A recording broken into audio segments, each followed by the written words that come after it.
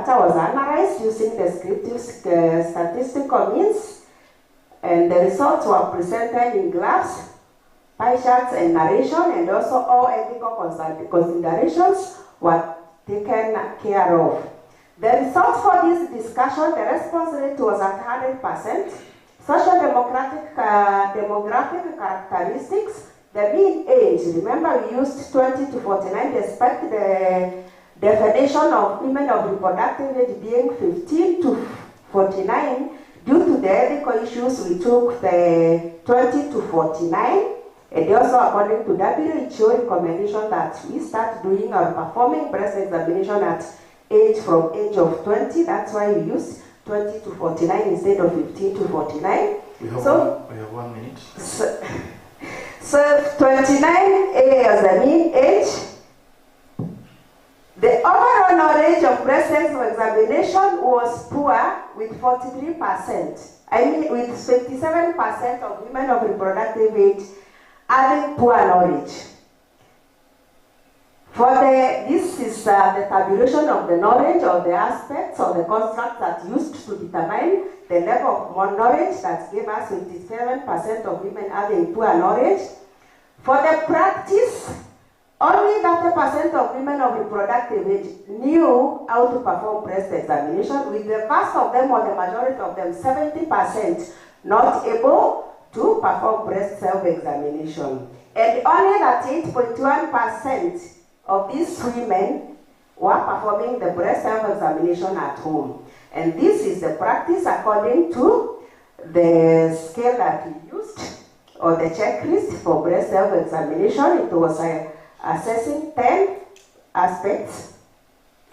And according to knowledge and practice, the association, it came to the realization that those women who had poor knowledge on breast self-examination, the 70% of them were more likely to perform breast self-examination as compared to the 30% of women who had good knowledge about breast self-examination. And the conclusion of this study, generally the level of knowledge was poor. Overall breast self-examination practice was low. The recommendations were healthcare providers. Bearing this in mind, we are all healthcare workers. It is our responsibility to provide regular health education on breast self-examination using appropriate teaching aids. And also the hospital, because this was a hospital-based research, should provide the materials required for teaching mothers on breast self-examination, and also need for the county government of Meru to develop policies and guidelines that will focus on attaining practice of breast self-examination.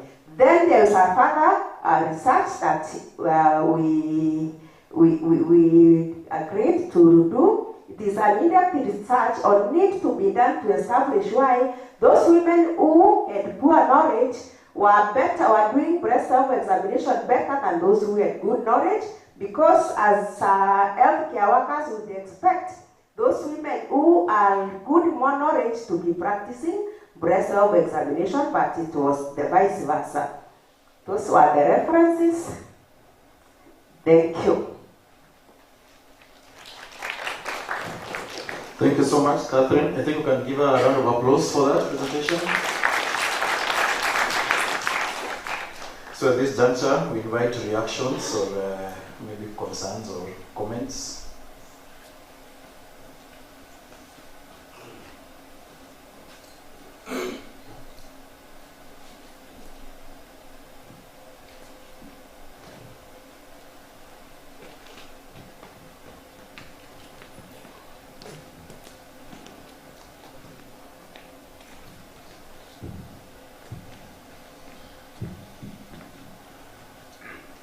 Yes, according to your study, is there any age that is recommended? Because you said from 1 to 45 should go for the examination for the breast cancer. So which means if you are, let's say 50, maybe you have attained the menopause, are you still at risk for breast cancer or no?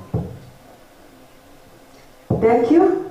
Yeah, you can get breast cancer. The study was the inclusion of the study. That's why we targeted 20 to 49, because we are targeting the women of reproductive age.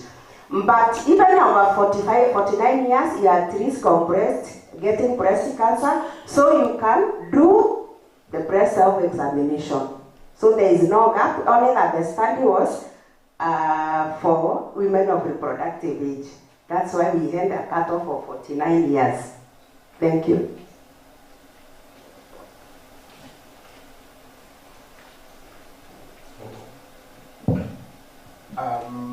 Just a disclaimer, I know you're my colleague. I wanted to ask, maybe in your study, maybe as you do further research, I think men should be included in your study because we have men who present with breast cancer.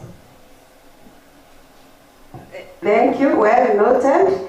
Actually, even men have breast cancer, though it is rare, but it's also, they should also be informed of doing the same breast self-examination, because if they have that knowledge, then we could not be getting even men having breast cancer at advanced stages.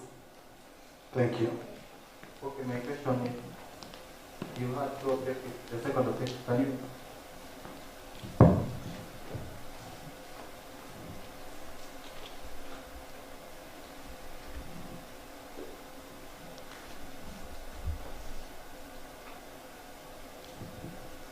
The second objective to assess breast examination practice among women of reproductive age.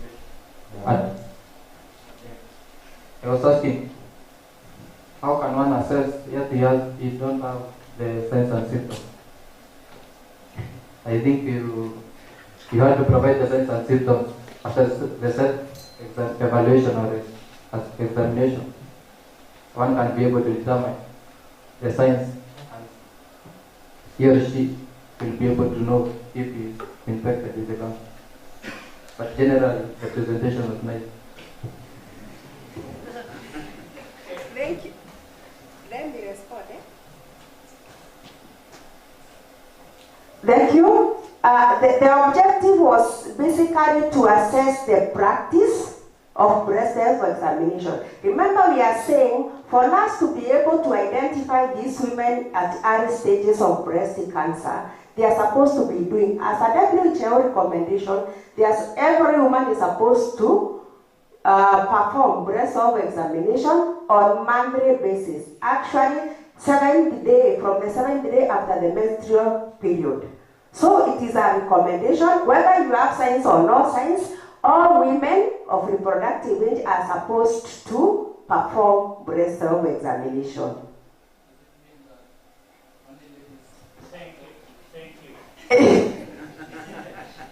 Thank you for those very touching questions and comments.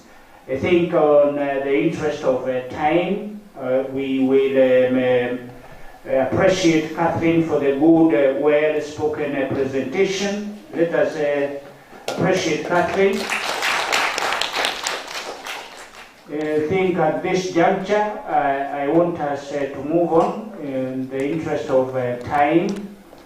And it is my great pleasure to invite one of our guest speakers on the floor to come and share with us the research that he has done. Dr. Peter Sonwarotere, who is from Kenyatta University, is here with us. Please join me to welcome Dr. Peter Sonwarotere for his presentation. Thank you. They said, good morning. I count it as a very great privilege to be with you this morning. I appreciate this chance that I have. Maybe I want to make some correction that I'm not presenting a research that I have, but broadly I'm speaking on environmental health and the component of environmental health as it relates to climate change. But before even I start, I want to add something to what the presenter has made. And I had questions on what about men when it comes to the issues of breast cancer. I want to augment what she has done. I want to say it's very, very important that when we discover that there is a woman who is having breast cancer, let's not stop there. The gene that is responsible for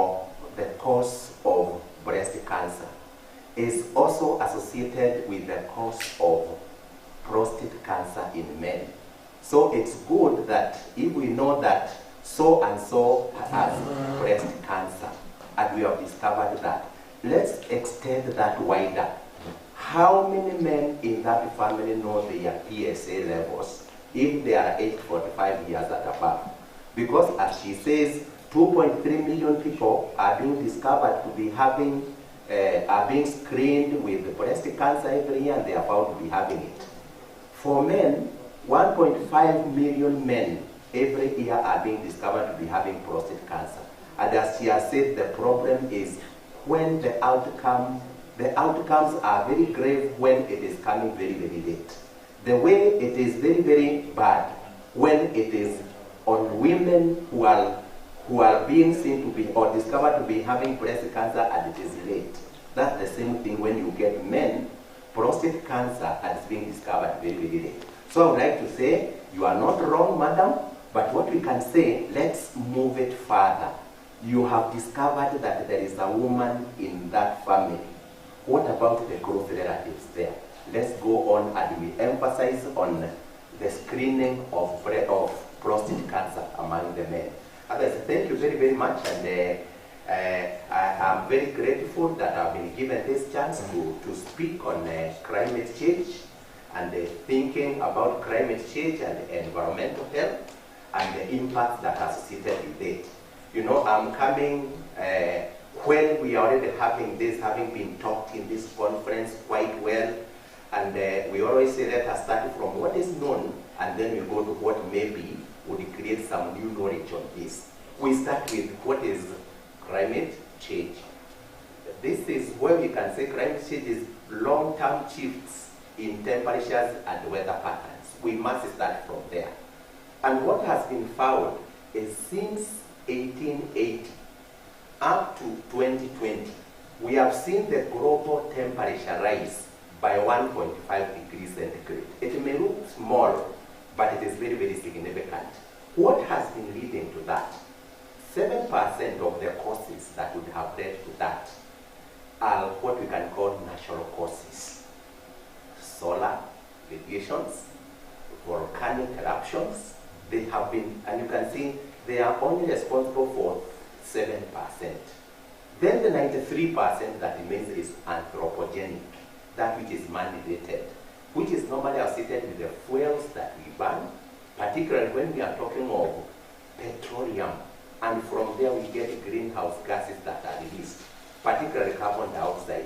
We also have methane. We have also other gases like oxides of nitrogen, which goes at the envelope of the earth, and then they form a blanket on us. And so when we get the radiations that we have, then they end up in warming up our earth. Now, if it was to stop there, you know, it could not have been a big issue. This is now the graphic representation of what has been happening.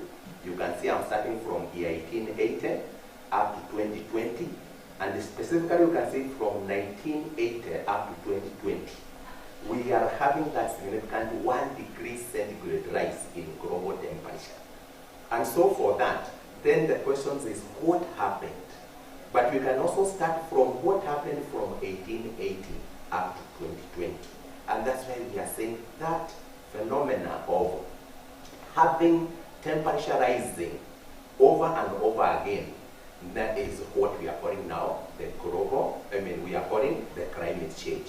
And if we stopped at that point, you know, there would have been no much problem. If the earth is warmer, that would have been interesting. Everybody would think of, let's be in a warm environment. Meru would be warmer than the way it is. But however, it comes with climate impacts. The temperature has increased. Precipitation extremes. The other day we had floods that we witnessed.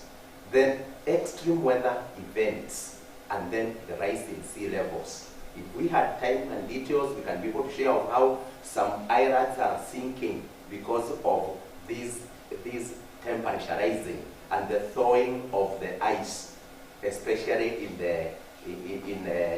Greenland and other places. Then, from the climate impacts, we go now to the health outcomes. And this is now what touches on public health. So health outcomes that are associated with that. we have heat-related illnesses, we have food and water and vector-borne diseases, mental health consequences and stress. I'm going to emphasize on that. But before I go to that, always when you are having a variable, it's always associated, you may find that independent variable is also associated with an outcome variable. We have some independent, we have some intermediate variables in between there.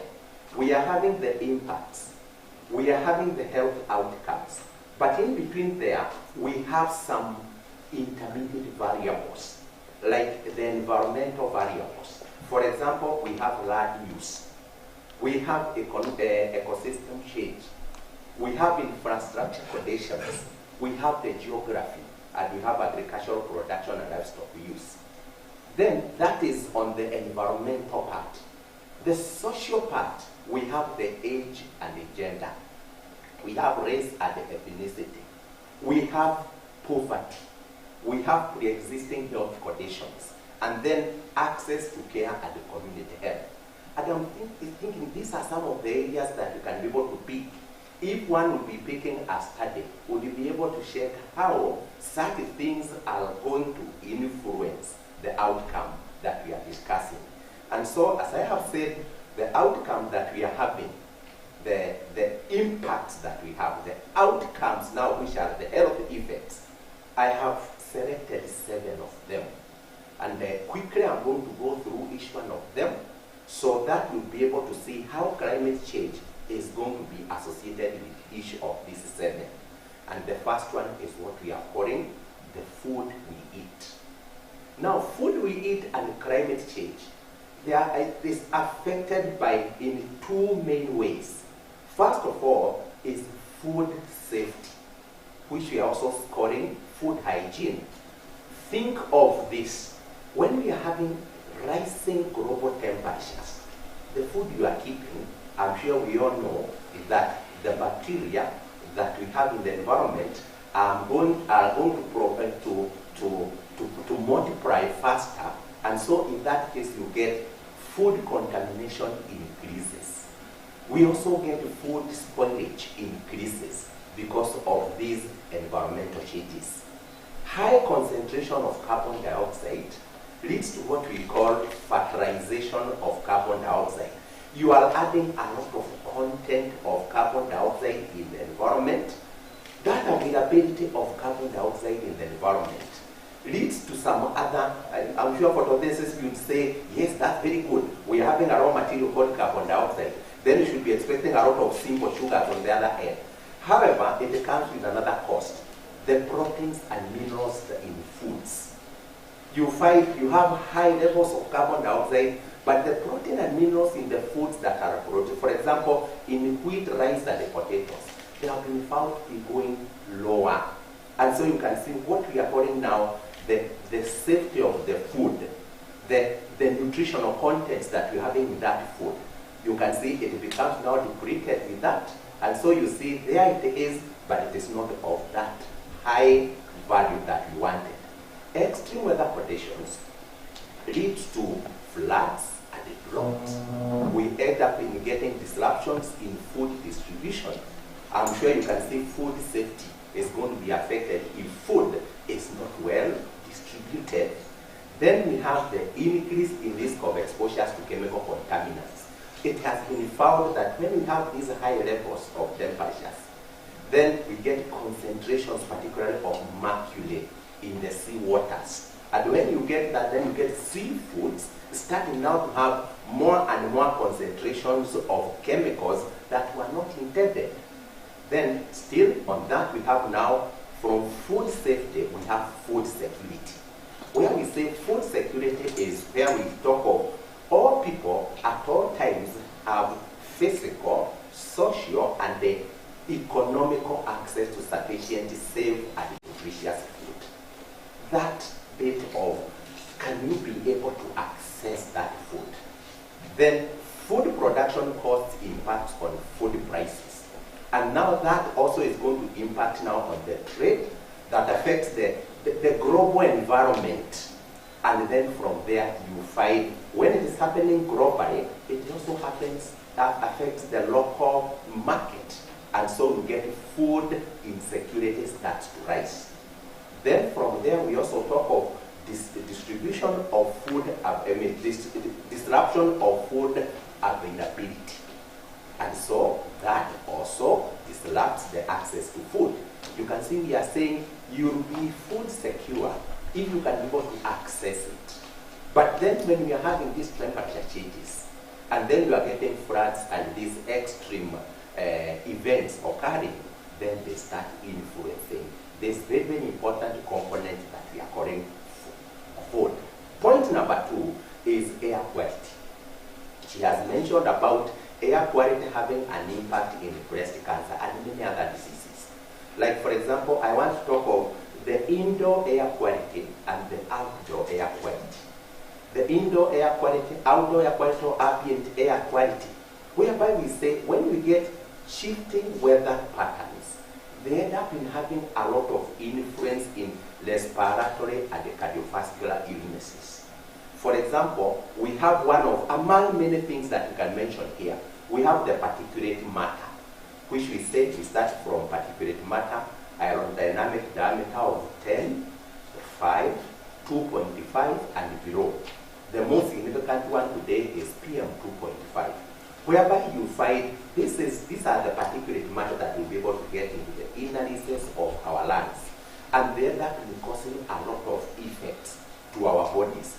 So after that, you start getting pneumoconiosis, diseases that are associated with these particulate matters, all because of the air quality that we are breathing. What is that that's going to influence? 1, temperature. Number 2, as you can see, we are saying under that, when we have high temperatures, we end up in getting severe or number of fires, and severity of the fires continue to increase. And when they start increasing like that, you start getting a lot of smoke, and that increases particulate matter. In fact, when you're talking of air quality, the main key player in air quality is this particulate matter, particulate 2.5 and below. Then again, we also have carbon dioxide levels in warmer and warmer temperatures increase the growth of plants that release airborne allergens, which we call aeroallergens, e.g. pollen. And so you find when they are there in the environment, we end up inhaling them. You have increased that, and so you start getting more and more conditions. I'm sure you can see, I cannot really say that I'm having what I'm having because of what I have breathed, but it's associated with that. The aeroallergens that we have because of that carbon dioxide increasing in the environment. Number 3 is what we call water quality. And when we talk of water quality, we are interested in the availability of the water. Whereby we can say water quality is, we talk of the condition and the characteristics determining water suitability for various uses at the ecosystem. Yes, we talk of what are the conditions, what are the characteristics of the water that we are having. Climate change has a lot of immense effects on this. Water availability, there is that portion of water that we have, but can we say that that water can be abstracted for use? The other day we talked of water that we found in Turkana, 50 billion meter cubed. But unfortunately, we cannot abstract it for use for this time. That's what we mean.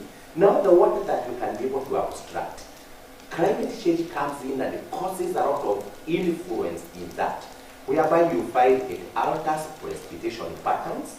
You so much as we are having floods the other day, we are still to provide water to people who are in those flooded areas because the water they are having is not safe for use. And so that's what we can say, climate change affecting the availability of the water. Extreme weather events like hurricanes that we can have, we say they increase, and they increase contamination of the water supplies. They also damage water treatment facilities. When you get one event like that, it comes sweeping and you can see the destruction that it causes. Drinking water accessibility, where you get water becomes contaminated. And when it becomes contaminated, you get waterborne diseases. And also you get chemicals that get now into the water that was intended for our use. Then contamination of the water that is meant for irrigation. where you get toxins that come in and they start affecting the food chains. Then ecosystem health, where you get pollution in the water bodies also affect the biodiversity. A very, very key area. Biodiversity, organisms are very, very sensitive, and so you end up in having this. Economic impact, whereby you find industries, tourism, fisheries, manufacturing, all of them, they get affected when we are having extreme weather events. And then the other thing is water-related illnesses. This one you cannot avoid when it comes to the issues of public health and climate change. Waterborne diseases, they thrive in warmer temperatures. You find diseases spread more rapidly, particularly in vulnerable communities. Then heavy rains and storm water, waterborne pathogens, like when you talk of cyanobacteria, once in a while we are ignorant of the algae that grows in our waters, but it leads to cyanobacterial blooms, and from there you get cyanotoxins, and from there they start affecting organs like the kidneys. You get the respiratory system becoming affected, nervous system becomes affected, gastrointestinal problems arising because of the water that you are taking. Something that looked simple, but it ends up becoming very complicated. Damage or exceeding the capacity of the infrastructure. The amount of water that we are supposed to treat, say it is 20,000 meters cubed by this plant. But then you find there has been that flooding. What happens? You get now the overwhelming of the water treatment or even the wastewater treatment plant. And when they get overwhelmed, we end up in having either the content that there gets released in the environment, or besides that, you may find that they become destroyed completely. Then we also talk, I think this is a graphical representation of what we have discussed about water. Then number 4 is our shelter, where we say extreme temperature and the related illnesses. Increase in concentration of greenhouse gases increases the average extreme temperatures. And for that, we are talking of extremes. Extreme cold, we get hypothermia and frostbite. Excessive heat, we get heat stroke, dehydration, cardiovascular, respiratory, and cardiovascular disease. You get some things, maybe we may not be affected here. But when you talk of many other places, particularly those that are in the northern hemisphere, extreme sites there, when we are talking of extreme cold, you get people becoming so much affected by that. Here, we might be thinking of this excess heat, particularly when we are saying people are doing some practices here and there. You get yourself now listening too much heat, and you can overheat yourself when you are doing some activities that you didn't know, especially some occupations that you might be involved in. Then still at our shelter, we have extreme temperatures and vulnerable groups. We talk of affected populations less prepared to cope with excessive temperatures. How many people are prepared now to deal with these excessive temperatures? Too low temperatures, too high temperatures. Certain populations are more vulnerable than others. You talk of the outdoor workers, low-income households, older adults without air conditioning, and then children, pregnant women, people with certain medical conditions are less able to regulate heat. And so when you start getting such things, they have a lot of impact to us. Number 5, spread of certain pests and diseases. When you talk of that, we must start from the vector that is able to transmit pathogens from animals to human beings. And from there, we get vector-borne diseases. Of course, we know about malaria. At least we know about dengue fever and other diseases that are like that. Then it's the changes in temperature and precipitation increase the geographical range of vector-borne diseases. Sometimes back you could never have heard of malaria in the highlands, but today we talk of highland malaria because of these impacts that we get. So the range in which these organisms can be able to thrive increases. So then again we have new or unanticipated cases, bacteria-related food poisoning like salmonella, and then we get bacteria grow more rapidly with warmer environments. I think as we have said, as you understand, bacteria are very, very sensitive to temperatures. You have increased the temperature. So you start now getting unanticipated cases of bacteria. Then we also say birds that are natural hosts of diseases and migration patterns. They start changing. We are expecting them to be in some places, then their patterns, they are staying longer in some places, and the longer they stay, the longer we are getting now the pathogens that they will be carrying are going to be able to have their complete cycles. That has been observed in some of the diseases that were not known in some places, but then they are found in some others. Distribution and the abundance of insects due to precipitation. I'm sure you know insects really increase. You can see where we get a lot of mosquito when it has rained. Why? Because rains, precipitation increase insects. And so when you get them increasing in that, and especially when you are finding these insects are also vectors of diseases, then you can see these are the effects that you can have on climate change. Changing weather patterns influence human behavior, hence they bring exposures. I give this example. My background was zoology, and where I remember we used to talk of this disease called Kalaza in Habaswen, whereby you will find that in that area, Kalaza is a disease that is spread by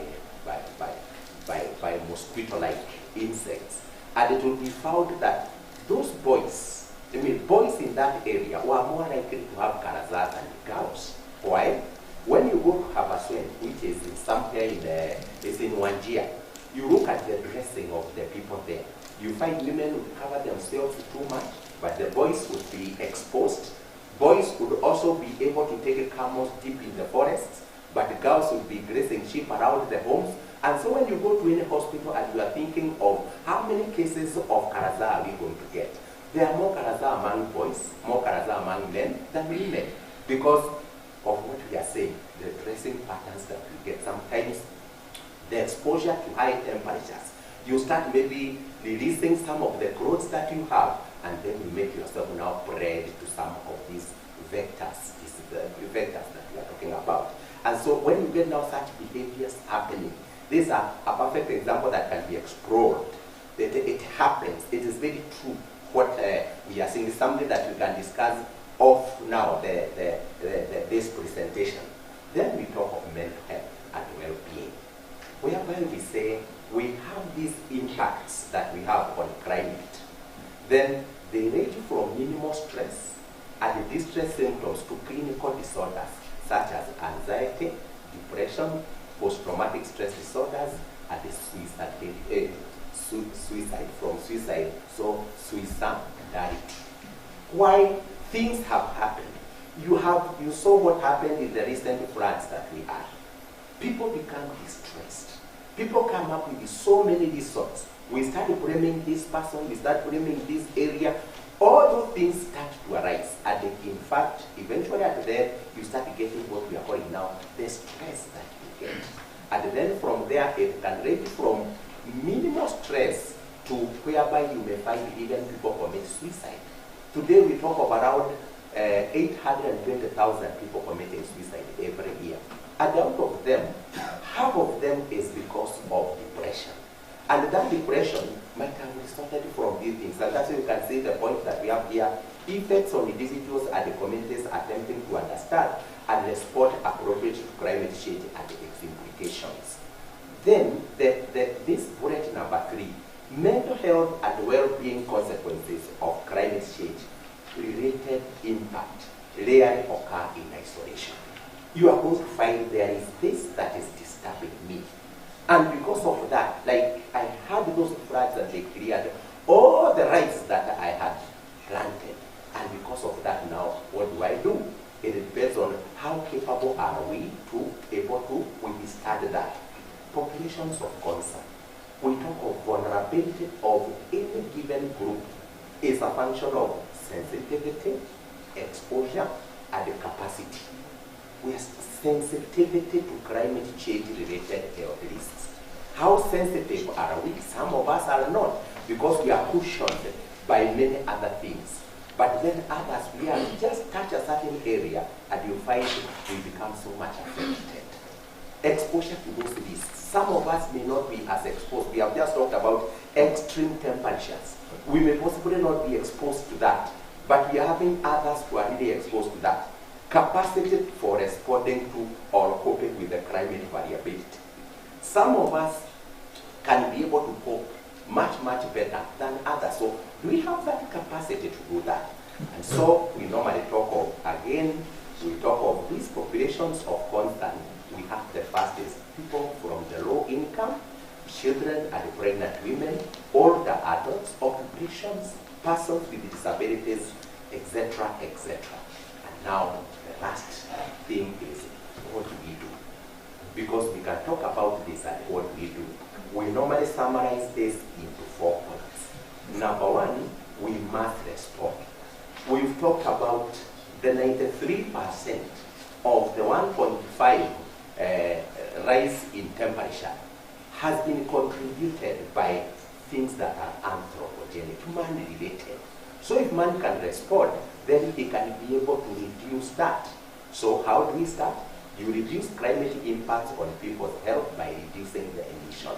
We have been having the COPs, Conference of Parties. We have been having them trying to emphasize, especially to countries that have been producing too much, whereby we say the 5% of the countries produce around 95% of all this that we are talking about. But that aside, we are saying if we can be able to look for ways of reducing the climate impacts, how we can be able to reduce that by reducing the emissions. We can, again, we increase the carbon sinking. If we can be able to say, yes, we are having this carbon dioxide that is having immense effects on this. If we can be able to absorb it, then we can be able to reduce that envelope that we are having that leads to that. And so that one can come from planting more, when I'm talking of not trees only, but even when you plant that lawn with the grass, remember it's also able to sink carbon dioxide. Then setting up cooling centers, then constructing green buildings. And so when you do that, like when we talk of cooling centers, they can be, the other day I saw Meru, at least showing how their dairy farming has improved. And one of the things that's associated with that is cooling plants for milk. If it has not been like that, we see where we talk of trade and food security, things will start coming in there. Look for ways of trying to come up with, it is very hot, how can we be able to come in, respond? And so constructing green buildings, not buildings that are normally associated with releasing the same carbon dioxide that we are talking about. Is there a way we can go to harness the natural source of energy, like sun and the like? Number two, monitor the inform. Very, very important that we should be having people, we should be having groups, we should be having organized groups that are able to provide information. Once in a while, we say that World Meteorological Organizations.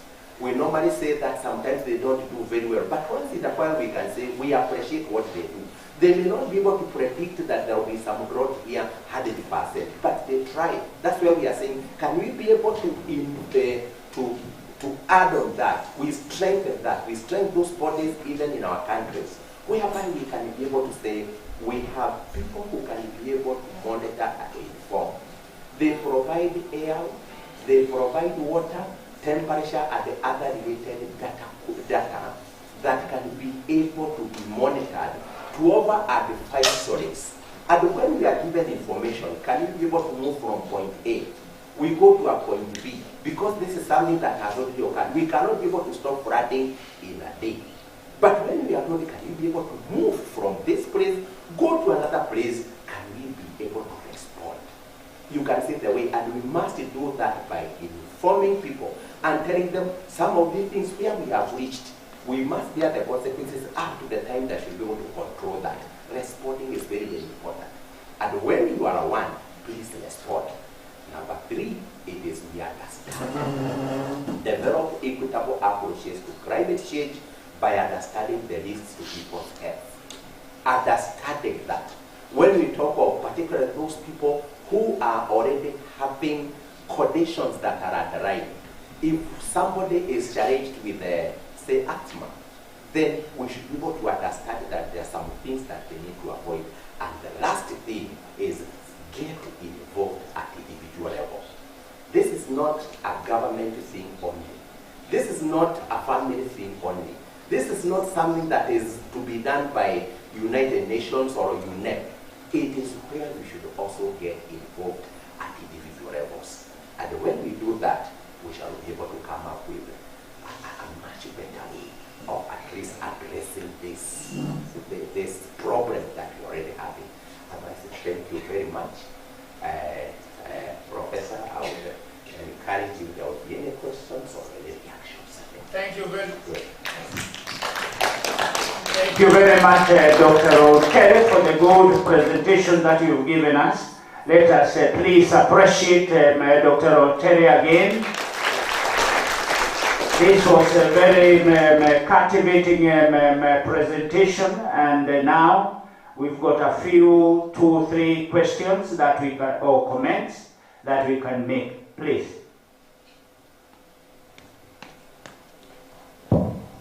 Thank you very much, Dr. Utere, for that great presentation, capturing all scopes of climate change and health. Mine is just a comment because there is this growing agenda. If you look at the UNEP declarations, right now we are talking about climate adaptation because the causes are known and the culprits are known. Because up to now, we know guys have gone to Antarctica to start mining fossil fuel, which contributes to previous injustices about the effects of climate change. So right now, we are talking about climate change justice for purpose of reparations. For the forthcoming COP in Azerbaijan, as Africans, our take is that international courts have declared that people should take responsibility. That is China, among other countries. For us, we want to sensitize our people on the nexus between climate change and the upcoming communicable diseases, ranging from all types of cancer. You just indicated about PSA and the other things which men should do and what women should do. The question we should be asking ourselves is that in 21st century, why sudden rise of cancer? And he has alluded to that. Contamination of our food chain production and all that. So I believe we should sensitize our community on climate change justice so that despite us planting 14 billion trees, and other guys are producing lots of carbon gases, by the way of industrialization, by the way of what is taking shape in developing countries, then our efforts will be nothing.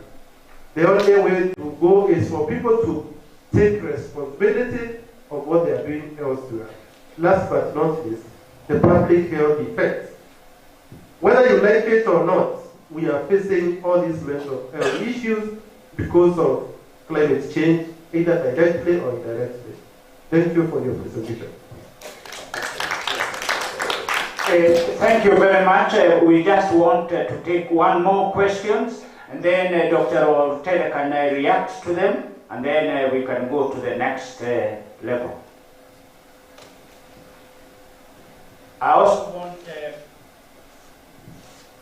wanted to request Dr. Katoroki to be ready for the presentation, their presentation. And finally, let me welcome our DBC to this session.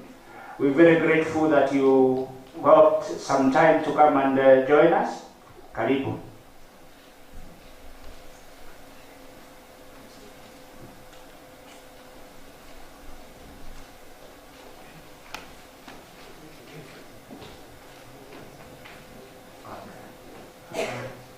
Thank you very much for the great presentation, Dr. From your early presentation, can you go back to the graph? Because I could see there was a rise from the 1940s to around 1949 or 50. So what could be the rise of that? Have you explained to what? Okay, good.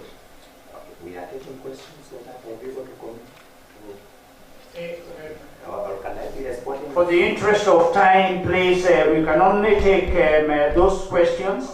And then anybody who may be having a comment or an issue can link up with Dr. and then you can share your concern. Thank you. Thank you very much. And I want very much to appreciate the comments that Patrick has given. I really appreciate that. And I'm sure it's among also one of the COPs, the Glasgow conference that talked of, is it possible that you can be able to keep petroleum in the ground? Can we reach a point whereby we stop mining that petroleum? And they are saying by 2050, I hope we shall have kept all the petroleum wells in the ground.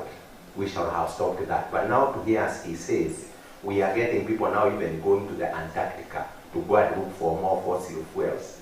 Yet we know that when it comes to the issues of even funding for the expansion of mining, for example, I'm sure people know that the other day we discovered that we have got very, very rich deposits of coal in Kitui and also in Kilifi. And people are saying, why don't we start now mining that?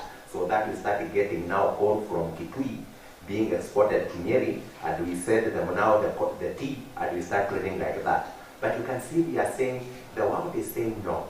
Let us keep that coal in the ground because it is the one that is responsible for this. You have also mentioned a very, very important contributor, China and the US, which is also a very, very big contributor of that, where you find that 5 countries, they contribute to 68% of all this carbon dioxide we are talking about. There is that injustice, there is that inequality. We try to plead with them, we tell them, can you reduce what you are producing? Is it possible that you are going to do that? But then, as I'm saying, a time has to come for us to, it's hard for you to compel them, but you keep on urging, and we hope a time is going to come when that is going to be done. But they are the key players in that. Of course, as we are being put like, can we try to sink whatever we are having? Can we help in trying to, and I know it's not really good that you are doing a bad thing there and you are allowing somebody else to come and undo the bad that you have done. Now going to your question that is related to this graph. I'm sure you can see where we have started from, where we have started from, when we needed it most, is when it has come, okay. Now, you can see, we can even start further from 1880, when we had now the invention of engines that are now not moved. You remember we used to talk of horsepower? But horses were the ones that were being used to measure the amount of work that could be done. By the time came, we discovered an engine. From that engine, we also discovered that we can be able to use fossil fuels that we could burn. But then, yes, we are getting some very good benefits. A lot of good has been done when we get machines that are propelled by fossil fuels. But the problem is the exhausts that they have been releasing. So 1880 marks now that time when we started discovering now those machines. And now the production of those gases started to increase. Now, the most important part we have talked about is from 1880 to 2020. By the way, it's not a short time, 40 years.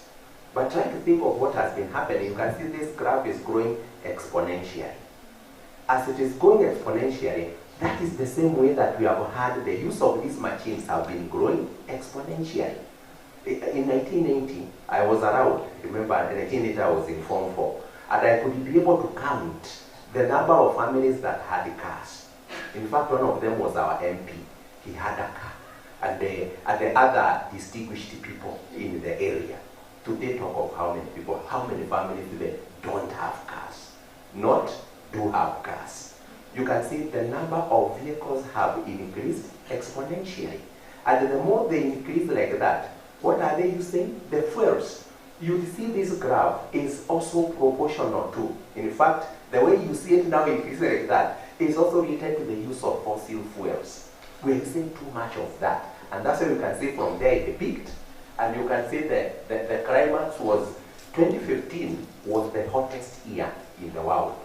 2015, 2016. Of course, we have been able to record some retrograde drop. I wish we can be able to extrapolate that and we go in that direction. You can see there is some hope there towards the end. We hope we can be able to continue with that hope that we are having. So that at the end we shall cross you can see the line is 0.0. We hope we shall be able to cross it and then we come back to where we were. But then as of now, that is the situation that we are in. So what was responsible for that was the high numbers of items that have been generating this that is leading to carbon dioxide emission and the gas and the climate change substances that are related to the climate change. So that is how it is. Hope you get it? Okay, sir. Thank you, Professor. Thank you very much, Dr. Climate change and public health is really a major issue currently. And as we close this session, I'll just allow one more question from our DVC, Professor Charity Gishuki, to our speaker. Okay. Okay, thank you, Prof. That was an amazing presentation. Okay. When you talk of climate change and the effects in the climate, you always talk of carbon dioxide emissions, greenhouse gases. How is this related to UV? A number of times here in Meru, I get a warning that the UV is very high. It's not where I would have expected UV to be so high. How is this connected? And what are the effects? Okay. Okay. UV is ultraviolet radiations. And I want maybe to, normally when we talk of ultraviolet radiations, we normally go to the ozone layer. We talk of Montreal Protocol, which normally addressed now that. And maybe this is where you can say something is not directly related to. For example, when we talk of UVs, we normally associate that with the layer of ozone, whereby we produced so many substances that were reacting to with ozone at the stratosphere. And so it started now poking holes in the bracket that we had. Ozone layer, a very, very thin layer that we have, and when it covers us, it is able to filter the ultraviolet radiations that we'll be getting from the solar system and those other places now coming to us. But now what we are saying is the effects that we have had because of what we have been producing, whereby you get substances, particularly the CFCs, the chlorofluorocarbons. They are the ones that have been reacting with the ozone, and then after that they have been poking the holes. And so from there we can say that might be, they may not be, let me say, they assist us to one another. But the key thing when we are addressing now the ultraviolet radiations would be mainly when we'll be talking about the CFCs and also the ozone layer. But more so we can say we have got the four gases that are normally related to climate change. Carbon dioxide is the leading. Then we have methane is the leading. They may possibly not be related with the methane up there. Because, methane not, but ozone up there. But then we can say we also have the ozone that we have with us. That's the one that has a lot of problems to us. Because when you inhale ozone, it has got respiratory complications. And you would say, I wish you were able to push it there so that it can go and fill the holes that have been popped. So, Prof, what I would like to say, mainly when we talk of the UVs, we may possibly be associating that one with the CFCs production. And then now we will move now away from the COPs, then we'll go to the Montreal Protocol. The other day we had one of the of conventions in Rwanda. They were addressing and they were saying what we agreed in Montreal, is it really being effected? Do we have some other things that we said we can still continue to use, but they are still dangerous? Like when we said let us replace fuel with some other refrigerants. Are they still dangerous? Are we still doing some other things that are still burning the ozone that we have up there? So we can say that will be an important area that we may need possibly to explore. Not necessarily delimiting to climate change, but also looking at other players when it comes to the UVs and them getting to us. Thank you. Okay. Thank you so much, Dr. Arotere. I think, ladies and gentlemen, let's give him a round of applause for that. Thank you so much, Daktari, for that insightful and candid discussion. So, as Dr. Katoloki prepares to give us the next presentation on a case report on efficacy on SPHDMs of the treatment of chronic and curable wounds, I wish to take this chance to recognize the guests present in this room. I also wish to recognize the presence of Registrar, Academic and Student Affairs, Dr. Karanja. I also wish to recognize the presence of the Dean School of Health Sciences. Thank you. I also wish to recognize the presence of the Dean School of Nursing. Thank you so much. I also wish to recognize the presence of the COD, Department of Nursing. Thank you so much for your presence. I also take this chance to also recognize the presence of Professor Joshua Remy. Thank you so much, Prof. I also wish to recognize the presence of all members of faculty present from across boards, all schools in the university. I can even see School of Computing is represented here. We appreciate that. I also appreciate the presence of all postgraduate students that are present, and also all the undergraduate students that are present from the School of Nursing, School of Health Sciences, and their student leaders. Thank you so much, and you're welcome for the next presentation. Thank you. Yeah, Dr. because we're short of time, we would want you to go straight to your presentation, make it short but clear. Thank you. Go ahead, the floor is yours now.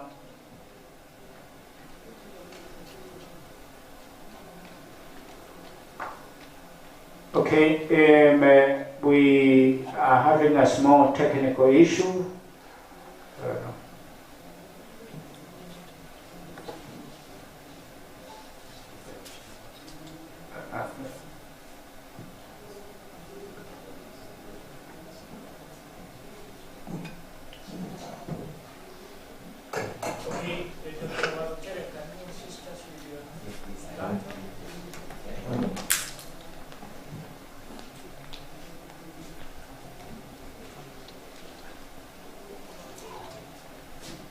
Sometimes technology can be a challenge. Yes, Dr. Katoloki, the floor is yours. Thank you so much. Thank you. Good morning. Let me take this opportunity to introduce myself again. I'm Dr. James Katoloki, a pharmacist at Meru Teaching and Referral Hospital. With me, I have a team who've been able to come up with this case report on the efficacy of SPEDM-S, and I'll explain what SPEDM-S and what chronic wounds are. So we have Dr. Divina, my colleague from Meru Teaching and Referral. You can wave. We have Dr. Tejal Patel from Aga Khan University Hospital, a medical officer. And we have Professor Charity Gishuki, the DVC MUST. And we have Dr. Amy, an oncology pharmacist, also part of this great team. So I'll go straight to the definitions. I have limited time, about 7 minutes. Yes, so I'll go to the definitions and a brief introduction. We all know what wounds are. We have experienced wounds, and wounds are basically damage to the integrity of biological tissues, including skin, mucous membrane, and organ tissues. And a chronic wound is basically a wound that has not gone through the normal process and are open for more than a month. So that's basically what a chronic wound, and chronic wounds impact the healthcare system due to their increasing prevalence, complication, and cost. And wound care is governed by the following basic processes. We have hemostasis, we have wound clinic, analgesics, skin closure, dressing, and follow-up advice. And apart from this, a wound will basically tell you what you need to do to it. And we have an algorithm we normally follow to check what to do with the wound. It's called a DIME, or previously it was called time. And before, in that DIME, it's called debridement, where we look at the tissue, whether it's dead, what we call necrotic. I'll try as much as possible not to use the medical jargon for us to understand. And I stands for infection. We look at the wound to check if there is any possibility of any infection. And an infection will know if a wound is infected, if there is odor, there is pus around the wound. And then the M stands for moisture. For wound healing to take place, wound require the right moisture content for it to allow for there to be wound healing. And lastly, we look at E. E is basically edge. We look at the edges and margins of the wound in the wound healing process. So this is basically what I was talking about. We have hemostasis as the first thing, where a cascade of processes take place. The blood clotting process takes place, and then there is the inflammatory process that is a cascade also of a number of cells around the wound, and then the proliferative state, where we have genesis of so many cells, the fibroblasts proliferating so that they begin to close up the wound, and then finally we have remodeling. So the background of this study and why we came up with this case study, the wound care market is projected to be about 18.7 billion by 2027, and a growing compound annual growth rate of 6.6% over an analysis period of from 2020 to 2027. In United States alone, not gotten data for Africa or Kenya, chronic non-healing wounds impact about 8.2 million of their patients.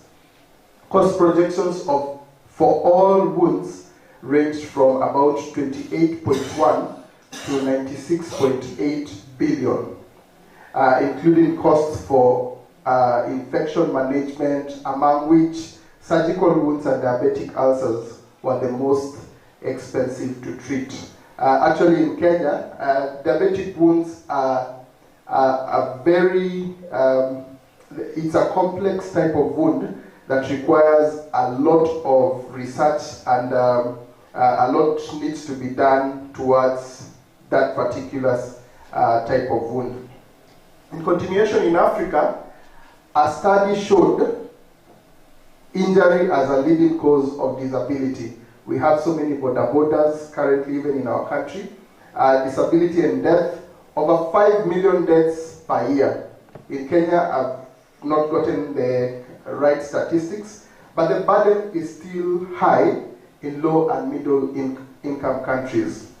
2.5% to 14% of the general population were hospitalized for management of septic wounds.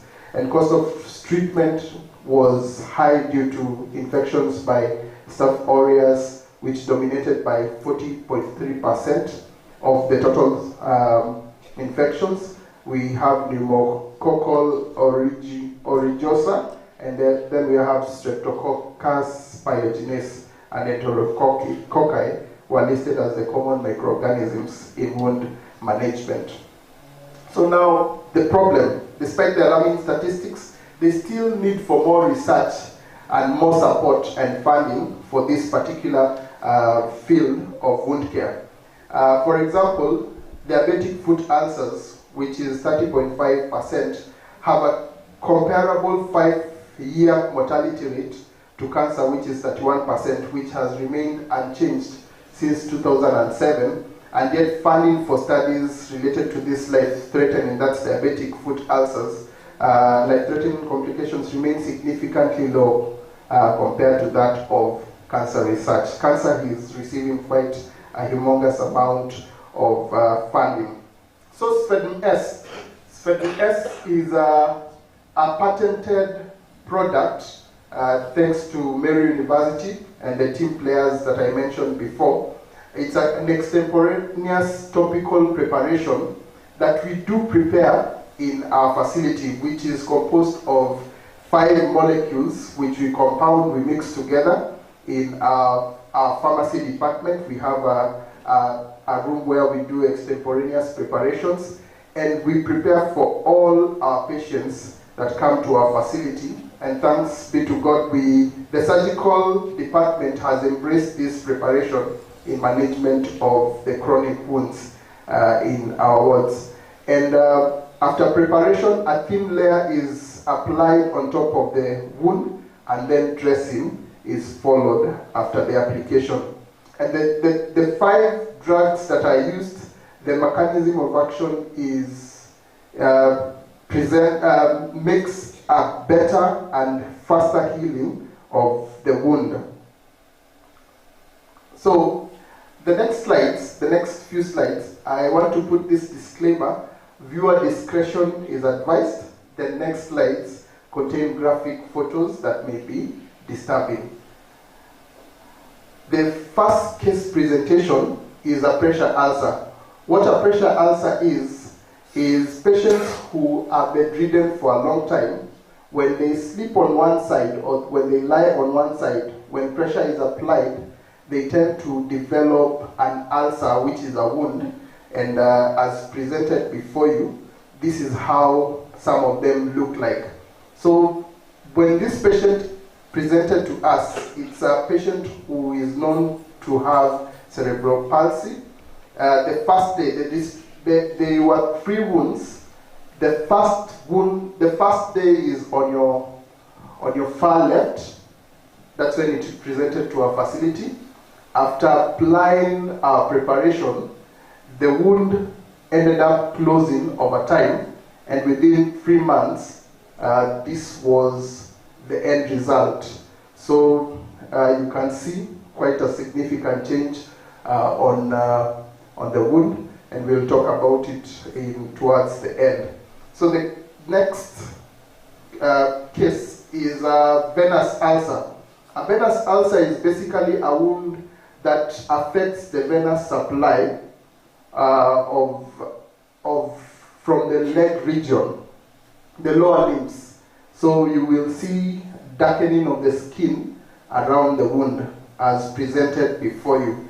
So this case, the first photo on your left was when it was at home, and then the second photo was a week after we applied our preparation. And mind you, this patient had gone through what we call vacuum dressing. Vacuum dressing is another expensive and complex way of managing wounds, and I'll talk about it later. And then from 3rd of May, and by the 15th of August, this is how the wound presented itself. In this case, before we came, the surgeons had begun to think of amputation. But how many months later, about 3 to 4 months later, we salvaged this leg. And then the third case is a diabetic ulcer. This patient presented herself in our facility. She had come from ICU with this particular ulcer. The top left image is on 18th of January 2024, day of admission in our surgical ward. And then top right is 6 days later after applying our preparation. And then the bottom left, I'll talk about the bottom right, on 7th of February 2024, not 2021, 2024, the patient was discharged and the wound looked like that. That is basically about a month later of applying our preparation. So the fourth case is a trauma wound, which are very common nowadays in our surgical wards because of the border guys. When the case presented to us, actually this case was being managed from home.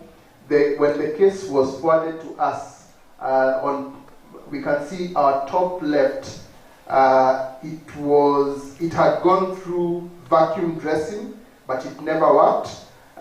We applied our preparation. The top right was about 5 days after applying our preparation.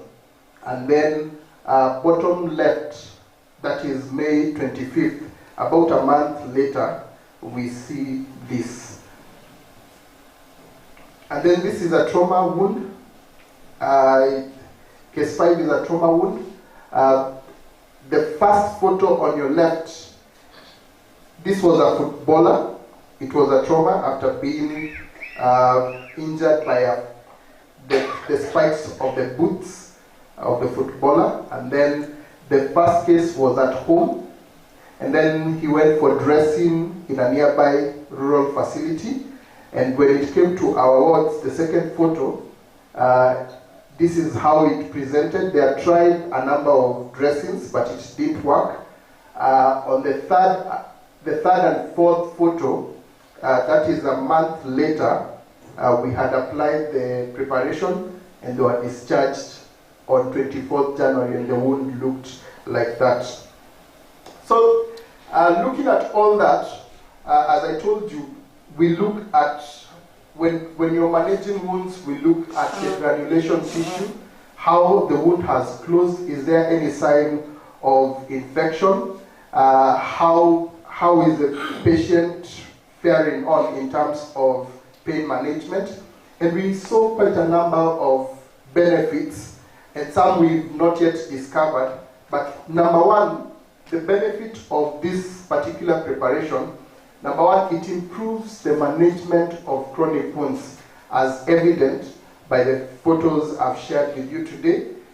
The second thing, it lowers the cost of treating chronic wounds.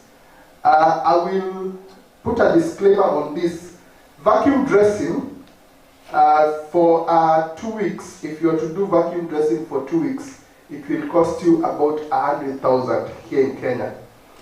But for our preparation, in 2 weeks, the patient ended up using less than 1,000 shillings. So if the patient would have appeared to us before the vacuum dressing, there is significant lowering of the cost of treatment. The second thing we've noted with the benefits of Spherin S is there is reduction of pain significantly. Especially the patient I mentioned who was due for amputation, he was being given an analgesic called an opioid, called morphine. We've got a few more minutes so you can get to your... Yes, thank you. So the fourth thing, it improves the quality of life of the patient. Number one, it reduces the odor. The stench that you hear from the wounds is significantly reduced. It reduces the chances of amputation. All our cases we've salvaged and no amputation has done to our patients. It reduces scarring. Scars that develop after wounds have healed are significantly reduced. Number five, it reduces or cancels the need for grafting. Depending on the size of the wound, we've seen reduction and reduction for the need of grafting, or basically cancelling of grafting. It reduces the patient stay in hospital, as I've shown you, reduces the time taken for chronic wounds to heal significantly, provides an affordable opportunity for more research in wound care. And I hope even the nursing students here will gain an interest in this. And there is promising data that can be adapted into guidelines using this preparation. The limitations, we lack funding. That's for sure. We've even had to dig into our pockets to salvage some of the situations. There is loss to follow up to most of our patients. There is only one that I showed you, the end result up to date. The others, after they are discharged, there is loss to follow up, so we are not able to tell what is really happening. There is challenges in wound dressing. Some of our colleagues are not conversant with how to do wound dressing, but we've taken them through OJT. It becomes tedious when we have many patients since we compound the preparation ourselves. And due to stockouts of some of the constituents of the preparation, we find it difficult. That's why I was telling you we end up buying some of the constituents for our patients. In conclusion, chronic wounds are a silent epidemic. If not handled and taken seriously, it's a silent epidemic. Our product still needs extensive research, but it's evident that it shows good outcome by preventing infection, clearing wound odor, maintaining wound moisture, and encouraging reepithelialization. And currently we are looking for partnership to collect more clinical data, conduct pathological studies, pharmacological studies, and we also need to do an in-depth molecular study of our preparation. Thank you for your attendance. Thank you very much, Daktari, for the great presentation. A new frontier in the wound curing, and I invite one or two comments. Yes, the Dean, School of Health Sciences.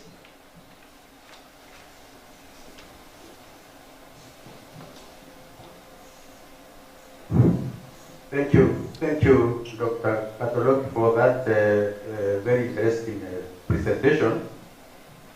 Two things. The first one, is this drug available to be sold over the counter? Because this is where the problems start. People abuse it, and then within a very short period, you realize that you have antimicrobial resistance to it. Second, I can see you have a vet, Professor Ichuki, among the team. Is the preparation also available for treatment of animal wounds?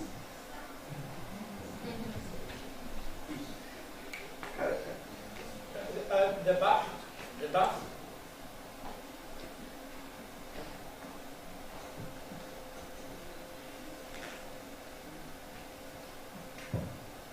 Okay, thank you for your presentation. If these your components really work, it will be able to solve many problems of aged people who are being laid in hospitals. Now my question is, I didn't quite get the pharmacological drugs in your constituents, and is it after application of your product, do you do a closed wound dressing or an open wound dressing? Thank you. Okay, I think for the interest of time, I know my colleague has got a burning issue. We will take those two, and Patrick, I know you can quickly. I have three questions. Number one, we know that wound healing is through secondary and primary intention. All factors are constant. We have cross-cutting issues about wound healing. That is, there are so many factors. That is age and many other factors. Doc. And then one of us has asked about the chemical compositions. Is this the modern day preparation, or is the herbal-based preparation? Last but not least, is the efficiency. Have we conducted some comparative studies to ensure that we can really recommend this for our patients? Because I see my patients every day. Pain management and the wound healing is my cup of tea. Thank you. So let me respond to the three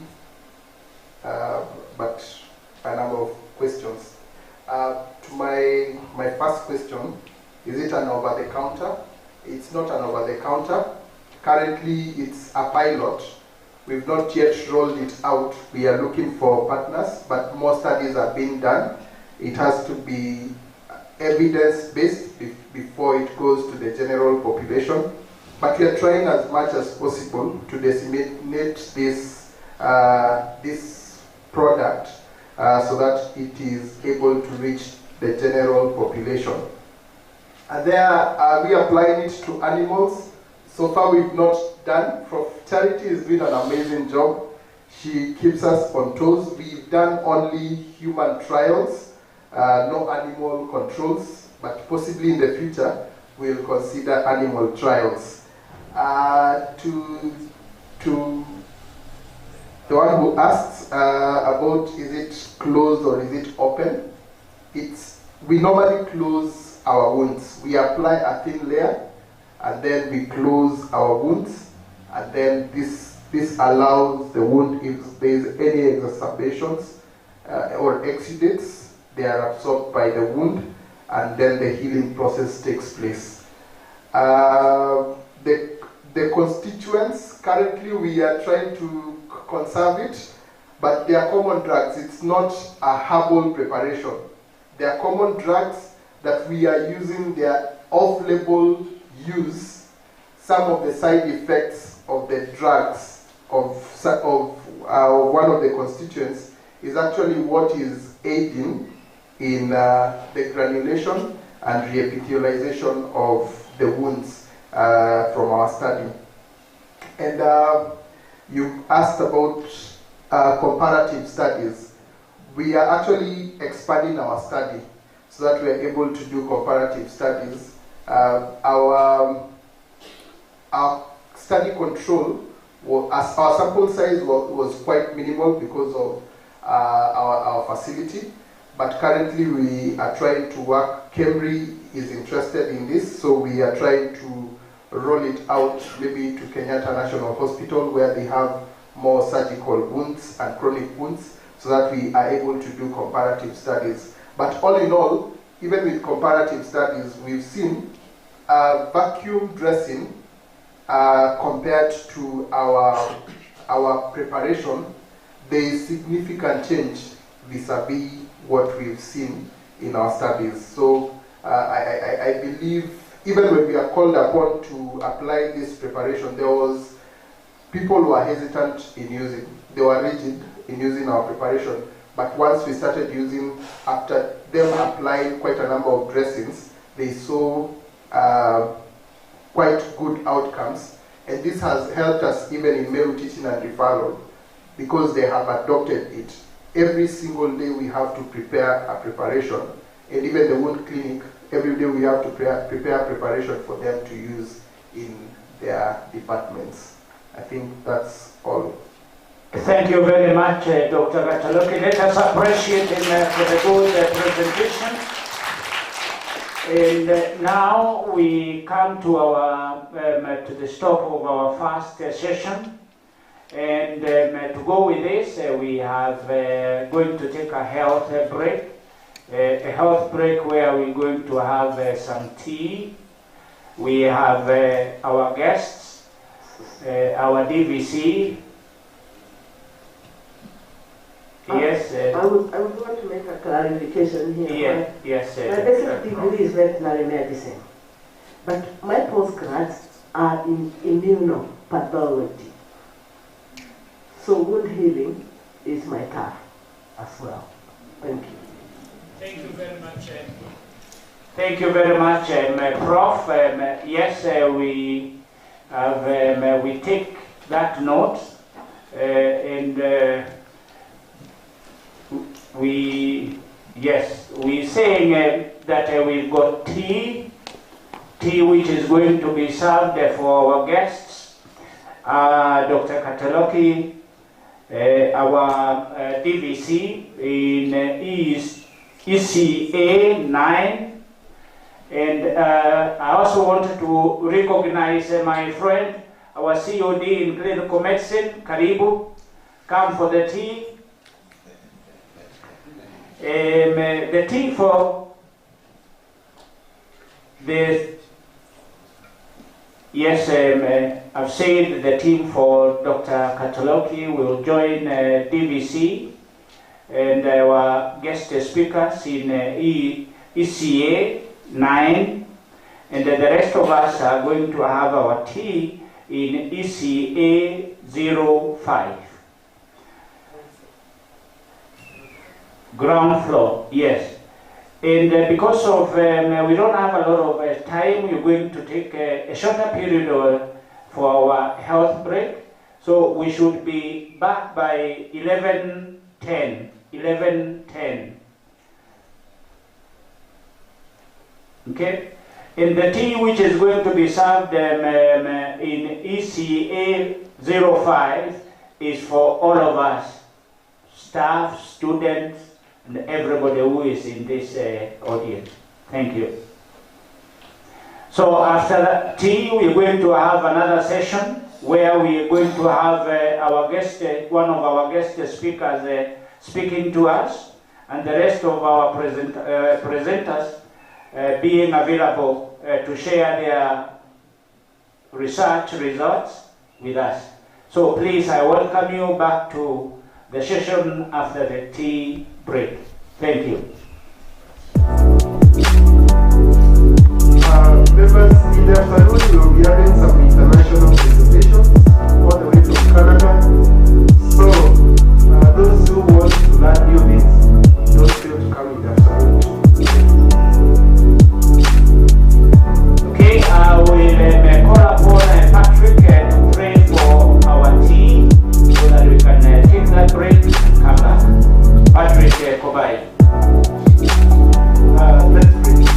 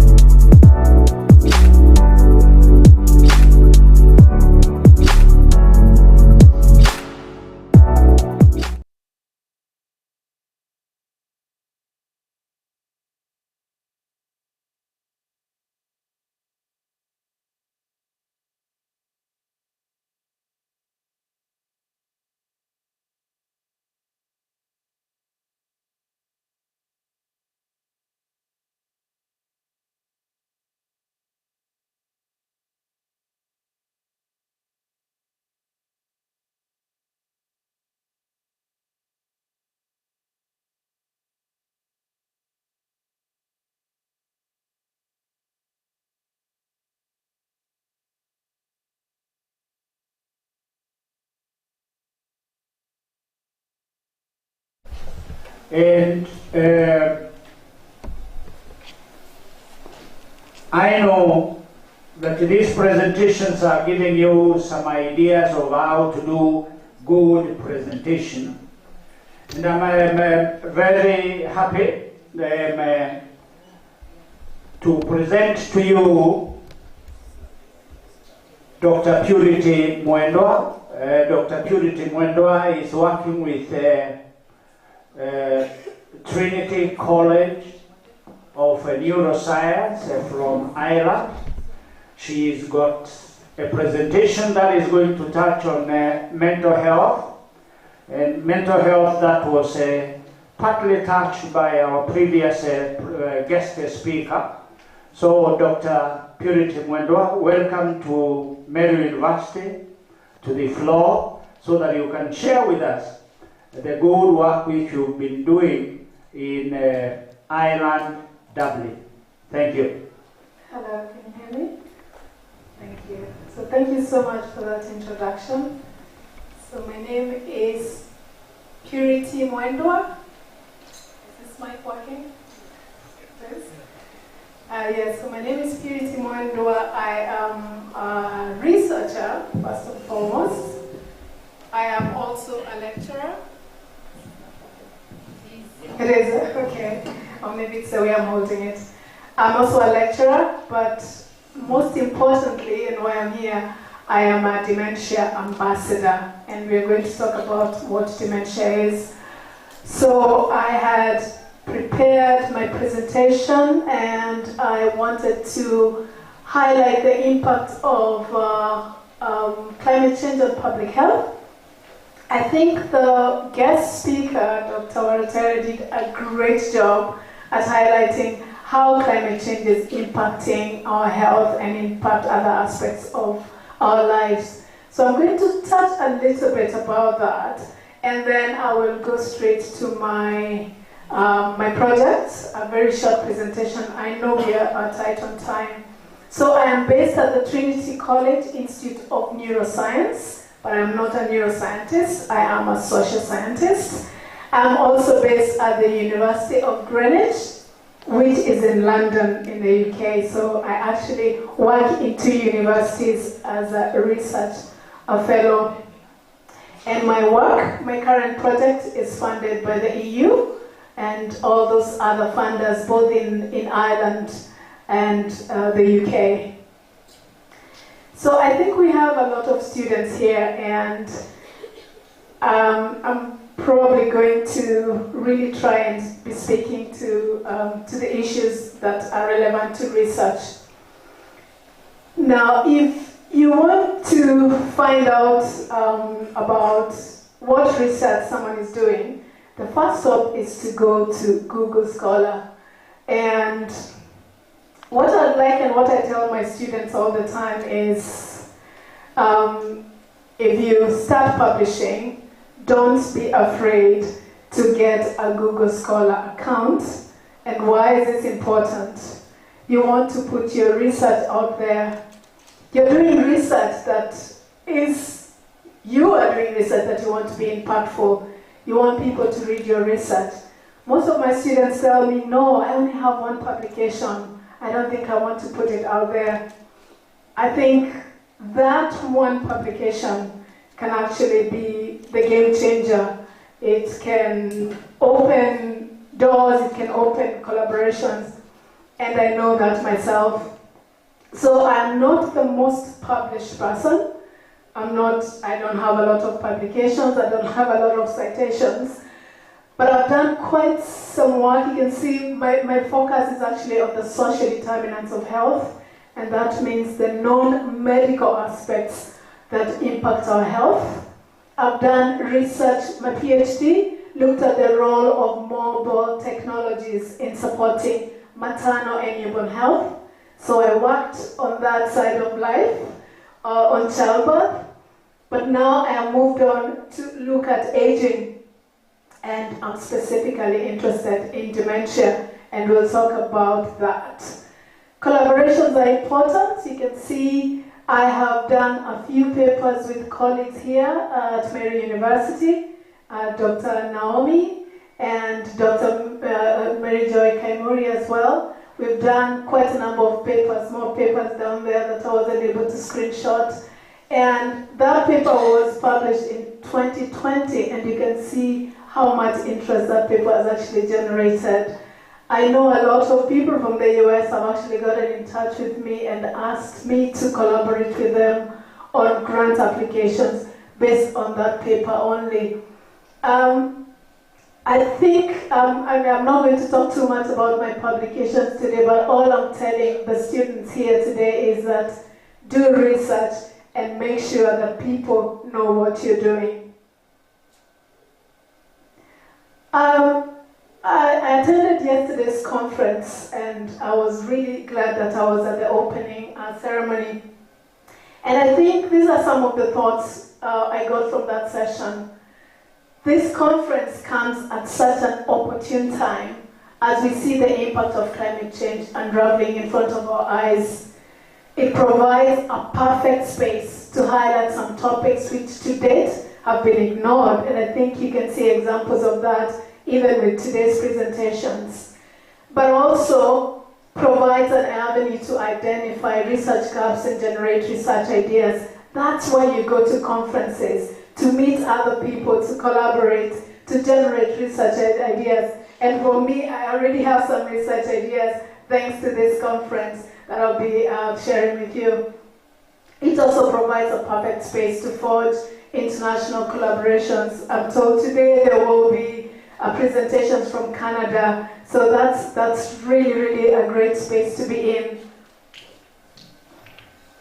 So I know that we have some climate scientists in this room and experts. I'm not one of those, but we may not all be climate scientists, but I'm sure we have witnessed in one way or another the impacts that climate change is having in our own communities. Sometimes we may not link these changes to the health outcomes, but the direct and the indirect impacts of climate change have really been documented. And I think the presentation we had this morning was a big testament to that. So I know the UN Secretary General has talked a lot about the importance of science, which is central to the solutions to tackling climate change. I am always really inspired by this woman, the late Wangari Maathai. And what she said really, really resonates with me, and I'm going to read all of it. I reflect on my childhood experience when I would visit a stream next to our home to fetch water for my mother. I would drink water straight from the stream. Later, I saw thousands of tadpoles, black, energetic, and wriggling through the clear water against the background of the brown earth. This is the world I inherited from my parents. Today, over 50 years later, the stream has dried up. Women walk long distances for water, which is not always clean, and children will never know what they have lost. The challenge is to restore the home of the tadpoles and give back to our children a world of beauty and wonder. I want you to think about that. I'm not going to say more about that as we talk about climate change. Obviously, the SDGs are central. So climate change is a cross-cutting issue, and the inability to meet climate goals will greatly undermine the global efforts. We know that SDG 13 commits to taking urgent action to deal with climate change, and SDG 3 is to ensure healthy lives and promote well-being. So I think we know that health is core to human development, and health shapes development, and so does development shape health. That means they are mutually reinforcing. I'm not going to go into depth about the impact of health, of climate change on health outcomes. I think we've talked about all those, we've heard about them. But I'm still very interested in the elderly population, as you will see later on when I talk about my own project. So mental health, so the impact of climate change on mental health, I think that was very much highlighted. And for me, I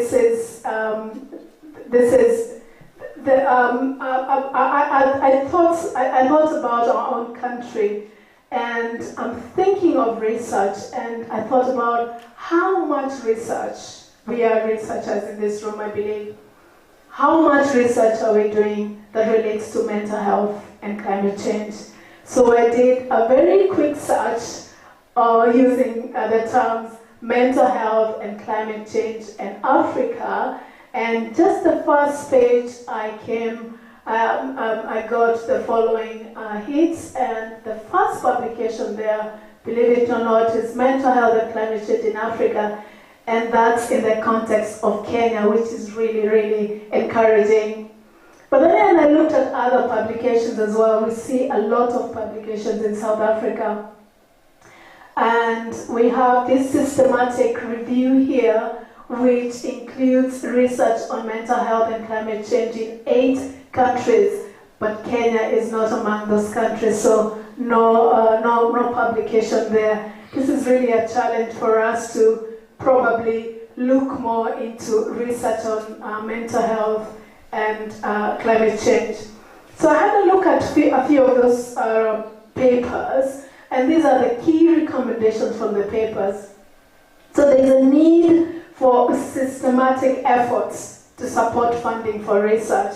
And I think at yesterday's opening ceremony, that's the key thing that I had Professor Romanos actually ask the NRF to facilitate. Also, institutions and governments in Africa need to begin paying attention to these emerging threats. Focus research and effective use of surveillance data, and I think Dr. Warutere talked about that as well. And then here, this is where people from health sciences and nursing. So the health sector should assume a greater leadership role in promoting policies that protect the public health and that address inequities. So the researcher in me, I decided to actually look at all the presentations that we've had in this conference so far. And one of the striking things is that there was no presentation on mental health, and no presentation or any presentation on mental health and climate change. So maybe this is something we need to think about as well as researchers. How can we collaborate to come about with such research? And I also had a look at this interesting paper by Alon and colleagues, and this really speaks to my interest around mental health in older populations. And they talk about the absence of a legally binding international instrument specifically protecting the human rights of older persons. One thing that we have to remember is that people are living longer, and we are likely to live up to very, very old age, and we need to prepare for that. And as researchers, we have a big role to play. And climate change exacerbates vulnerabilities of older people who already have mental health conditions like dementia, which I'll talk about in a minute, and triggers new mental health conditions. My challenge from this conference is to actually collaborate with people, and I hope some people in the room would want to collaborate with me to do some work looking at climate change and mental health conditions of older people in this country. As I end this little presentation before I go to my project, Wangari Maathai tells us, you cannot protect the environment unless you empower people, unless you inform them, and you help them understand that these resources are their own, that they must protect them. And I think the role of university here is very, very key. But also, how are we engaging our communities in research? And I will give you an example of how I'm using communities to be part of my research project. So I'm going to ask a question, and maybe just by show of hands, how many of us have heard of the term dementia, other than when I just talked about it this morning? Okay. How many of us think dementia is a normal part of aging, that it doesn't matter what happens, because you're aging, you will get dementia? How many of us believe that? Okay. How many of us think that actually dementia is caused by disease? It's not aging. Age also. Okay. Good. So age is the greatest risk factor for dementia. So dementia is a term for several diseases that affect memory, thinking, and the ability to perform daily activities. And I'm sure in your villages, in your communities, you have seen somebody with dementia, but you probably thought because they're aging, that's why they're behaving that way. Dementia comes about from a variety of diseases and injuries that affect the brain health. And Alzheimer's disease is the most common form of dementia. We have vascular dementia, we have other types of dementia.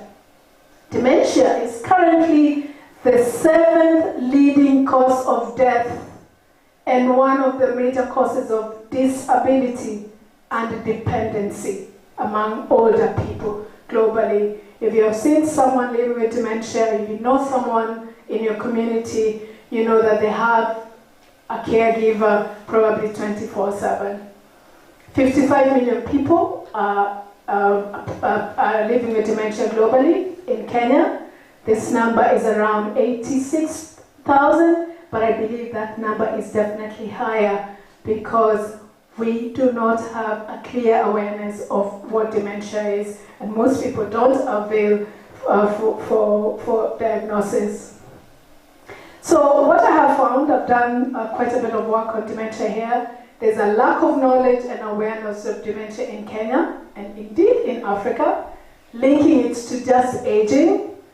I've talked to people who tell me this is because of witchcraft, supernatural causes. This person has been cursed. There are no dementia policies in this country. There are no programs. There are no formal or informal supports.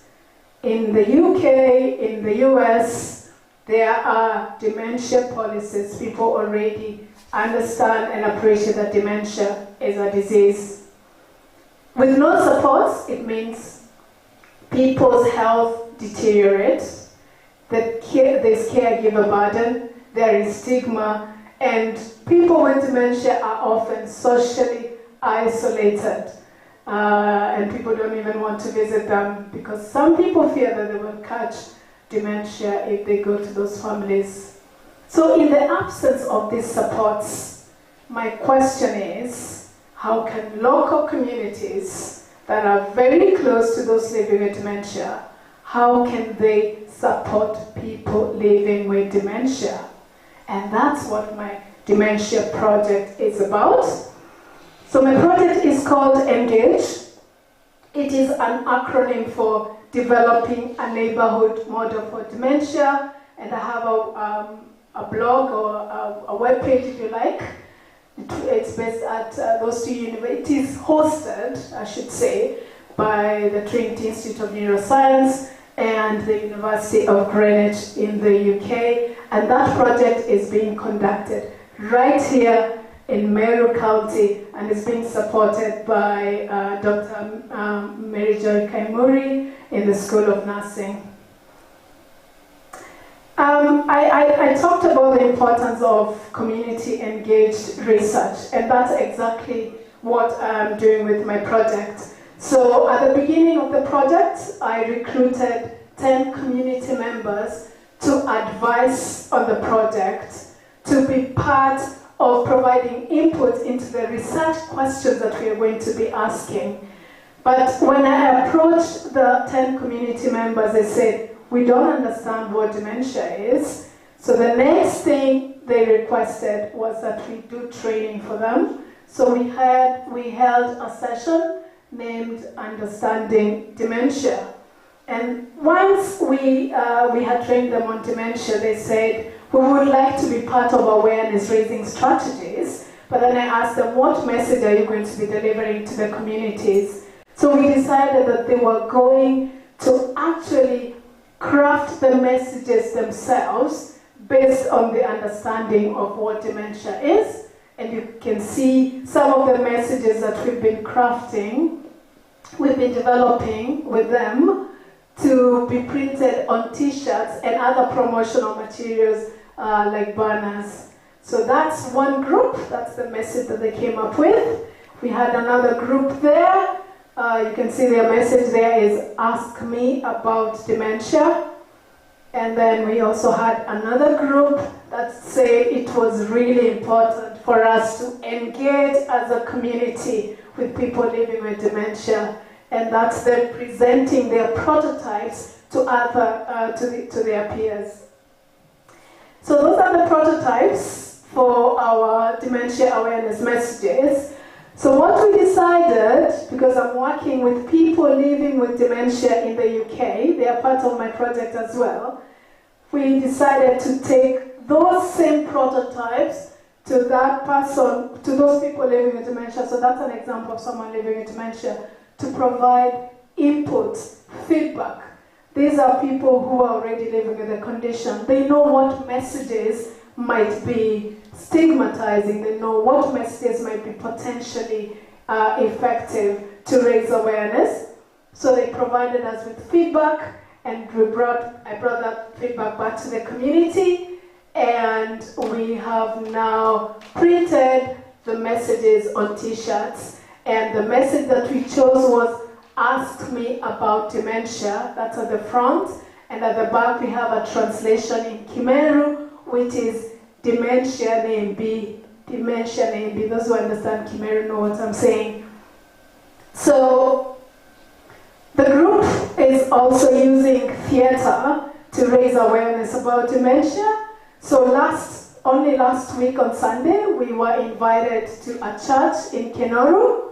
And this is part of the awareness raising that we are doing.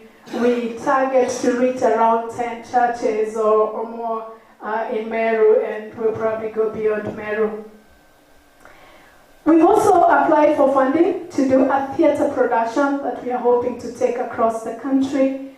And I'm really hoping that I can collaborate probably with your journalism students here if they like. So hopefully the funding will come through and we'll be able to invite you to probably videotape some of the theatre productions that we'll be doing. So fingers crossed for that funding to come through.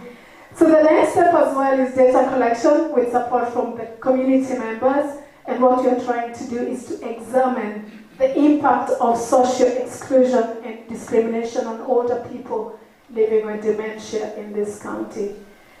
Oh, and that is it. That's my project. Thank you for listening. Thank you very much, Dr. Purity Mwendwa, for the great presentation that you've given us. Mental health is a new area which is catching up now, and we want really to appreciate our speaker much better than we've done. Let us appreciate her again. Now with that, I think we can open up the floor so that we can get a few comments and a few questions, if there are any.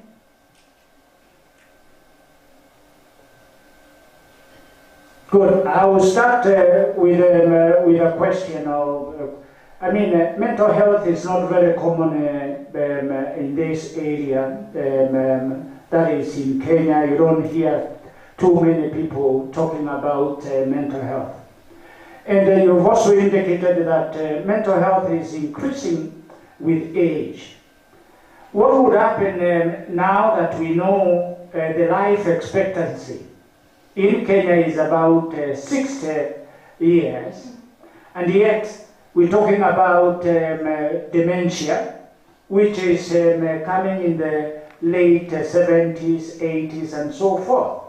What are those factors that we can focus on in order for us to detect and identify people who are likely to have dementia? Okay, thank you so much for that question. So I think I actually need to make it very clear.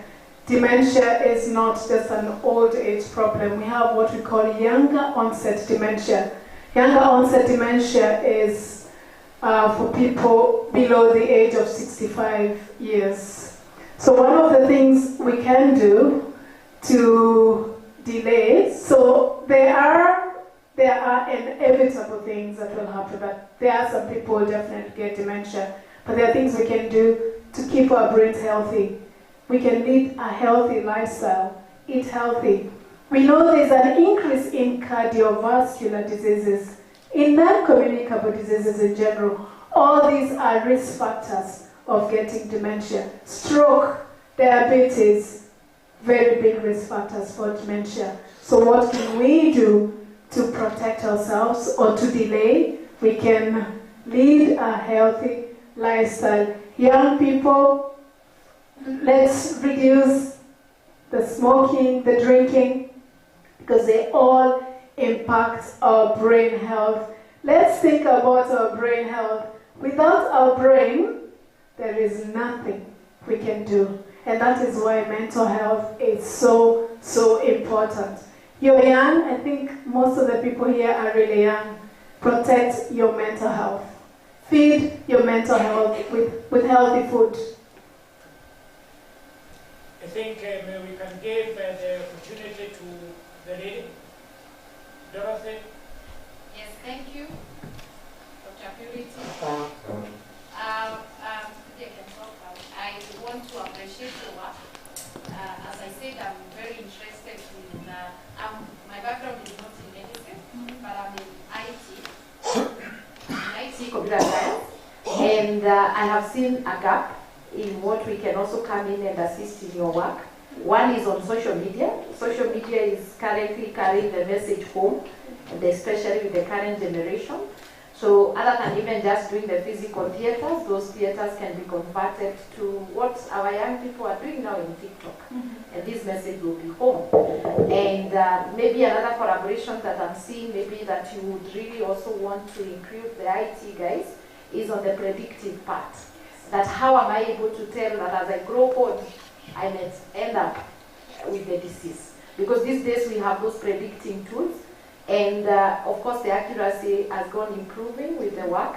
So I'm looking forward, and I'm praying God you win this grant so that you also come in and we will also be able to push your work forward. That's really great, and that's a really important point in terms of identifying the risk factors.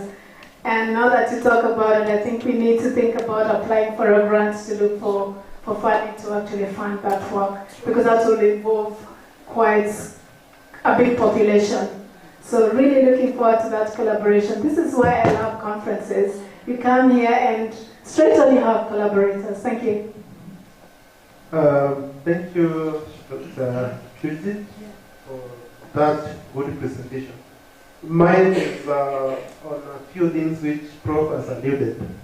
One, we know dementia can be short-term, long-term, and of course hand-like. So among the population, because I've seen most of your cohorts, there are ladies who are more likely to suffer dementia, men or women.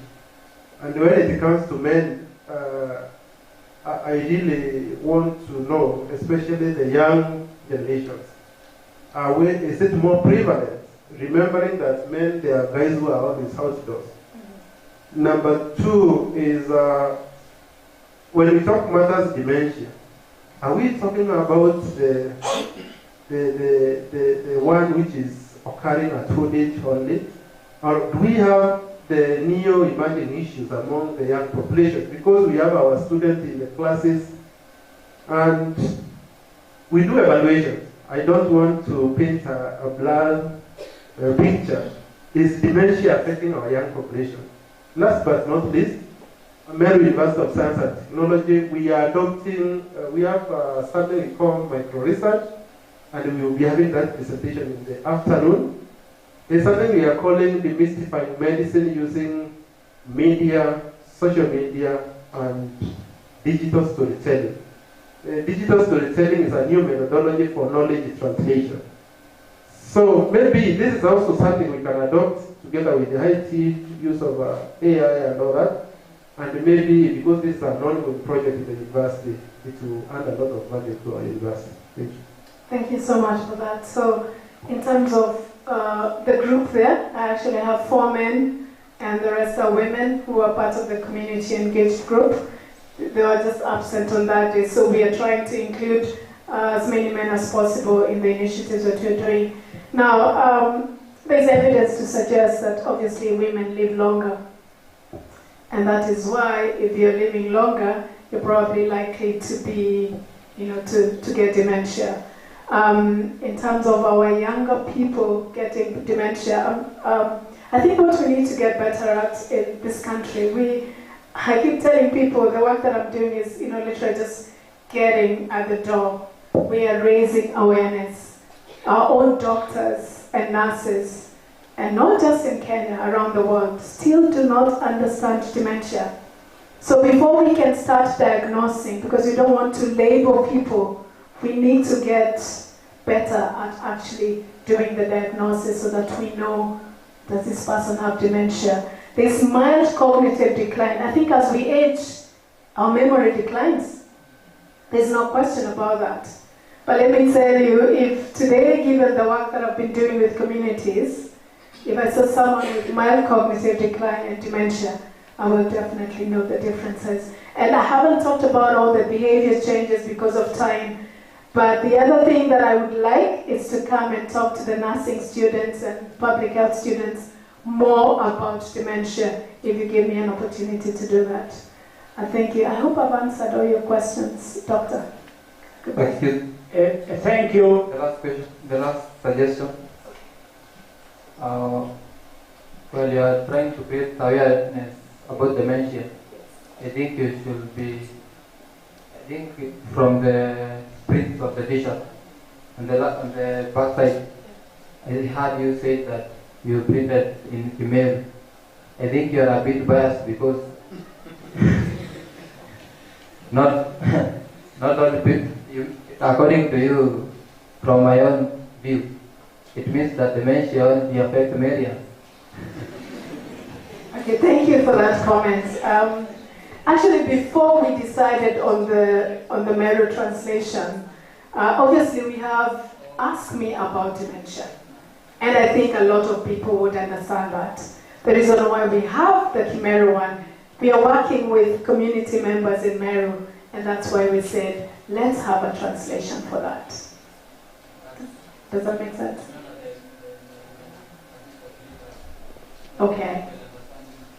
Those who will understand will read. Those who will not understand, we will talk to them. When we go to raise awareness, I talk in English and Kimeru and Swahili, depending on the audience.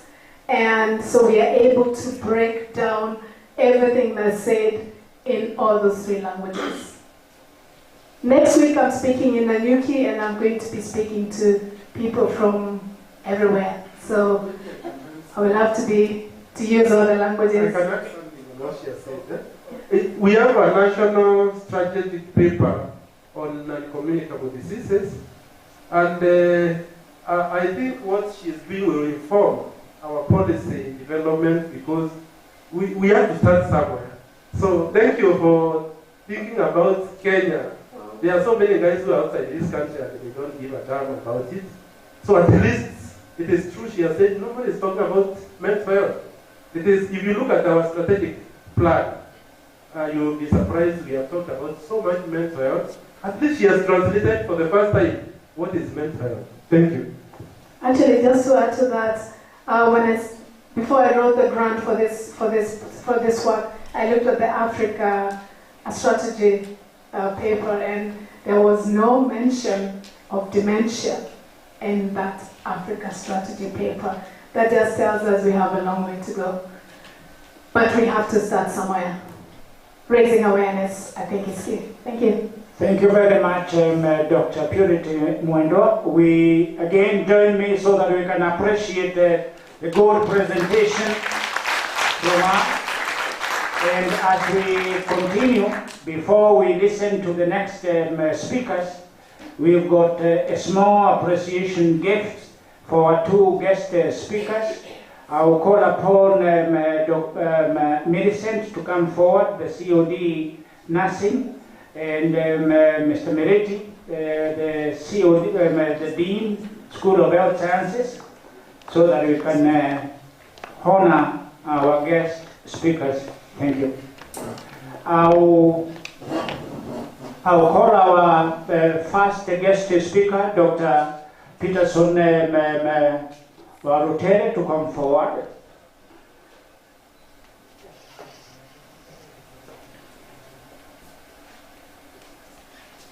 Through this gift, we appreciate your presence during this conference, and please accept it as a way of really saying thank you for you gracing this occasion.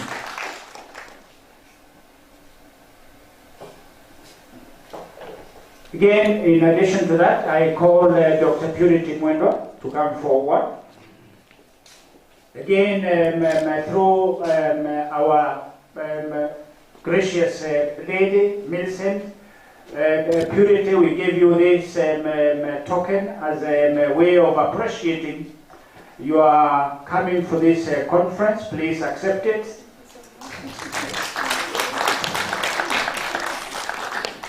And I believe through this we can be able to establish more collaborations with other universities and institutions so that we continue making this conference greater and greater. Thank you very much, and karibu tena.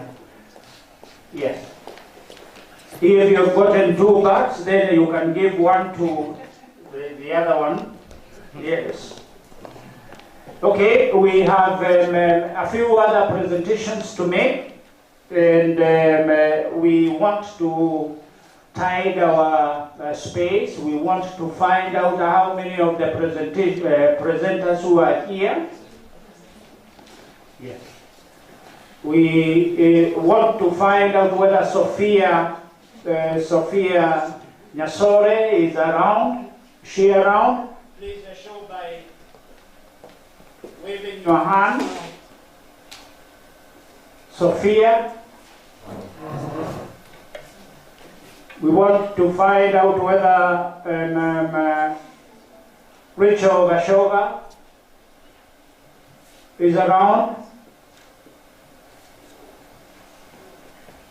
I am aware that Elizabeth is around, so we're going to be with you.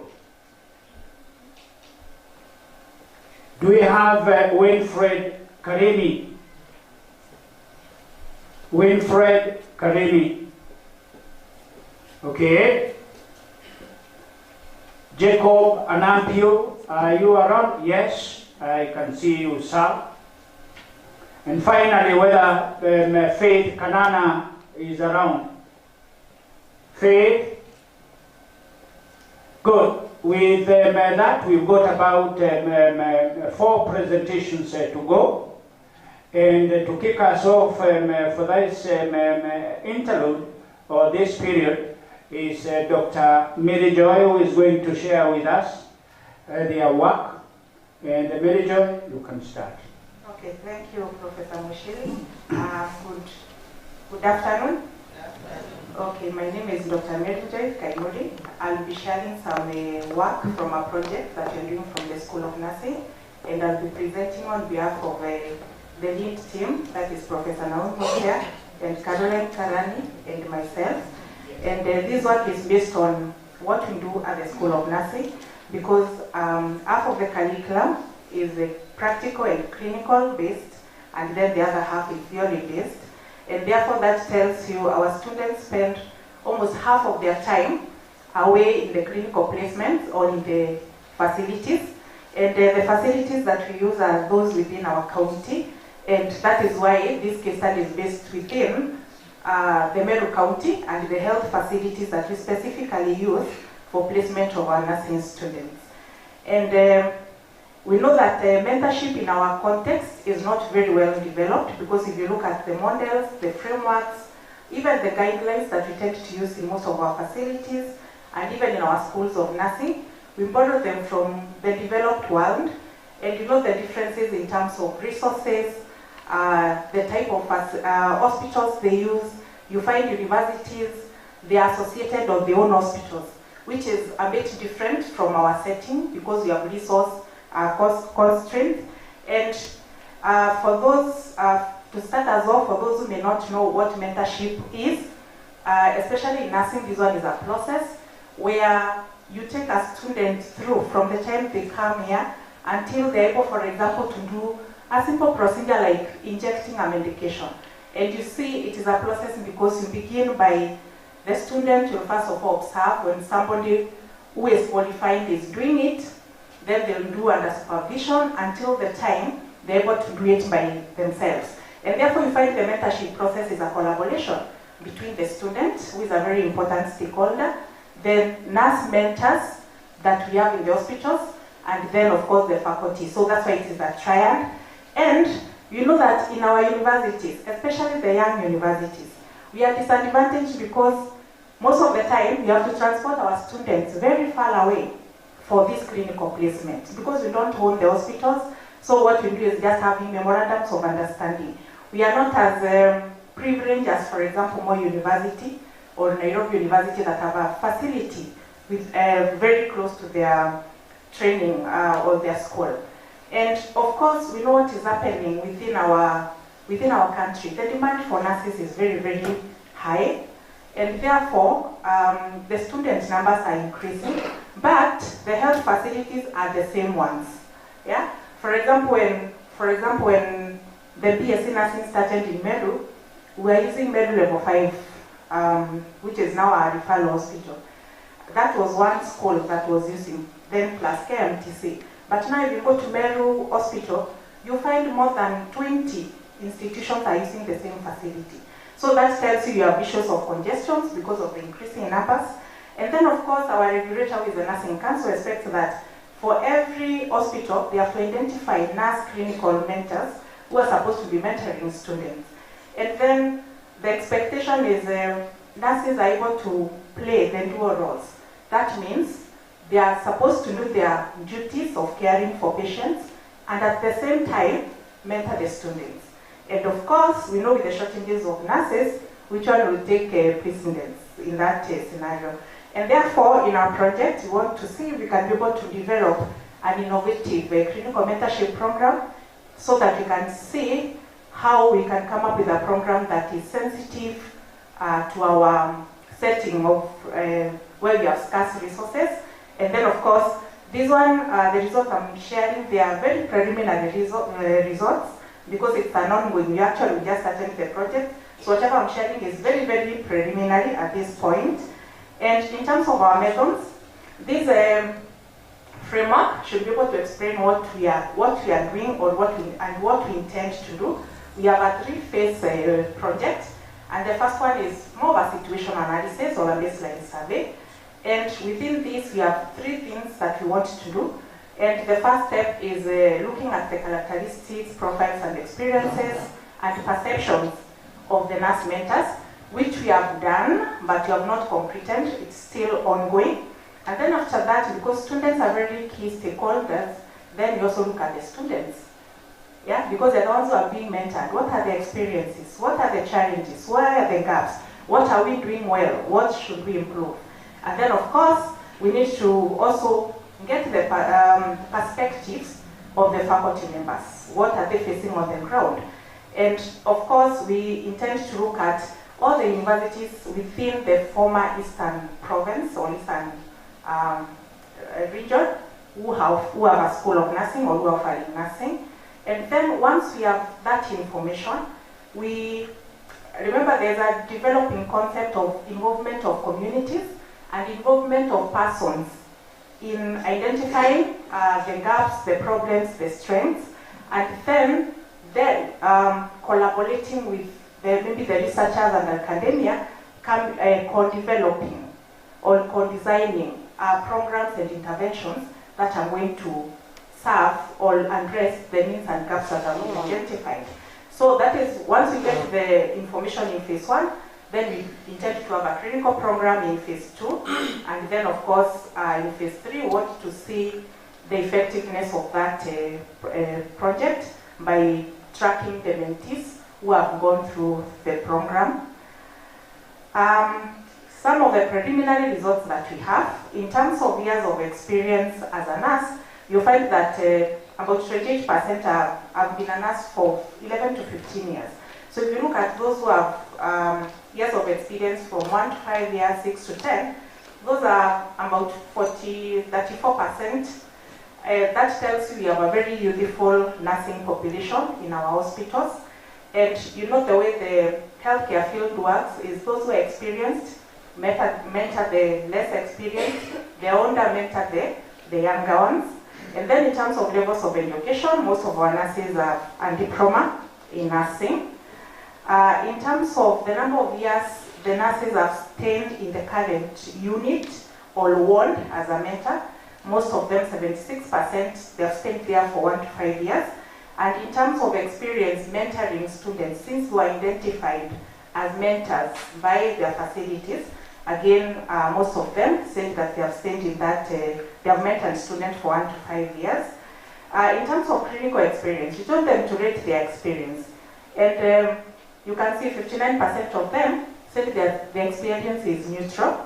And remember I said this phase is still ongoing. So we are following up that with a qualitative study where we intend to do focus group discussions and in-depth interviews to really understand why is the experience neutral.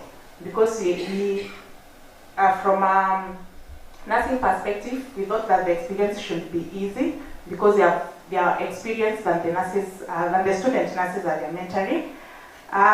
We also sought to find out if there is any, the nurses, whether they allocate any specific time to mentor students. And again, most of them said that they don't allocate any specific time. So they mentor as they do their duties. Yeah, so if you don't get it, you don't get it. Then in terms of whether we need to train clinical nurse mentors, most of them said it is very important, so the 95% said it is important to do training. We also sought to see or to find out if there are any policies or guidelines within the hospitals that guide the mentoring process. And again, most of the nurses told us that they have not seen such a policy or such a guideline. You're just identified as a mentor and you're expected to do the mentoring. Yeah? And in terms of if themselves they have received any form of mentorship training, whether formal or informal, again, most of the nurses, 67% of them, they said that they have not received any training. And we also wanted to find out, do the schools of nursing and the nurse mentors who have been identified, do they hold any types of meeting where they discuss issues to do with the student mentorship? And you can see again, 60% of them indicated that they have not participated in any such meetings. But what was encouraging was that the ward or the unit and the hospitals have meetings to at least discuss how mentorship of students is happening within the wards. We asked the nurses, do you think there is need for any formal training for nurse mentors once they have been identified? And most of them, again, told us, no, we asked them if they have been formally trained, formal training, and again, most of them said they have not been formally trained. We also wanted to know if they are motivated to mentor and what reasons are important to them when they are mentoring. And you can see most of them told us that they mentor or they are motivated because it improves their competences when they are mentoring. It is a job responsibility, again, and also it's a moral duty. As long as you are a nurse, you're morally required to mentor the ones that are below you. And what some of the lessons that you have learned from those very preliminary results is that, again, nurses are motivated to mentor. Or the only thing that we need to do is more capacity building to to enhance that. Then, as I said, the experience was neutral, and we thought of some reasons, a few that were given, but I think this one we want to explore it more to be able to understand why the experience is neutral. But most of them was like non-ownership of the process. Yeah, they don't own the process, and also sometimes they also lack the confidence because they have not been trained themselves, and also the minimal interaction between the schools of nursing and the clinical mentors. Again, that is something that needs improvement, and then of course need for formal training of the identified clinical mentors. And of course, what do we do? Yeah. Of course, the training schools, they have a big responsibility because the students belongs to them before they even send them to the hospitals. And therefore is to strengthen the collaboration for clinical mentorship, and of course holding regular meetings with the clinical mentors. For issues of the hospitals, again, is ensuring that we do capacity building through a mentorship program. And then, of course, for the policy makers. When we started this project, we also looked at whether there are any guidelines, even from the Nursing Council, and we found they are not there. Yeah, they just tell the hospitals, you need to identify mentors, and that is it. They don't have like a policy document or some guidelines to even say that a clinical mentor should meet these specific criteria or characteristics. So we found that as a gap. And that is it for our presentation. Thank you. Thank you very much, Dr. Mary Joy, for that good presentation. We've got time for only 2 questions. Okay, here, the first, all right. Dr. Patrick Kobai. Thank you very much, Dr. Mary Joy, for that insight. For me, in clinical practice, we know placement is very key. And you have targeted the mentors, not the mentees. And you know the professional diversity in the nursing training from the certificate, leave alone the diploma. We have nurses who are from certificate to PhD in our clinical area practice. How are we going to bridge the nexus now and come out with a very exhaustive information on how to unclog the ecosystem, link our training to competency-based curriculums, because people have been talking about it as we have been doing it. How can you now connect these Gen Zs and the nurses who have been trained for a long time and some have not retired from certificate to PhD level? I find that gap within that group also to be asked.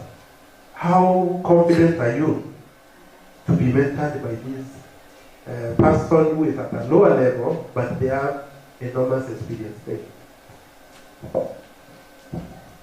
Okay, another question. Before, yes, to the gentleman in a colorful shirt.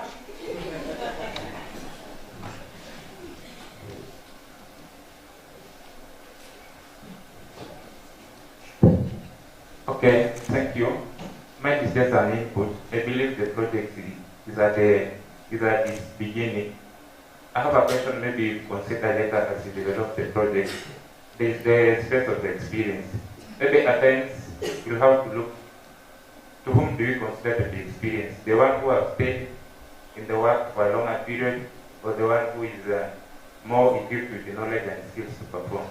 Then the second point is that you find that there is strength in how to practice our skills currently. You find that those nurses maybe who are at the world level are not well updated with the current skills on how to perform particular tasks. So I believe by developing this project, you'll be able to consider it at a later stage, so that when you fine-tune it, you'll be able to help us as students. Otherwise, thank you. Very good comment. One more comment.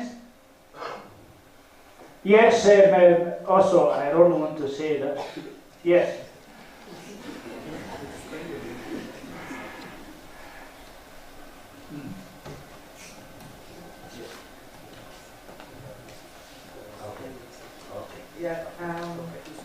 me start by appreciating that elaborate presentation, Dr. Meru. Maybe from your findings, I've also seen in your recommendation and the conclusion, mine is an input that you can cascade the findings, because they are evidence-based findings, to the CHMT, that is the county, because it will influence in the staffing norm, because again, from what we presented as the biggest gap is that bit of balancing mentorship and the clinical work, or rather the work these nurses are expected to give to the patient. So this can inform the staffing so that we'll have quality in the mentorship. Thank you. Yes, Dr. you can react to those questions before we go to David. Okay, thank you for those comments and questions. For student involvement, I think it's coming up because that is the second step in the first stage.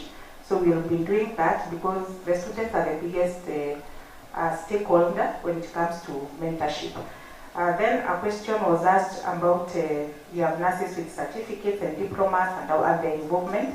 Remember, in mentorship, it's not really about the academic qualification per se. It's about the competencies and the skills that you have. If, for example, you are a nurse who has worked in a maternity unit for, let's say, 10 years, yeah, and you have students who are coming from the university, this is the first time they are coming to maternity, yeah, you are the guru in that area, and you have the skills that you can pass on to the novice nurses who have come in. And then there's also a question that is connected to that on some people have said they want so much and they're not up to date and on the best practices. Remember, there's also something we call reverse mentorship. Yeah? As the students are not only there to be mentored and to learn, you're also there to also share the knowledge that you have. That is what is called reverse mentorship. You are the mentee, but also you have something to contribute to the mentor who is mentoring you. So we hope even as you go out there, you have some of the best practices, please share them with the persons in the world, because we are moving together so that we can be able to have quality future nurses, yeah, who are the students. Then the other one was involvement of the county. Definitely we'll be sharing this information. I think we are at the very beginning of the project. Actually, like what I've presented here is like, I can say 5% of what we found out. We still have a lot of other data. We still have other areas that we need to follow up with more questions, especially the qualitative part, so that we can be able to enhance what we have found. Thank you.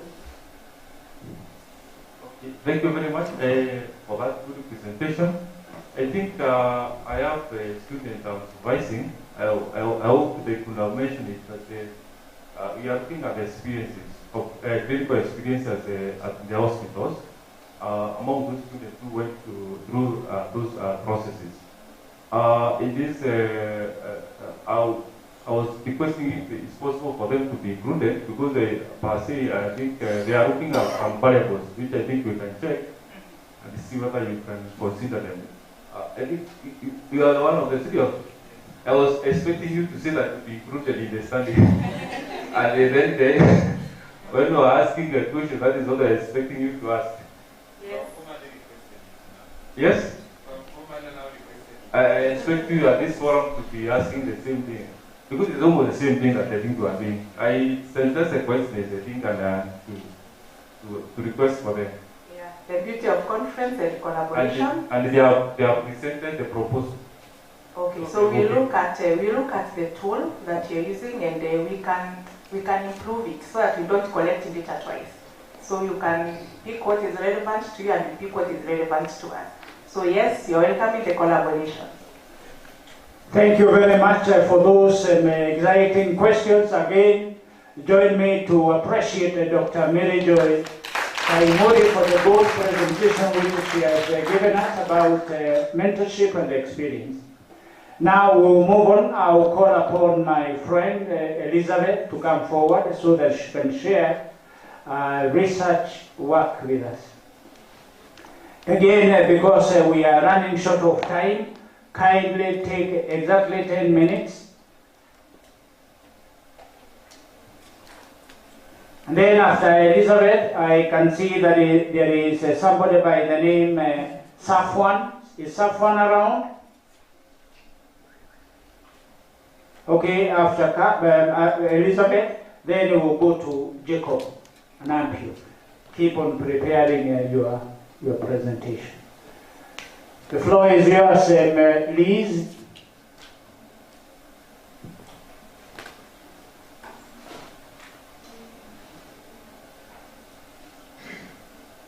Good afternoon. So I am Elizabeth, a staff in the School of Nursing.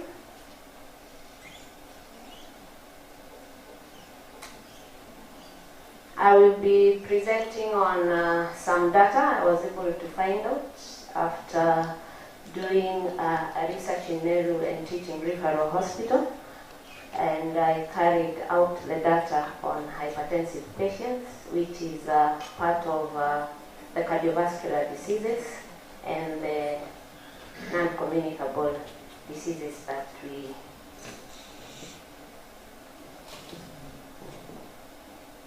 just a moment so that we have the projection.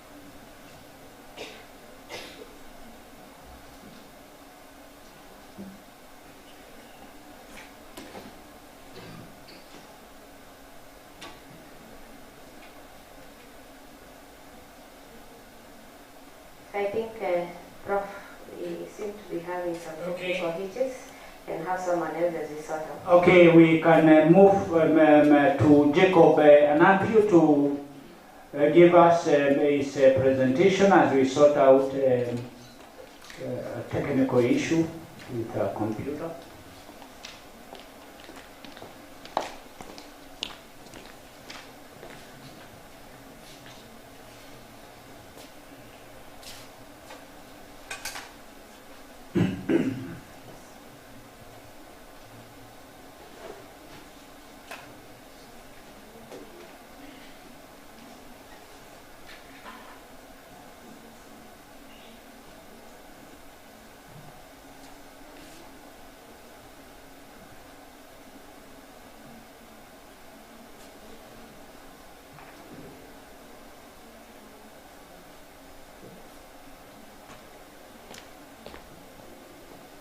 Yes, sir, we've got 10 minutes within which you can be able to present your results. Okay, good afternoon. Good afternoon. Thank you very much for according me this chance to present my work. My name is Jacob Anampio, and I am a student in master's class, sanitation class. So my study was about the household sanitation risk factors that was escalating diarrhea in children under 5 years of age in again the South County, which is in Meru County, Kenya. Now you realize that in Kenya there is still a problem in attaining our SDGs, especially SDG number 3, which measures on health, and specifically HDG number 3.2, which talks about the health of children. So sanitation is a basic and essential for human health, but still when it is without sanitation or when it is not well managed, it becomes a big challenge to the population or to the human health. It is good to know that some of the poorest countries in the world, 1 in every 5 children under 5 years of age will fail to attain the first 50th birthday, and this is attributed to under 5 diarrhea diseases that cause a lot of deaths. Then a number of household factors relating to environment will be responsible for these diarrhea problems, and which of course calls for an attention to measure to find out what is causing this diarrhea in the area. So globally, 500,000 people lack adequate sanitation, and which leads to fatalities for about 5 million people. And out of these, we have half is children. When we come to Kenya, despite the ongoing efforts and management, diarrhea still remains a problem. It is causing a lot of morbidity and a lot of fatalities in children below 5 years of age. When we come to Meru County, data according to KDHIS of 2020, there were a lot of children suffering from diarrhea in Meru County, recording about 20,000 children, and out of these, a big proportion was coming from again the south, and that's why we did want to take a study in that area. Now, the objective was to identify significant home sanitation factors influencing diarrhea prevalence among children of 5 years of age in the region, that is Meru, Kenya. The methodology, we used population-based retrospective study and retrospection study design to find out the number of children in the wards that were admitted for diarrhea, and also the retrospection to find out what are the causes of this in the community. The study area was Nyambene Sub-County Hospital, which is located in Mawatown, again the south, Meru County. We took a sample size of 196 children that were treated for diarrhea in the previous 4 months, which was December 2022 to March 2023. The study population was a cross-section case study design that was used, whereby 106 cases were followed up in their homes, and data was collected from the caregivers through questionnaires and observations. The sampling, the convenient sampling was used to collect the number of children to be included in the study. So when we undertook the study, a total of 26 children that were treated in that hospital was taken, and these children were followed from their homes. And at least 196 questionnaires and a checklist were used to collect the data, and there was 100% return rate. And demographics, you can find out that the children that were suffering from diarrhea at that time, 1 to 11 months, there was no one. Then 12 to 23 months, or 12 months to 59 months were most of the children that were suffering from diarrhea. According to the results, this is study source to find out the availability and the characteristics of the latrines that were used in the homesteads. And one of the things that we were looking at is the latrine availability. And here we found out that a big number of children, a big number of community did not have latrines in their homesteads, making a 29.6%, which is quite a good number. Because those that are not using toilets, that do not have toilets, are likely to practice open defecation, which of course is contributing to this diarrhea. Then we also looked at the type of latrine, whether improved or unimproved, and we realized that improved was 57%, and improved is 42%, which is almost a half. And this is another cause. Then we also looked at latrine, the description of the latrine surface. There were some latrines that were made of wood, others were made of cement slab and other materials. You realize that when toilets are made of wood, it becomes very difficult to maintain their cleanliness, and this one becomes a problem when it comes to diarrhea. Then we also looked at the cleanliness of the households, the latrines. Quite a big number. There was a presence of stool on the whole at the time of the visit, which was 55.6%. And this also is very significant when it comes to human contact and feces. Then also, we looked at the mode of collection and the disposal of child's fecal matter. We looked at the mode of collection. There are some people that use diapers, others use clothes, others nappies, tissue papers, and leaves. you realize that the use of clothes and leaves and most of the methods are very unsanitary ways of collection of these feces. So it is also contributed to diarrhea cases. And disposal management practices, there are some people that put in the pit latrines, others used to burning, and there are some people that used to burying, other storage in container to dispose later, and others throwing into the water bodies. So you can realize that at least 5.6% reported throwing into the water bodies, which is also leads to a lot of contamination to the water bodies. And also burying and burning is very unsanitary way of waste disposal, because it is likely to be brought by the scavengers back to the homesteads. We also looked at hand washing facility, the hand washing practices, and we were looking at the hand washing facilities. Facilities not available, 43% did not have hand washing facilities available. 57 they had the hand washing facilities. Then there are facilities that do not have provide soap, others had soap. So without soap was 49%, which is half also. Then there is that proximity to the hand washing facility to the latrine. You realize that facility away from latrine was 45%, that is almost a half. And when it is away from the latrine, it discourages hand washing, because somebody will not come out of a latrine and then go around looking for someone to wash hands. Somebody may just decide to walk away and forget about that. Knowledge on hand washing procedure. Those people that were not familiar, still there was a very big percentage. So it showed, which was 44%, which shows a very big gap as pertains hand washing knowledge.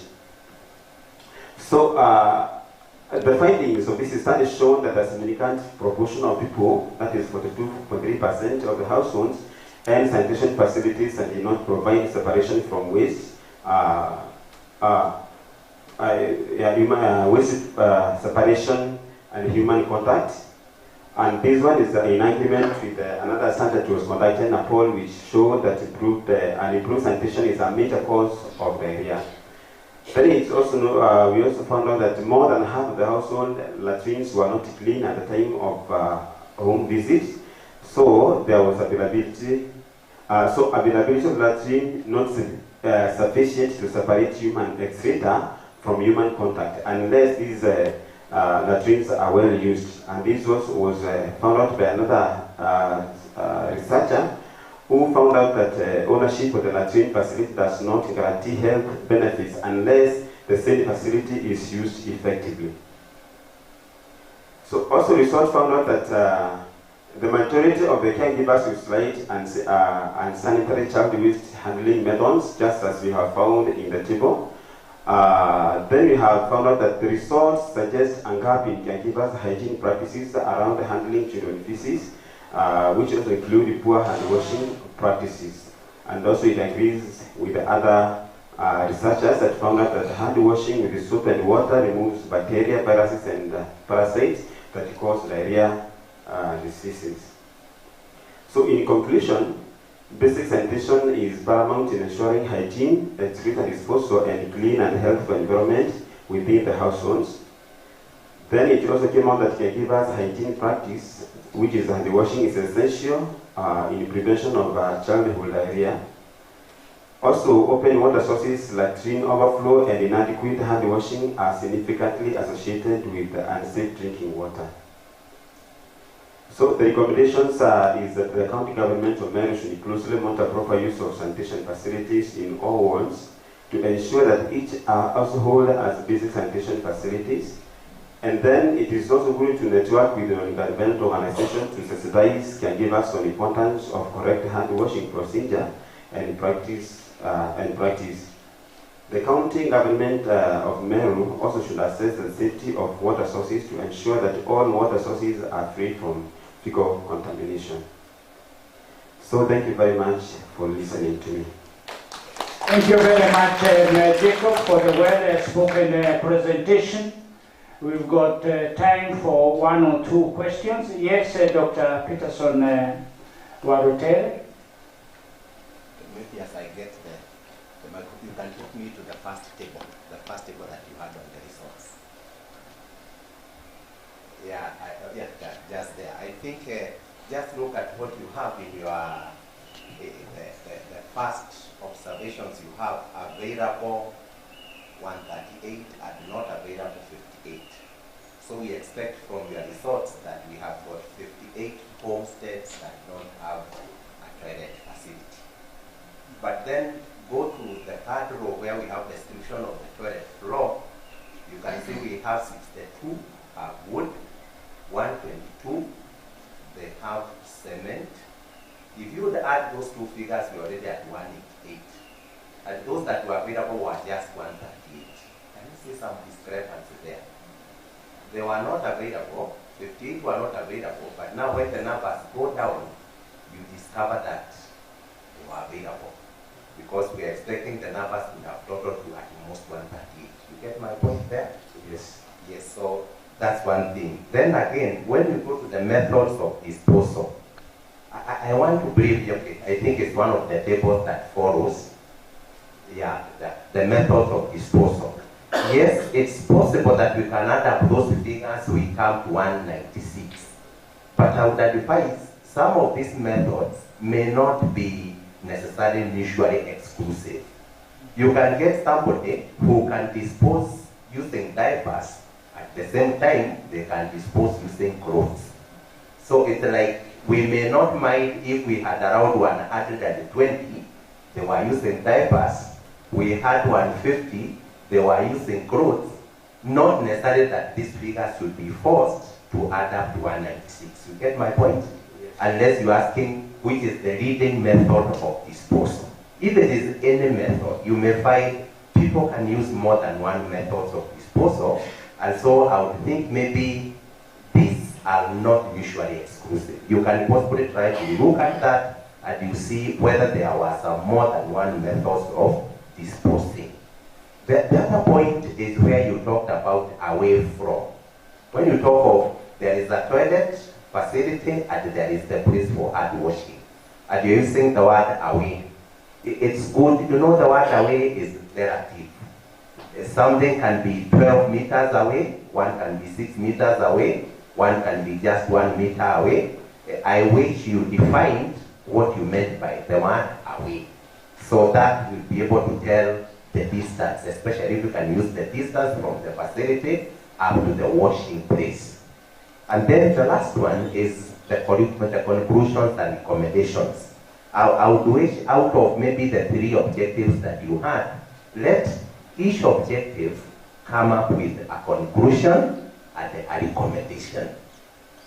Because now I can see there are recommendations and conclusions that may not be tied directly to your objectives. It's good that can you conclude from an objective that you have, and then the recommendations that you are making be based on your results. There is a lot that we are saying the Meru County should do, but is it part of the observations that you had? Had you seen that there was a gap, what the Meru County government was doing or supposed to have done and they didn't do? I would advise you, look at a recommendation that is coming from a conclusion, that is coming from an objective that is related to a result of what you have done. Those are mainly comments, but I think when you look at them and you see how they can improve your work. Thank you. But you can comment if you want to, maybe to fight back. Is it? Called Tay-Sachs disease. It is a genetical condition that affects the nervous system, majorly on children under 5 years of age. So kindly you can go and do research on the same, because the life expectancy of the disorder is 5 years away. So kindly you can do research on the same, or if you have already done research, well.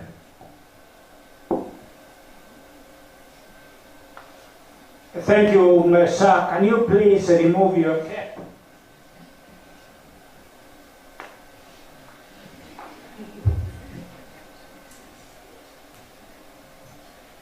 Jacob, you can respond to those questions as we prepare for one more.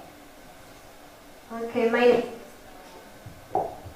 but the recommendation, I don't know if it will suit you.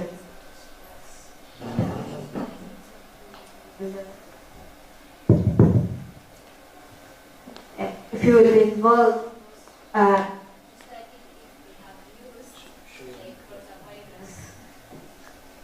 saying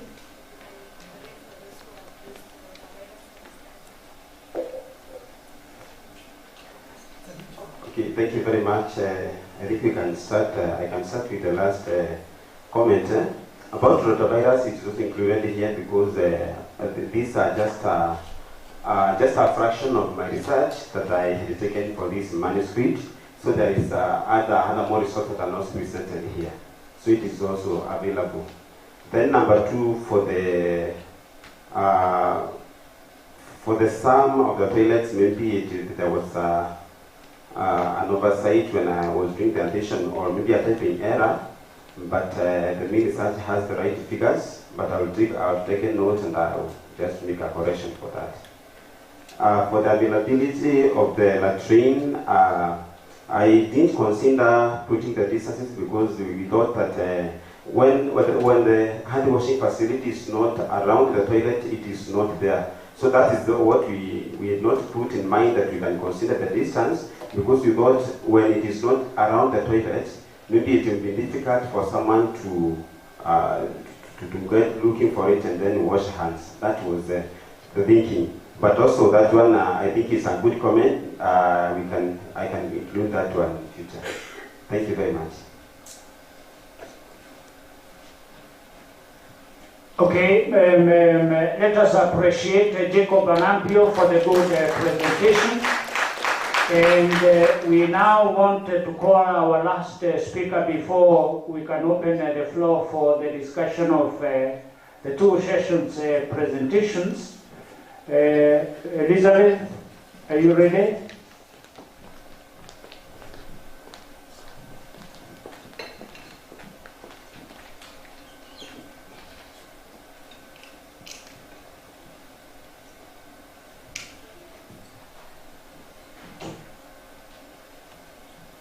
Elizabeth, you have 10 minutes. If you can do it in less than 10 minutes, I would be very happy. Our photographer should be preparing himself.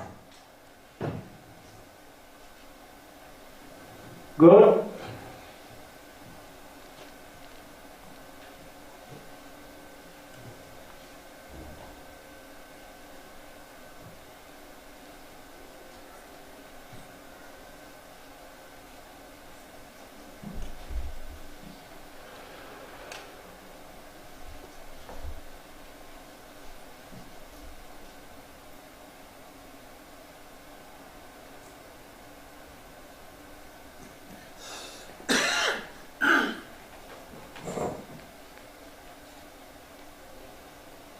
Good. Okay, I'll be presenting on assessment of self-care practices among hypertensive patients at Meru Teaching and Referral Hospital. I did the research with the help of Dr. Catherine Gishonga, who is a lecturer at Chuka University. So why hypertension? Is because non-communicable diseases are currently the leading cause of global mortality and mortality, contributing an estimate of around 74%. And of these deaths, 77 are seen in the low and middle income countries. And so the need for us to look at why the high percentages in the low and middle countries. So the prevalence of hypertension, as you can see, is thought to increase in the developing world, and that's what triggered us to carry out the study. Currently in Kenya, the percentage of hypertension is approximated at 28.6%, and among these who have been diagnosed with hypertension, around 29.4% are aware of the disease, and only 12.5% have actually been able to control the BP levels. So again, asking where is the problem and why are we not able to control the levels of hypertension in our country. Again, why we thought of self-care practices is because they have been shown to reduce the levels of hypertension in those with, and also reduce the cause or the predisposition to hypertension at an early age. So there was an increase of hypertension in the respective years of 2019-2020. That is what triggered us to carry out the hypertension.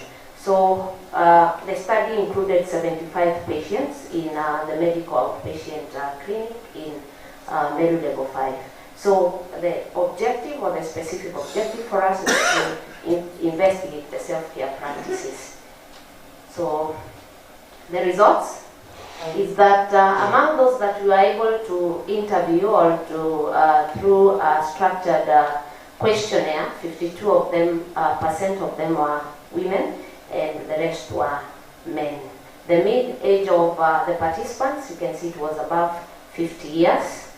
And it is good to know that more than half of the participants had only attained primary school education and below, which could also trigger some of the things that we'll be able to see. And that is just a presentation of what I have said. So going directly to the self-care practices, the number one self-care practice that we looked at is alcohol consumption. And we used a tool by WHO to look at the self-care practices that they have recommended for the non-communicable diseases. And so we found out that majority of the participants had never consumed alcohol, which was good, but at least a small percentage, 26.7, had consumed some alcohol at their parts of their lives before they were diagnosed with hypertension. Just to indicate, among those who had consumed alcohol, we can still see some small percentage of them had used alcohol in the last 1 year, and trickling down, some of them had consumed alcohol either within a week, 3 days, or even less than a month. It's good to note that currently WHO recommends that there is no amount of alcohol that is beneficial for health. So it is cessation of alcohol intake. So we need to note that, especially for our nursing students when we are giving information to our patients. Smoking history, we found that only a small percentage, that is 9.3% of the participants were currently smoking during the time of the research, with the majority of them never having smoked in their life. So that is just a representation of what we found, and we went ahead to ask what type of tobacco they were using, and that is just a presentation of the same. History of low salt use, and we know that sodium chloride has been known to cause the draw of water in the kidneys, and we found that 64% of the patients were still using uncooked salt. Remember, the recommendation is that we should be able to cook our salt so that we can avoid the compound eliciting or taking a lot of sodium from the circulation. It's also good that most of the patients, 93 of them, were using liquid fat, and we know this is because of the saturated fat and the unsaturated, which we are interested with. So that was just a representation. History of fruits and vegetables. Majority of the participants, and this was key to note, they did not adhere to the daily intake of fruits. That was 60%. However, more than half of the patients consumed vegetables on a daily basis. The servings of food were not adhered to by almost all the patients. This is key to note, 98.7%. Remember that WHO recommends that a patient or anyone in the population should take at least 5 servings of fruits and vegetables per day. To be precise, 2 servings of fruits and 3 servings of vegetables. And also to continue so that it can help us in this conference, it is not any amount. at least 80 grams of the serving. And if I translate that for us to be able to know, at least a handful.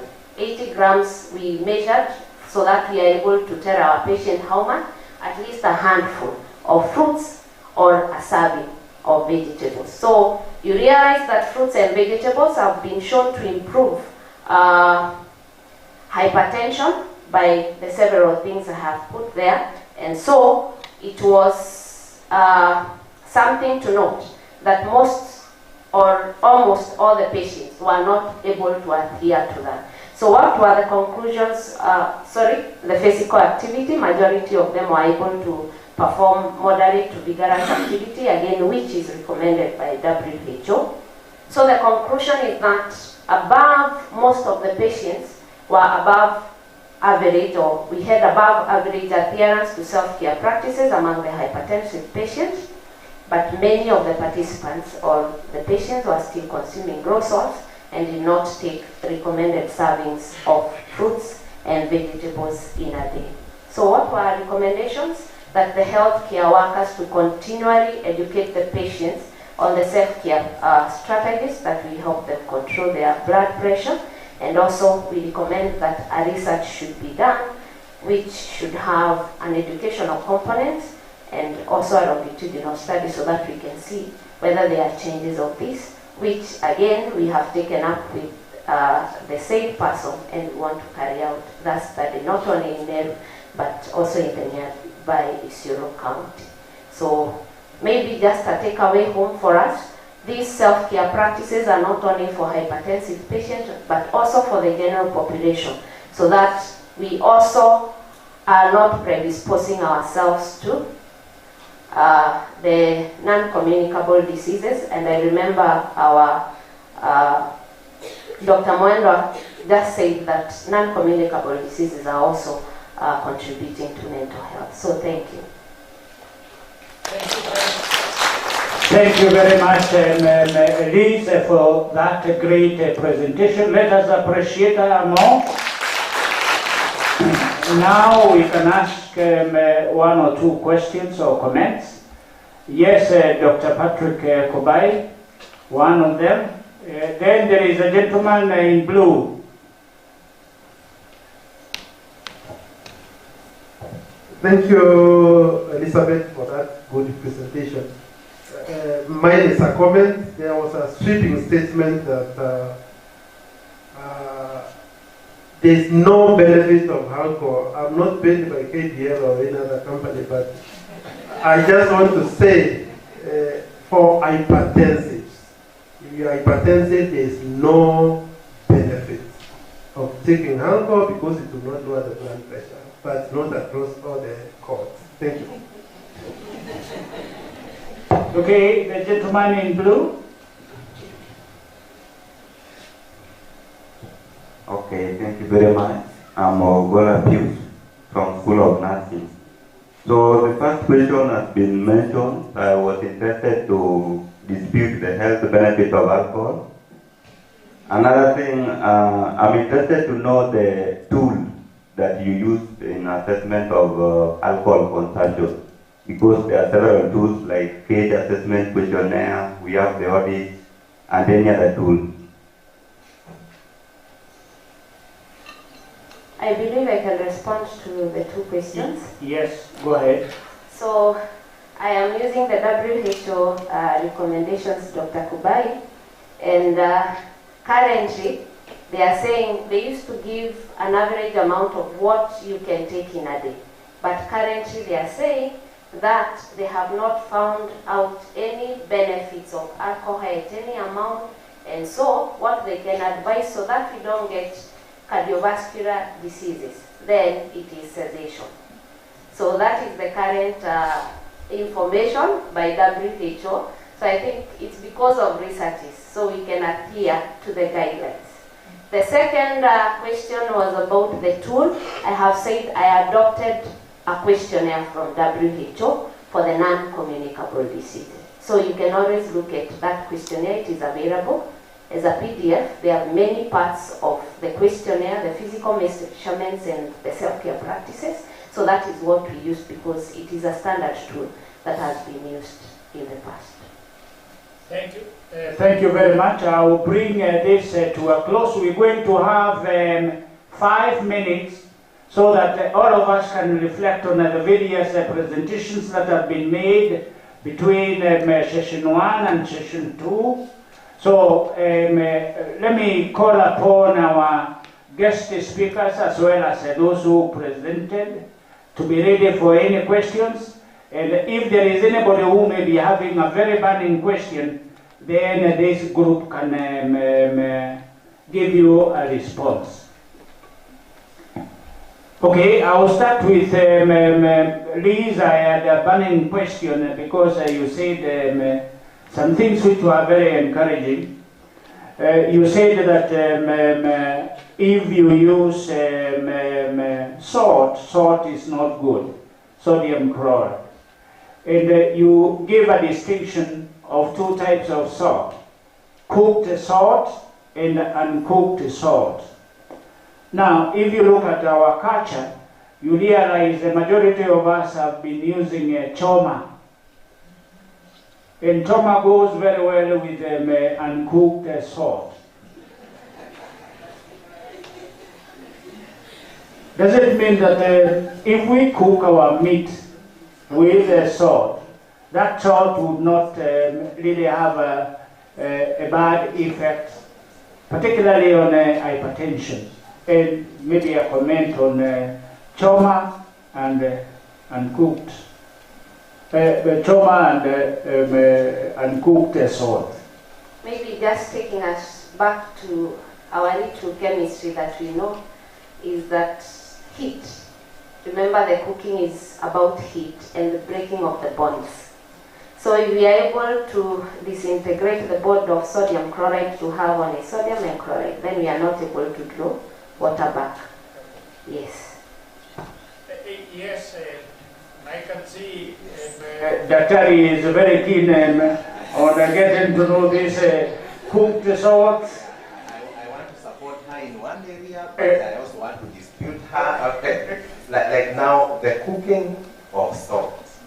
You know, sodium chloride is made of a bond that is very, very strong that you cannot break through cooking or boiling. And if you cooked and you broke that bond, I'm sure what you'd be getting would be very different from sodium chloride. In fact, I was wondering, what does really the cooking of salt mean? Because I doubt whether it hardly affects the chemistry of sodium chloride. I think I'm saying it's a bit difficult for me to understand the difference between the cooked salt and the salt that is raw. But I want to support you on the alcohol. I think alcohol, now coming from toxicology, that's my other background. Alcohol is very neurotoxic. Alcohol is very hepatotoxic. In fact, especially when you bring the issues of synergy, when you combine it with other substances, like from occupational health and safety, we talk of one may be exposed to alcohol when they are also doing some other works where they are exposed to other chemicals.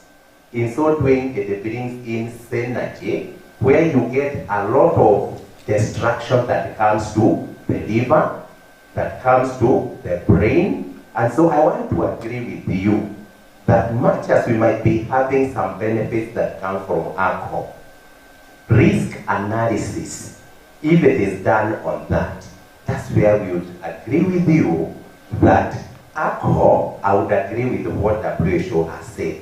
And again, from my toxicology background and occupational health and safety. But the part of sodium chloride cooking and not cooking, there I think I may not be able to defend you. Thank you. All right, thank you, Daktari. This also gives us an area for study and also corroboration with the chemistry people. Thank you for that insight. Thank you very much. I believe anybody who may be having a question from our previous speakers. from our previous speakers? Good, I can see three of our colleagues, three of our students have joined us. How are you? The ones who are in cap, it is not part of our dressing code.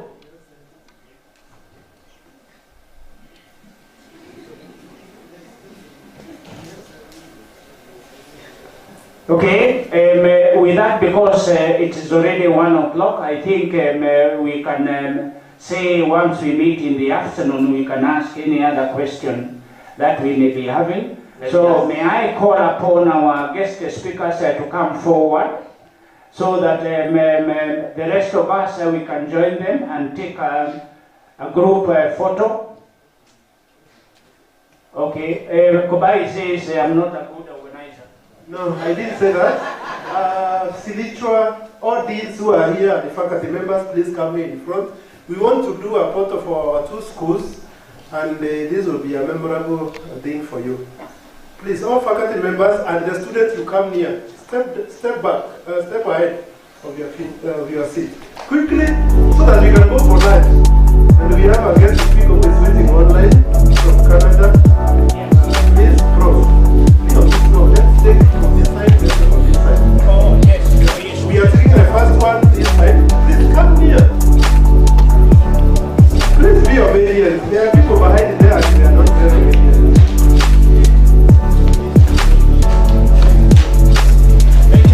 Come closer. Come to the seat which is next to you. Don't stepping down here. We can spread all the way to here.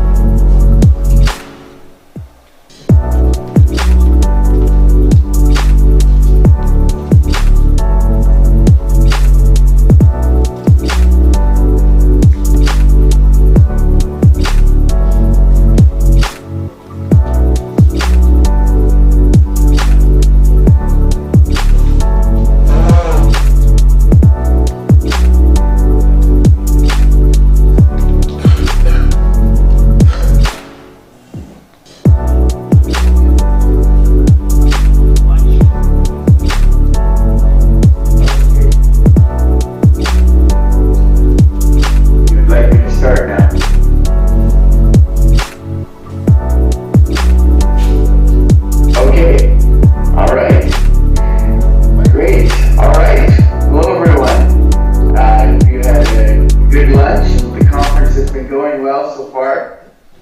It is very, very early in the morning for me. I am in Calgary, Alberta, Canada, so literally on the other side of the world. And I'm excited to be here today to present to you guys a little bit about the work that I've been able to do. I've been working with Dr. Kubai on some work called digital storytelling. And, oh, hi.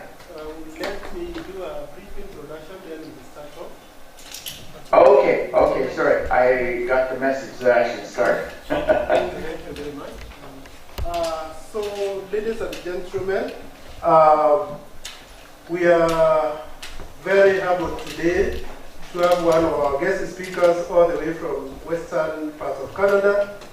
That is our associate professor, a friend and a mentor in the new methodology of digital storytelling for knowledge translation.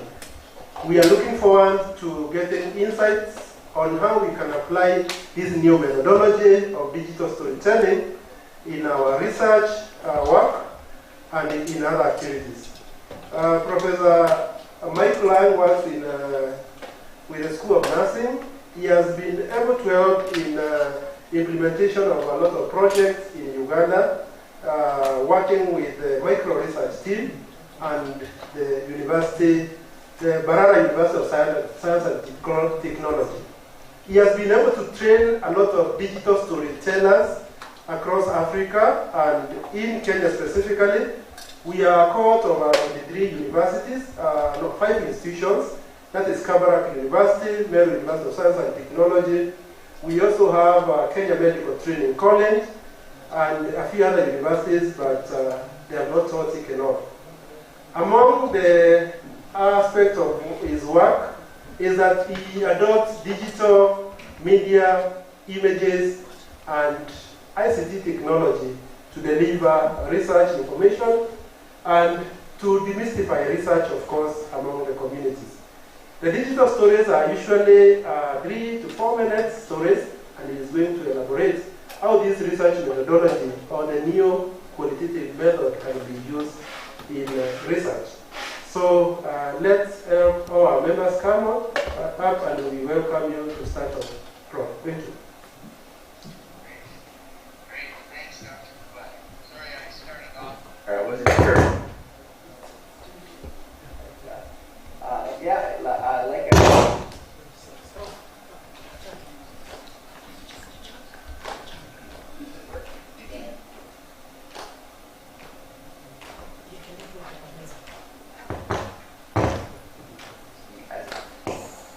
and that's what I'm going to be talking a little bit about today. And I decided to title my talk A Common Language. Digital storytelling is a tool in public health. And I really think that storytelling is one of the things that works everywhere in the world because it is a common language. This idea of sharing stories so that knowledge or wisdom or ideas can be passed along to future generations. That's something that cuts across every language, cultural context, everywhere in the world. Storytelling is something that is used. What is interesting is to think about how we can use these very common sort of cultural foundations of a common language of storytelling in new digital ways. And so that's what I'm talking a little bit about today, about how we've been doing this in primarily in Uganda, but also in all the other different places in East Africa that we've been able to do this. So really quickly, a couple disclosures and acknowledgements. I do run 2 businesses related to digital storytelling in addition to my work at the University of Calgary. As pretty much every project, there's lots of partners and funders involved in the digital storytelling work that I'm going to talk about today in East Africa. So all the stuff I'm presenting here today is part of the results of many people's hard work and dedication, and I really appreciate everything that they've done to sort of utilize this new methodology in the different contexts in which they find themselves. So really quickly, I think it's important to start with why storytelling. And it may be sort of strange for me to talk about this for you in Kenya. I know in East Africa, it's storytelling culture, right? That's what you do, and in many different ways. But in audiences in North America, and a lot of times in the healthcare world that I work, I do have to start with this because you know, in sort of a post-positivist, very, you know, facts, knowledge, numbers type of way, storytelling, the value of storytelling has sometimes been diminished in a way to improve public health. But I think the easiest and quickest way to describe why stories matter is with this quote by Dr. Rachel Naomi Remond from a book called Kitchen Table Wisdom. Facts bring us to knowledge, but stories lead to wisdom. And this is really I think that in the simplest way, why stories matter. Because often, you know, especially now that we have access to all the knowledge in the world on our cell phones, on the internet, you know, that is something that is less important for us to have to, you know, learn, I guess. But what we don't often do a good job of is sharing the stories of the people around us, or listening to the stories of people around us, so that we can glean wisdom from those stories that we can then apply to our own lives. And you know, obviously this isn't a new idea. It's been around for thousands of years. There is in North America, sometimes I use this word that has actually come from ancient Greek called phronesis, which is sort of called practical knowledge. And the interesting thing about the ancient Greeks thousands of years ago is they valued this idea of practical knowledge or wisdom over and above all other different types of knowledge that you can gain.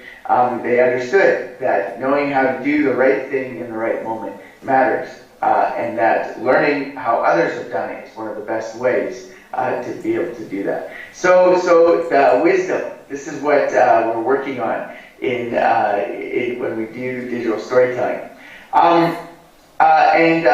You know, the specific reason why this could be useful in public health is because there's been a lot of research out there about the impact of narratives on persuasion in health communications. And in particular, we found that auditory and video-based storytelling has a significant influence on beliefs, attitudes, values, and consequently behaviors.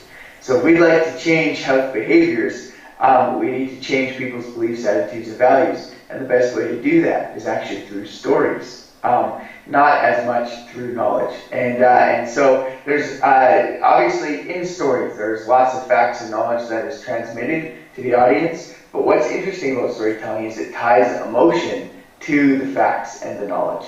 And it's that emotion that can actually influence beliefs, attitudes, and values in a more profound way. So, you know, data can also do some of these same things. But I would say maybe in a bit of a less universal way than stories. Humans are wired for stories. And so all of us, no matter where we come from or language we speak, we can appreciate a good story that's well told.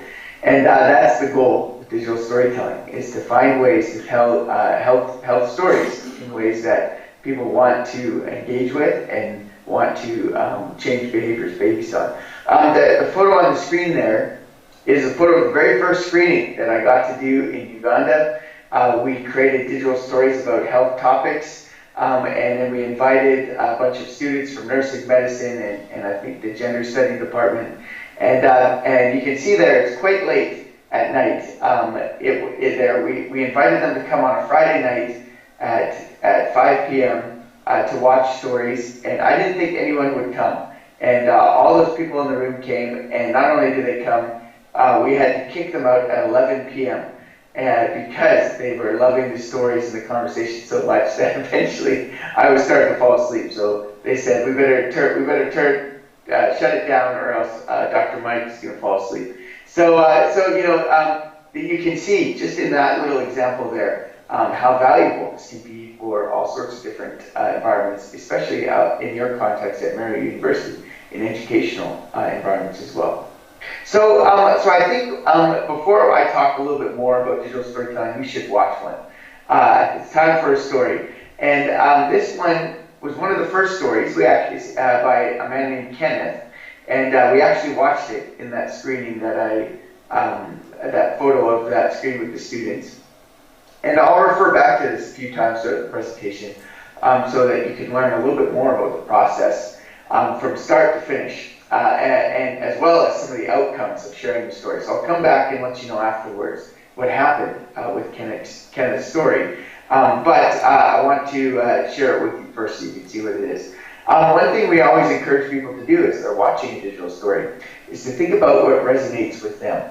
And unfortunately here we won't be able to have too much of a discussion with each other, but I will still give you just a couple minutes after we watch this story to turn to the person next to you and share one thing that resonated with you in Kenneth's story. So just be prepared for that. You'll have just a couple minutes to share one thing that resonated with you in Kenneth's story. So here we go. Let's watch his story. Oh, and by the way, the music in the story is a very culturally specific song in Uganda. Everyone in Uganda knows the song and knows the words of the song, and so they sort of understand the message that's underneath it. And there are a few other small sort of cultural details to Kenneth's story that may not translate entirely. But yeah, it's a story about child and maternal health, and I think our next presentation is going to be about that as well. So I thought it would be relevant to show here. So here we go, Kenneth's story.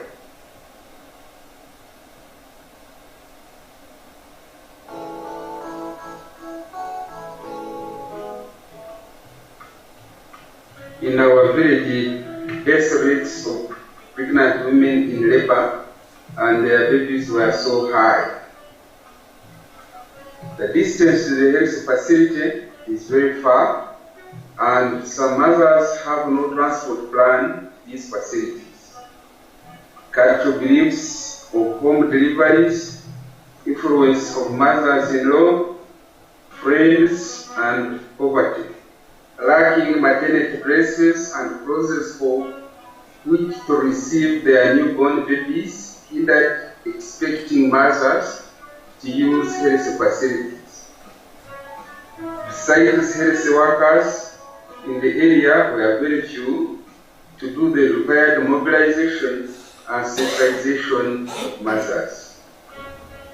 Being a health worker, I would be asked to give a speech on how these alarming cases would be controlled. More so, I would be annoyed on how body functions of mothers and babies were normalized and celebrated with music and food rather than saddening and unfortunate incidents.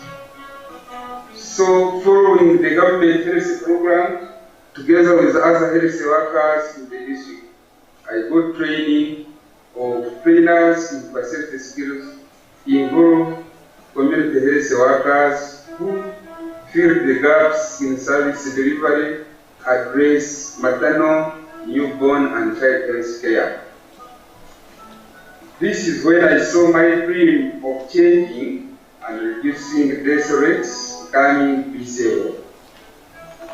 Furthermore, to enhance local support, I consulted the local leaders who got involved in mobilization and sensitization, which created a bigger platform of the community involvement. I was happy to see everybody on board in the reduction of the death toll of our mothers. I began to see an improvement in attendance of village meetings, home visits, and state of hygiene, antenatal care, and health center deliveries. Referrals and follow-up made an implementation of what mothers were advised to do. I also got to know of mothers' challenges they face at the health facilities, including absence of health workers, lack of medicines, and poor or no infrastructure, which were hindering the mothers to go for health services. Here, I talked to the health worker to be present or notify their colleagues in order not to frustrate the now motivated mothers in the health-seeking behavior. Although sometimes the number of women who visit the facility vary due to poverty and lack of urban development, the desolate in labor is history in Kibali. With the support of the Health Child Uganda and my coordination with committed health workers, community health workers, and local leaders, the various speeches are no more, and my dream has come true. I feel very happy that together we have achieved what seemed impossible. Thank you.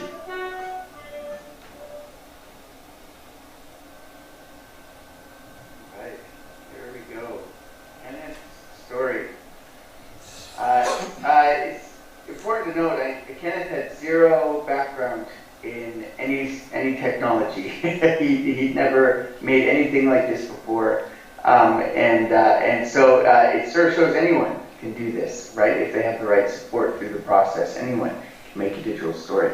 So I'm just going to give you 1 minute to turn to the person next to you and share one thing that resonated with you, something that stood out to you in the story that Kenneth told us here. So I'm going to start my timer. Ready, set, go. Turn to the person next to you, share one thing.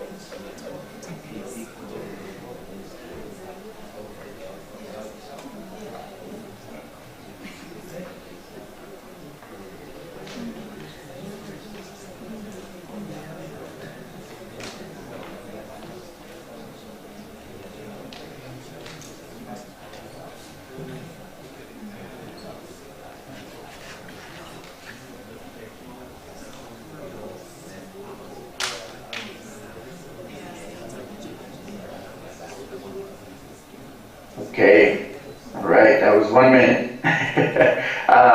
It's strange, I cannot see any of you. I don't know if any of you were talking to each other, but hopefully you were. Hopefully there was something that resonated with you in Kenneth's story that you were able to share with the person next to you. So you can come on back. We'll keep going here with the presentation. But I think it's really important that you do offer an opportunity after every digital story, and I would say any story that's shared, for people to talk about what stood out and what they were able to do. Hello. Hi. I think they really discussed, you can get some views of what they thought, because they have a discussion going on. Okay. Maybe you can hear some of the comments, or it's later. Yeah, we can hear some of the comments now. If there's a quick person. Sure, I'd love to hear what people had, what we're talking about.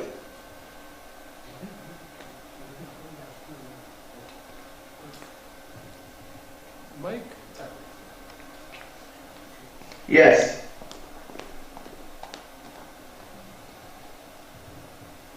Thank you. Can't quite hear anything at the moment. Can you hear me? There we go. All right, I can hear you, yes. All right. My name is Dr. Amos. I'm from a computer science background, but one thing that struck me is how technology can be used to express impact of wishes somebody wanted to see in a community and it happened. So you're able to feel and see the impact and relate to what actually is talking about. That's what struck me. Thank you. Great. Yeah, being able to see the images of his community. Those are actual photos from Chibale, right? Those are actual kids in his community. Those are mothers in his community. It makes you feel connected to the story, and you can hear you care more about the things that the storyteller is sharing. Right, great. Is there another one, Dr. Kubai? Yes. Yes, you can hear me? Yes. Dr. Dorothy speaking. I'm also struck by the way people are using community computing in the rural areas, and in fact, change. One of my friends here said, change the cultural norms. So, of course, I'm very happy to see that we are able to break the cultural norms by the use of technology to even pass the messages in terms of help to the locals. So that is something good. And of course, to keep this record that can be even referenced in future. Yes, yes, great points. And at the end of the presentation, I'll share what happened with Kenneth's story because it had a much larger impact well beyond his own community as well. But it is, changing cultural norms, beliefs, attitudes, and values around maternal antenatal care, right, and perinatal care. It's really something that you hear in his story. He said he was tired of going to funerals for mothers and babies, right, and people celebrated when it was a very sad thing for him, right, and so there was a cultural norm that was changed in his story, for sure, where people didn't see these things. They saw these things as something that was not a good thing anymore, and that they needed to do something about it as a community. So, great comment. Yeah, is there one more?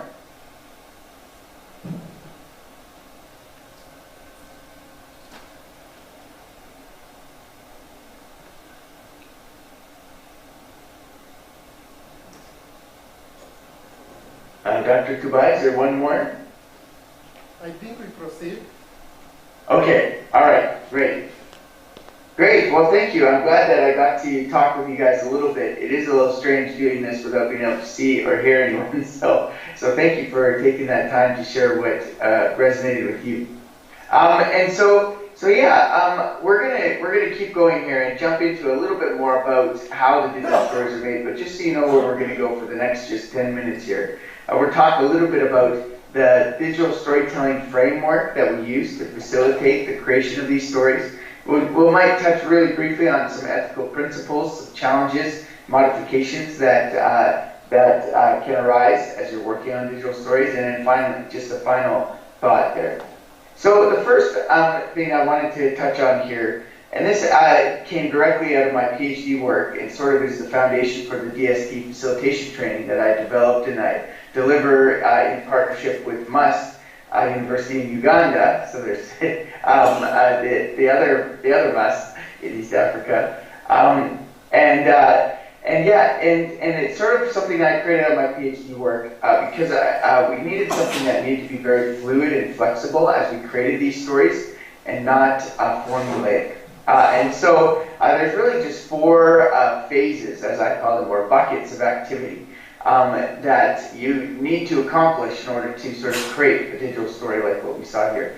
The first one is finding, and then the second is telling the story, so that's writing, the creative writing. Then there's the crafting, which is all the technology involved in the video editing. And then, of course, there's the sharing of the story, all the many ways in which you can show the story.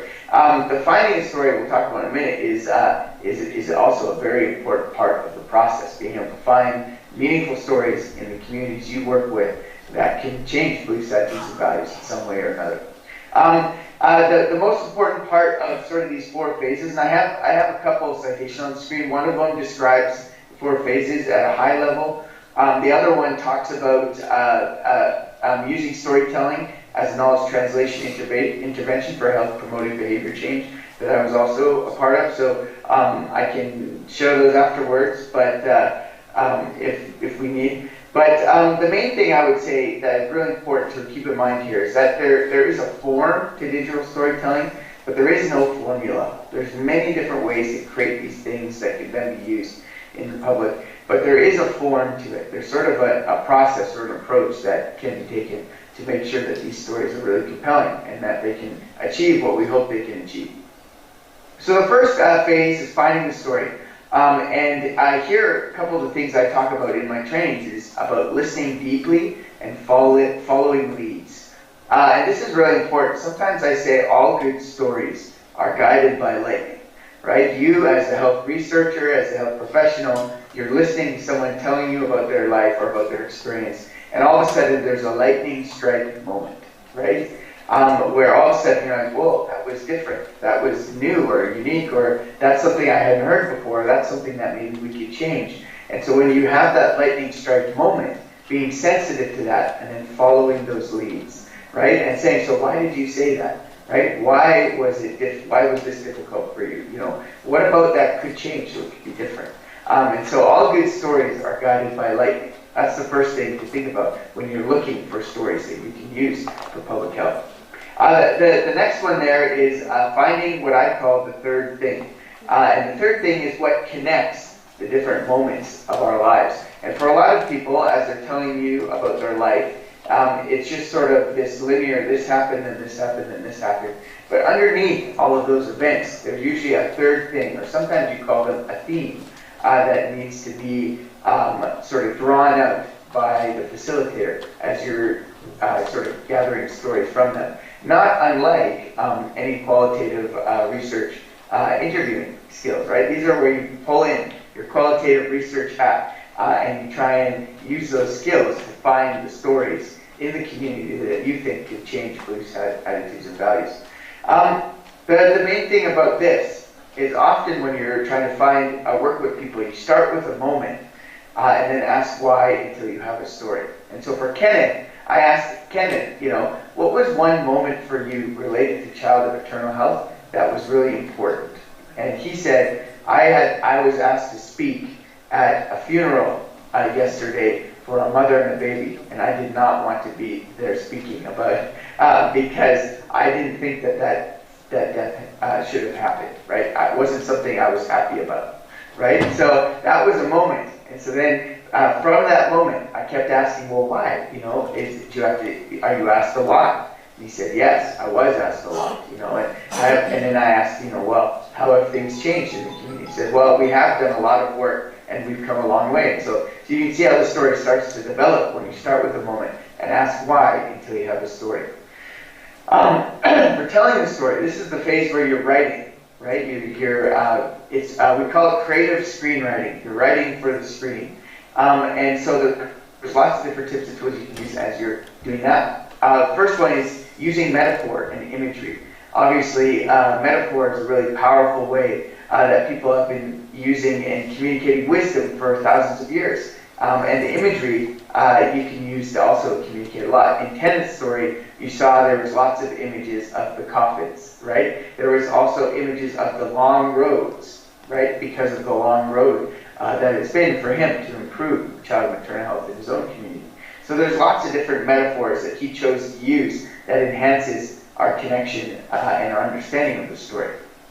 Also, as you're writing a story, trying to write a voiceover or a script or something like that, it's also important to address all three levels of conflict. And there's three primary levels of conflicts. There's external conflicts, internal conflicts, and then philosophical conflicts. And all good stories address all three. In Kenneth's story, the external conflict is infant mortality and maternal mortality, right? The internal problem is, for him personally, he feels like this should not be something that should be celebrated. And then there's the philosophical problem, is do we want to live in a community where our children and mothers are dying when there are many ways that we can change this, right? We can change the beliefs and attitudes, the cultural practices related to maternal health in the community. So he hits on all three levels of questions there, of conflicts there. When it comes to telling the story, this is maybe it's a very strange word, maybe I shouldn't have included, but there's something called hermeneutic excess or interpretation that occurs, right? The story, there's always more under the surface of a story, and that's why it's important to share what resonates with you in the story, so that we can draw out the wisdom that is embedded in the thoughts and experiences of the storyteller. Finally then, after you have found a good story, you have the images help people connect to the story and understand the context. Then there's all the video editing tools. You saw in Kenneth's story there was cross dissolves between different photos. There was the music that was layered in behind it, which had its own message that most people understood in Uganda. And then there's all sorts of different other tools you can use to enhance the meaning of the story I'll talk about in a second. And of course, you have the music and sound.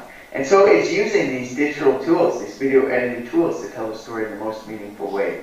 What you really want is people to feel. You want people to feel the emotion of the storyteller, because that's what's going to change.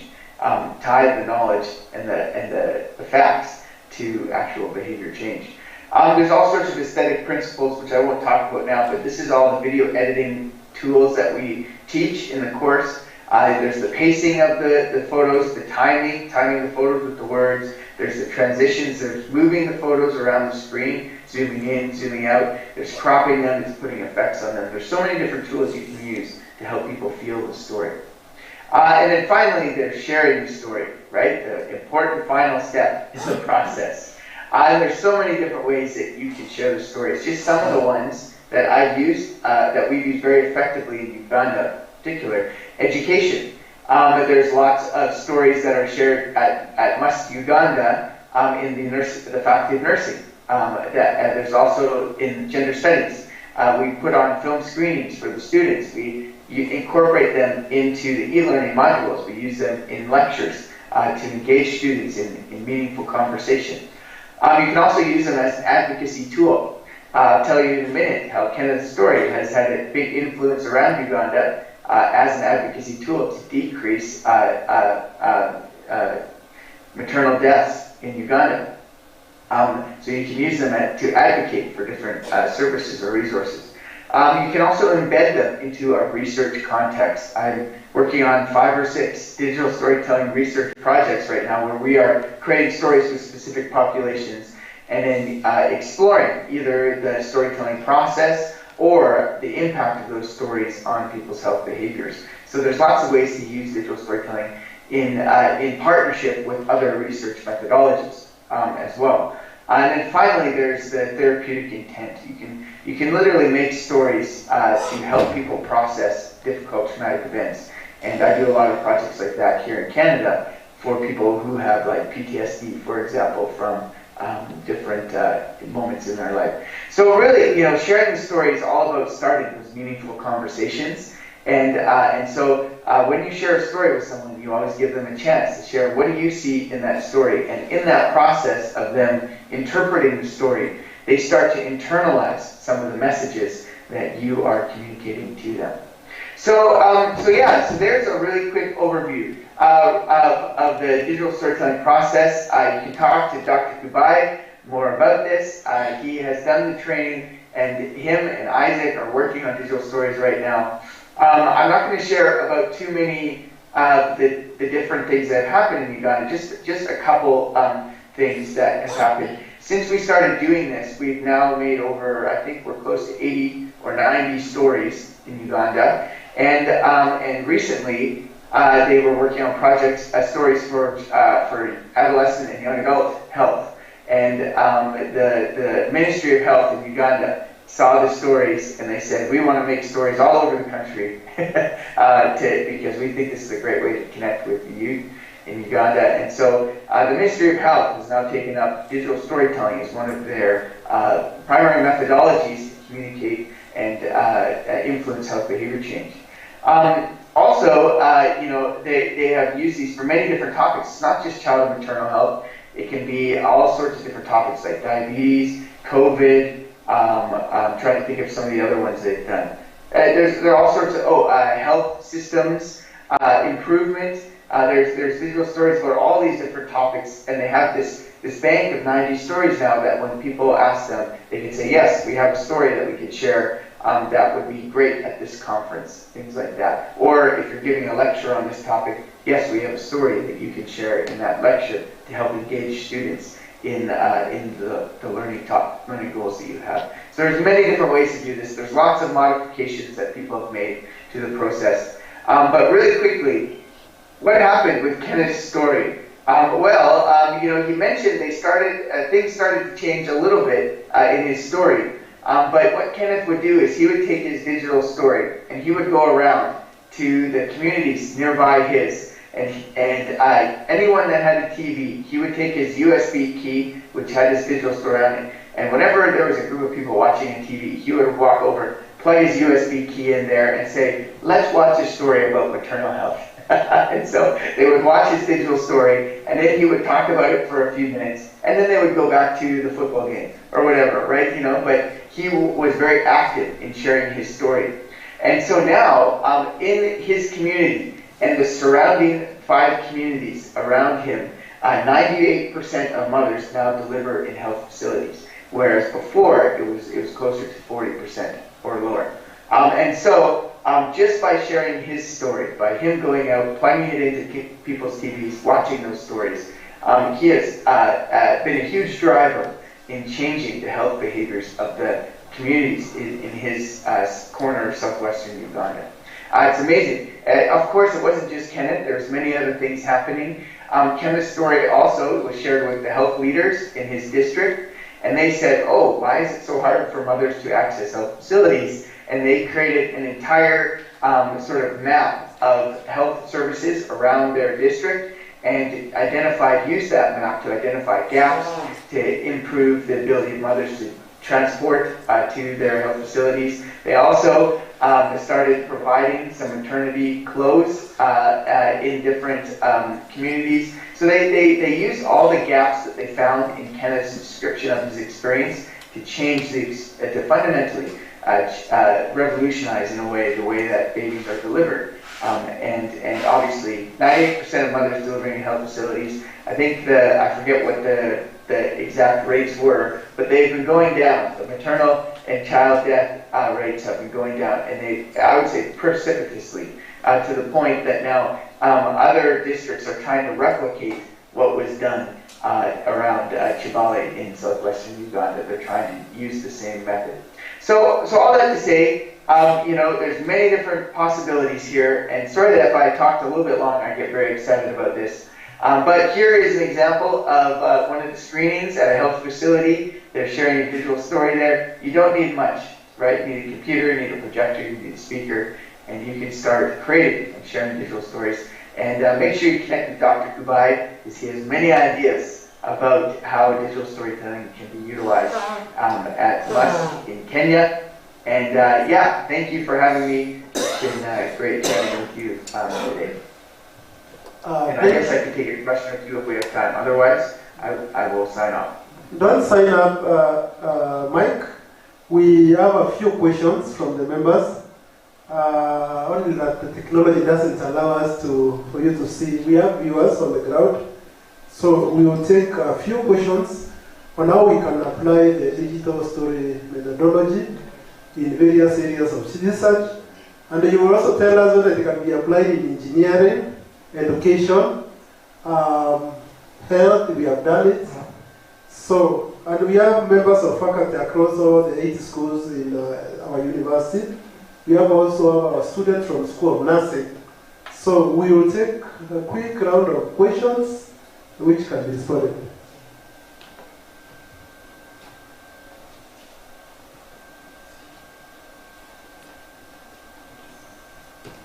Thank you very much. I'm David Brett from the School of Nursing, faculty member. I'm asking because storytelling is more related to qualitative data collections. How I think we can collaborate, not collaboration, but we can help in whether it can be used in collecting focus group discussion, which is very important in research, and the in-depth interviews. Okay. Okay, so digital storytelling and qualitative data collection. Yeah. So there's a few different ways you can do it. One is you can actually view digital stories as data, right? They are qualitative data that can be analyzed using, the words. The visual elements of it can be sort of analyzed using different qualitative methodologies. There's actually some methodologies that are explicitly designed to analyze video-based content. And so you can actually view digital stories as data. And I actually have written a paper that Dr. Kuba, I'm sure, could find for you, called Digital Stories as Data. So I've written a paper like that. So that's one way that you can utilize digital stories in qualitative research. Another way is to sort of look, and in the faculty of nursing, I'm guessing, you're trying to educate nurses and things like that. And so you can also use digital stories to stimulate focus group discussions also, right? So for example, you could show kind of story to a group of nursing students and then record the discussion that they're having and then analyze that discussion for different educational outcomes that you're looking for, right? And so we utilize here at the University of Calgary, we utilize a lot of digital stories in different classes, and so then we can sort of, but we haven't yet done a lot of understanding exactly what students are learning from those, but we just know that they say that's the best part of their classes, is the stories and the conversations that come from those stories. So there's another way to do it is to share. We're working on a digital storytelling research project right now where we have created digital stories with a particular population, and we're sharing those stories with healthcare providers, and then we're running focus groups based on what they learned from those stories, and we're analyzing those transcripts in a qualitative way. So there's lots of different ways to incorporate digital storytelling into research. So that gives you a few ideas. There's another question. Please go on. Hello. Hello, can you hear me?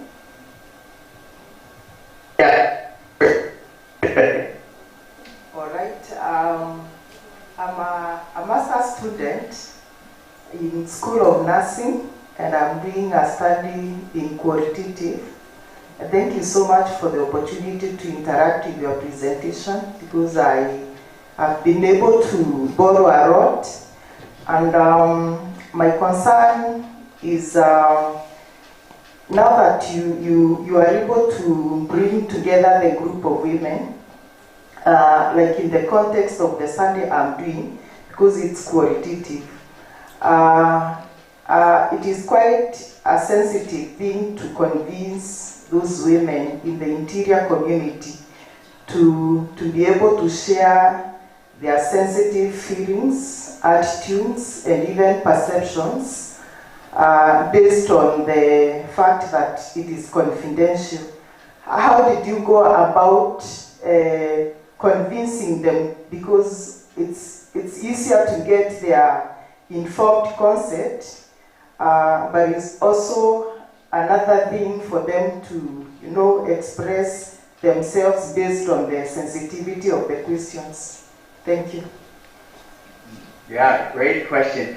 And unfortunately, I didn't talk about the ethics, which we in the training we spend a full day talking about digital storytelling ethics. I didn't have time to get into that, but what I would say is when you're telling digital stories on any sort of very sensitive topic, there are many ways to de-identify a digital story. And so you can actually create a digital story and have it identify the person in no way at all. So a couple ways to do that is you can use just stock images. So don't use any personal images, right, of the story.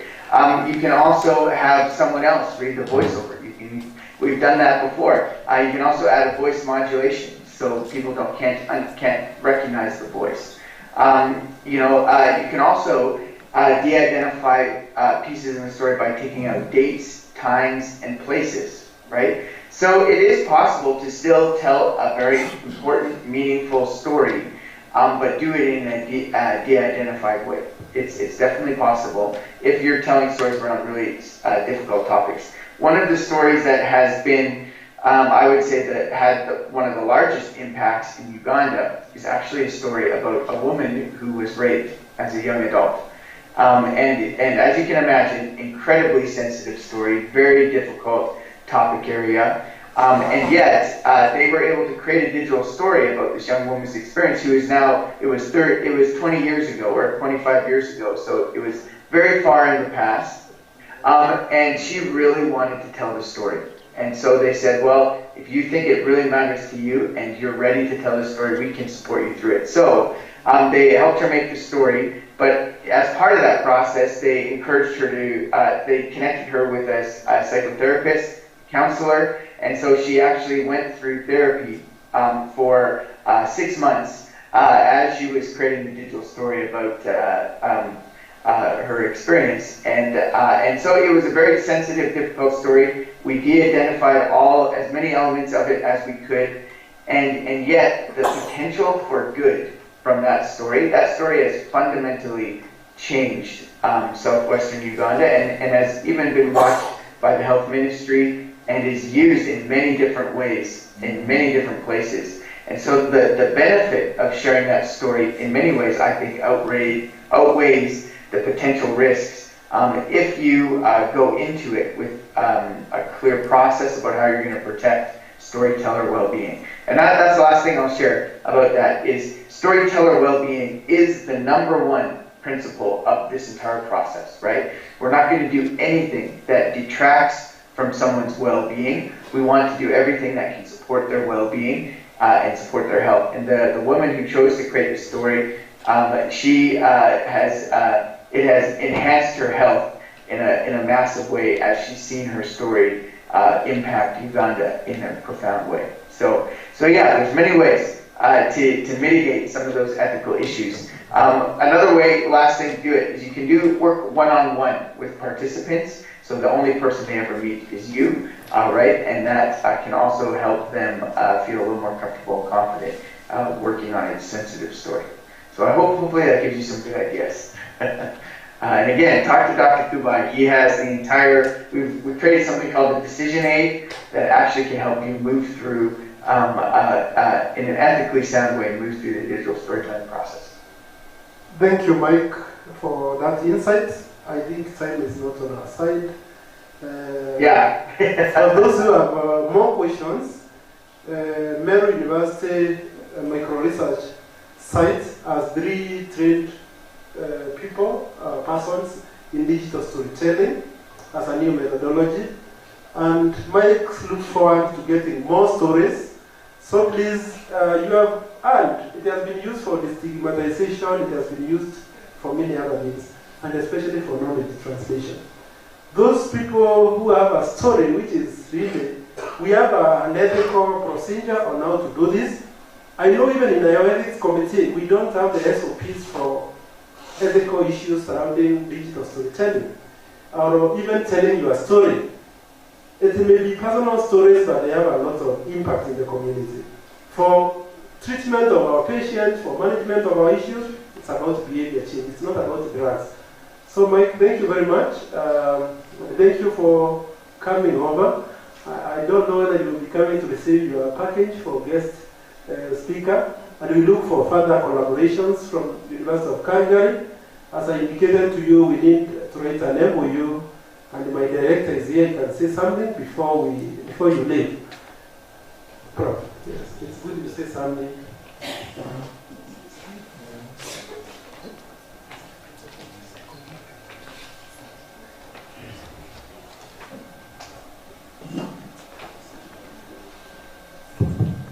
Hello, Prof. You can hear me? Yes, yeah. Hi. Yeah, thank you very much for that insightful presentation. And just like my colleague, Dr. Patrick has said, we look forward to engaging with our partners abroad and also locally. And just like he said, it could be our entry point and starting point is to have a collaboration agreement, which I think either if we don't have, we can actually start it off so that we can carry this forward. But very insightful, new ways of doing things. Just like you heard, the university is focused very much on research, building the research outputs capacity. And therefore different methodologies are welcome so that we can enrich what we have and what we learn from you. So take some time, come down. I don't know, it's summer there. We have very wonderful weather here. We also promote this as an ecotourism conference. So don't go to Uganda alone. Come to Kenya also next time. So thank you very much. Thank you very much. Great, thank you. Thanks for having me, everyone. It's been great being with you today. Goodbye, Patrick. We'll be in touch, I'm sure. But thank you all. It's been a pleasure.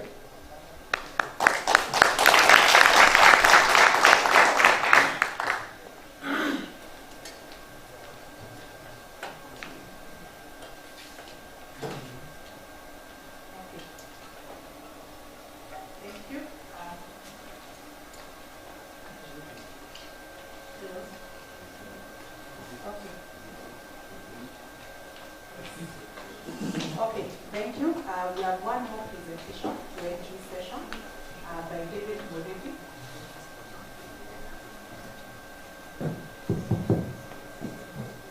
So welcome, welcome David Modetti. We are going to give you exactly 10 minutes to present your work, and then after that we have some 2 or 3 questions, and after that we end the session, and I'll hand back the mic to the directorate of research.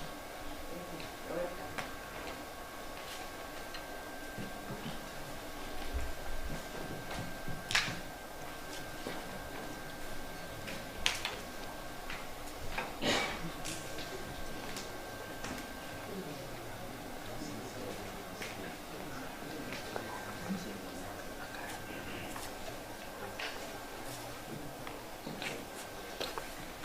After this presentation, please make sure you remain, don't leave. We are going to have a closing ceremony after this presentation.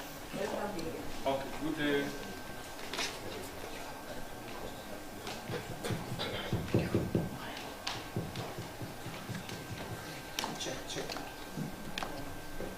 Okay, good afternoon. Yes, I'm David Blake, and from School of Nursing, I'm faculty member. I'll be presenting on cluster of factors that influence the provision of antenatal care services at sub-county Kenya. This is a small part of a big study which was done in Marsabit County. I'll go direct to background information. Is that ANC is a continuous care according to women in the course of pregnancy, and globally 600 women die from pregnancy-related complication annually, and 90% of this occur in Asia and sub-Saharan Africa. And the cause of this could be contributed to insufficient use of ANC services. And remember, currently, ANC model recommend that pregnant women have 8 contacts with the health system during each pregnancy, as opposed to 4 which already exist. I'll go direct to methodology. I think this was an analytical cross-section study design, and the study site was selected sub-county health facilities in Marsabit County, which were Marsabit County Referral Hospital, the Kabariso Dispensary, and Jirime Dispensary. Study population was mother age between 14 to 49 years seeking services at maternal and child health clinic. Postnatal mothers attending MCH were included, and those who were very sick and mentally incapable were not included. Concurrent formula was used to get the sample size, where 154 mothers were interviewed. Simple random sampling, first of all, was used to select those 3 hospitals in that sub-county. In the sub-county, and data collection, I used questionnaire and focus group discussion. And pre-test was done in Marsabit sub-county dispensaries. Data collection was done using administered questionnaires, then FGDs, which containing failed participants, which was done and was audio recorded. Data analysis, I would say that the level of significance was established at 0.05. Then SPSS was used to analyze the study, chi-score used to analyze the qualitative study, and qualitative study was analyzed using manual according to the theme. Ethical was approved from ethical approval was done from CAME, informed consent of the thing from the patient.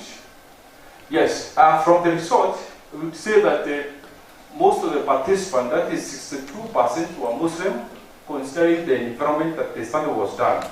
And 84% of the participants, that's mothers, were married. Then on level of education, mostly, 47% of the participants had attained primary level of education. Then on main of occupation, 56% of participants were housewives. Then going to socio-cultural factor, that was one of the objectives I'm presenting.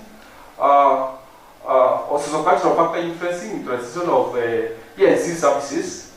98% of participants believe prayers only cannot help in case of pregnancy-related complications.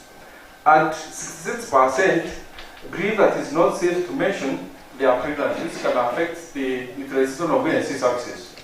And 86% of participants received family support when utilizing ENC services, meaning that it's very important to, when we are conveying any information, to involve the family in when we are giving the care. And most of the support were received from the husband, that is by 66%. And 81% of the respondents, that is mothers, husband did not accompany them to the clinic. That means that even though they were supporting the mothers, they did not accompany the mothers to the clinic, whereby, as you currently know, that most of the times that when we are giving the services, mothers are only the people that can give, and we encourage that we husband to be there because the pregnancy is for two people, not for one person. Then, when it comes also to decision making, the good thing is participants are mostly involved in decision making. That is 94%. And then 73% of the respondents felt that they didn't feel that it's good idea for the husband to accompany the clinic. So it means even mothers themselves, pregnant mothers don't like the idea of going to accompanying the husband to the clinic during ENC services. And 97% of participants did not receive any organized support. Remember, this study was done in arid areas whereby the environment is vast, and we wanted to know whether there is any organization support they are receiving. Now, when it comes to focus group discussion, out of so many questions that were there, I was able to drive some of the respondent, and from some theme of cultural and spiritual beliefs, one of respondents, three of focus group discussion, one stated that we are discouraged by relatives not to mention our pregnancy early because it can bring bad luck. This makes us not to attend ENC early, meaning that as young people might not reveal, or they may fear to go to clinic because they have this fear. Also, the second respondent from that theme which I extracted out of many is that culture is severe rooted in us, and this limits utilization of ANC.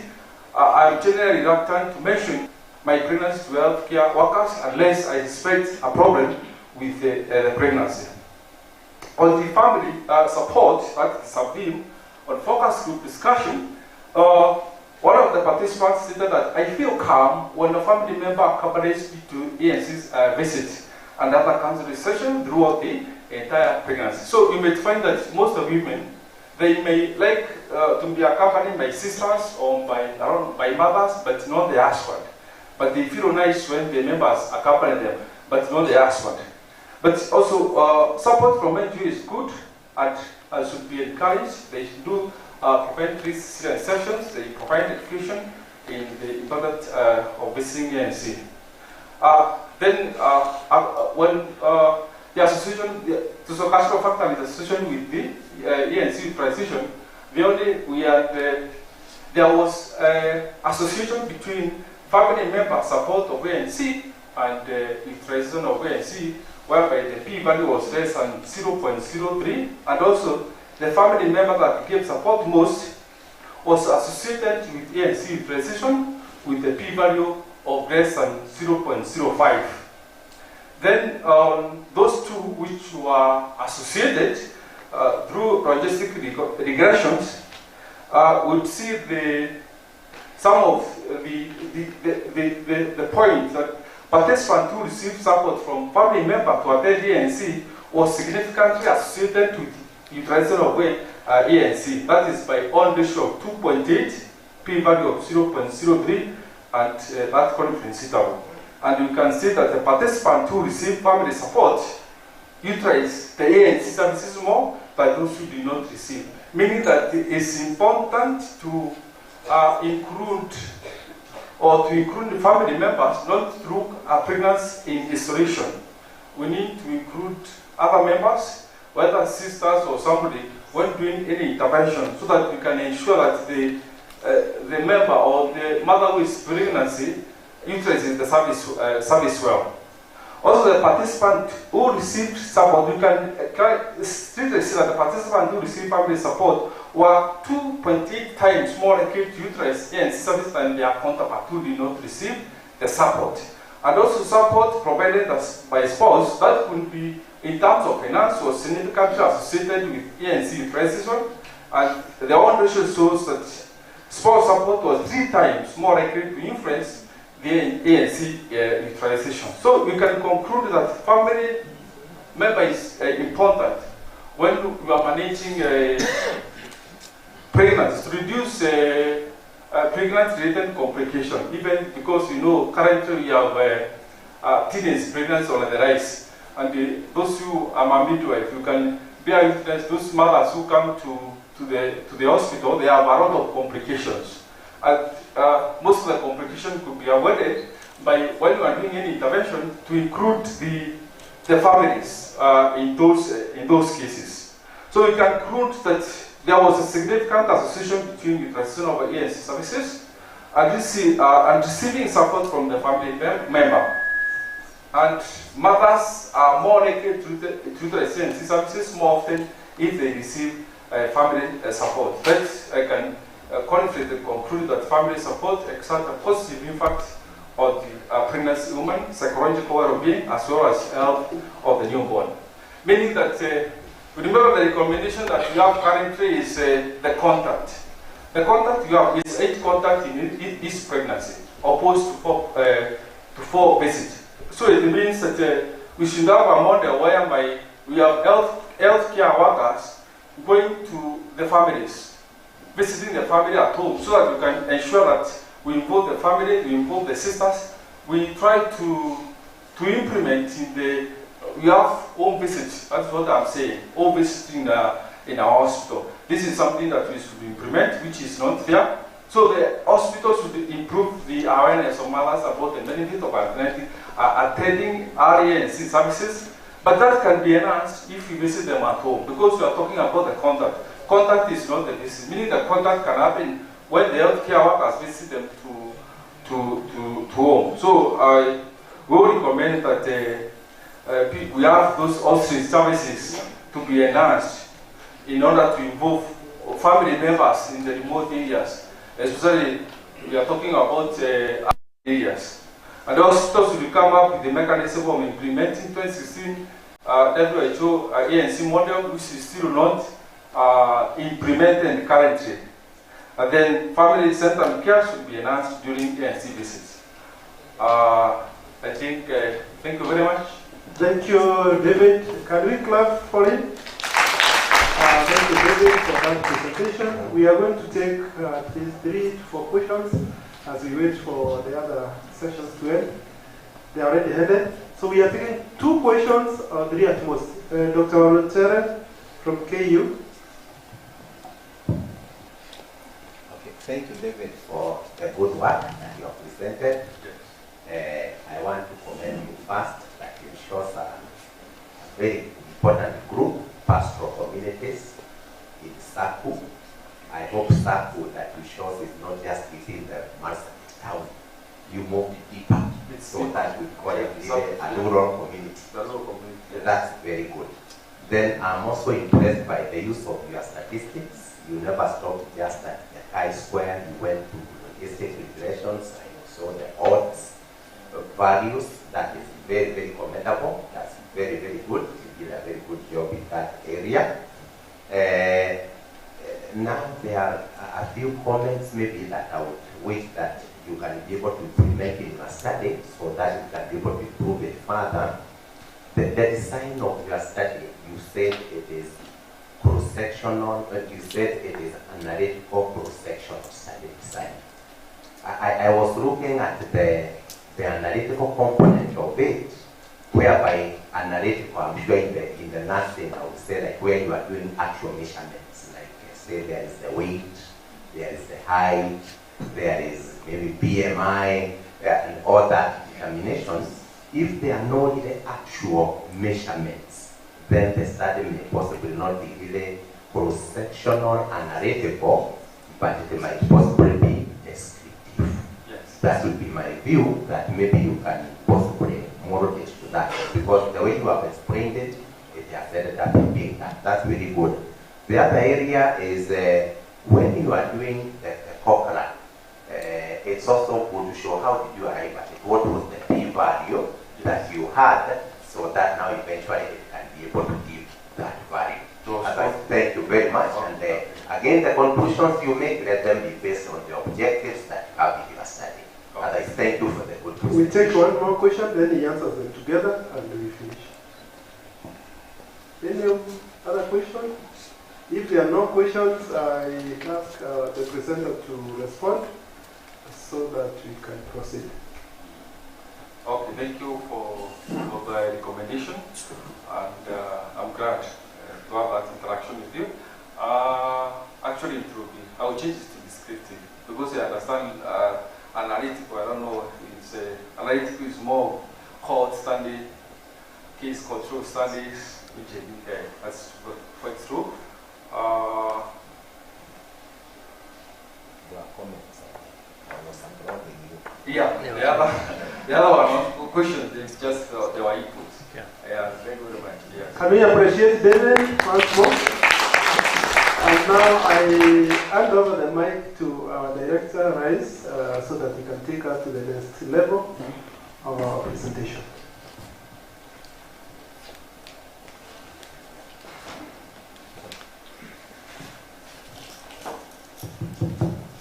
So, good evening, everyone. Or good afternoon. So, we want to do the closing ceremony for our MASTIC 2024. Our Vice Chancellor is here, but he has to be in a meeting by 4. So, we have to give him this chance so that he can actually address us and we close it officially. But before that, I want to thank all of us who have managed to be here. Up to today, our guest speakers from far and wide, and we want to really appreciate your inputs and being part of supporting our conference. Like you heard, our conference is annual, so this is our 3rd. So we expect that our 4th, which is MASTIC 2025, will be better. We would want so much to get your feedback with a sense of positive criticism so that we can improve in our consequent conferences. We have your certificates here, everyone who participated, and we will try to get to your team leads from the committee members, to the ICT team from Chuka team, to the session chairs, and to the presenters, even keynote speakers. All of us have something to take home. So thank you, and karibu Bonavisi.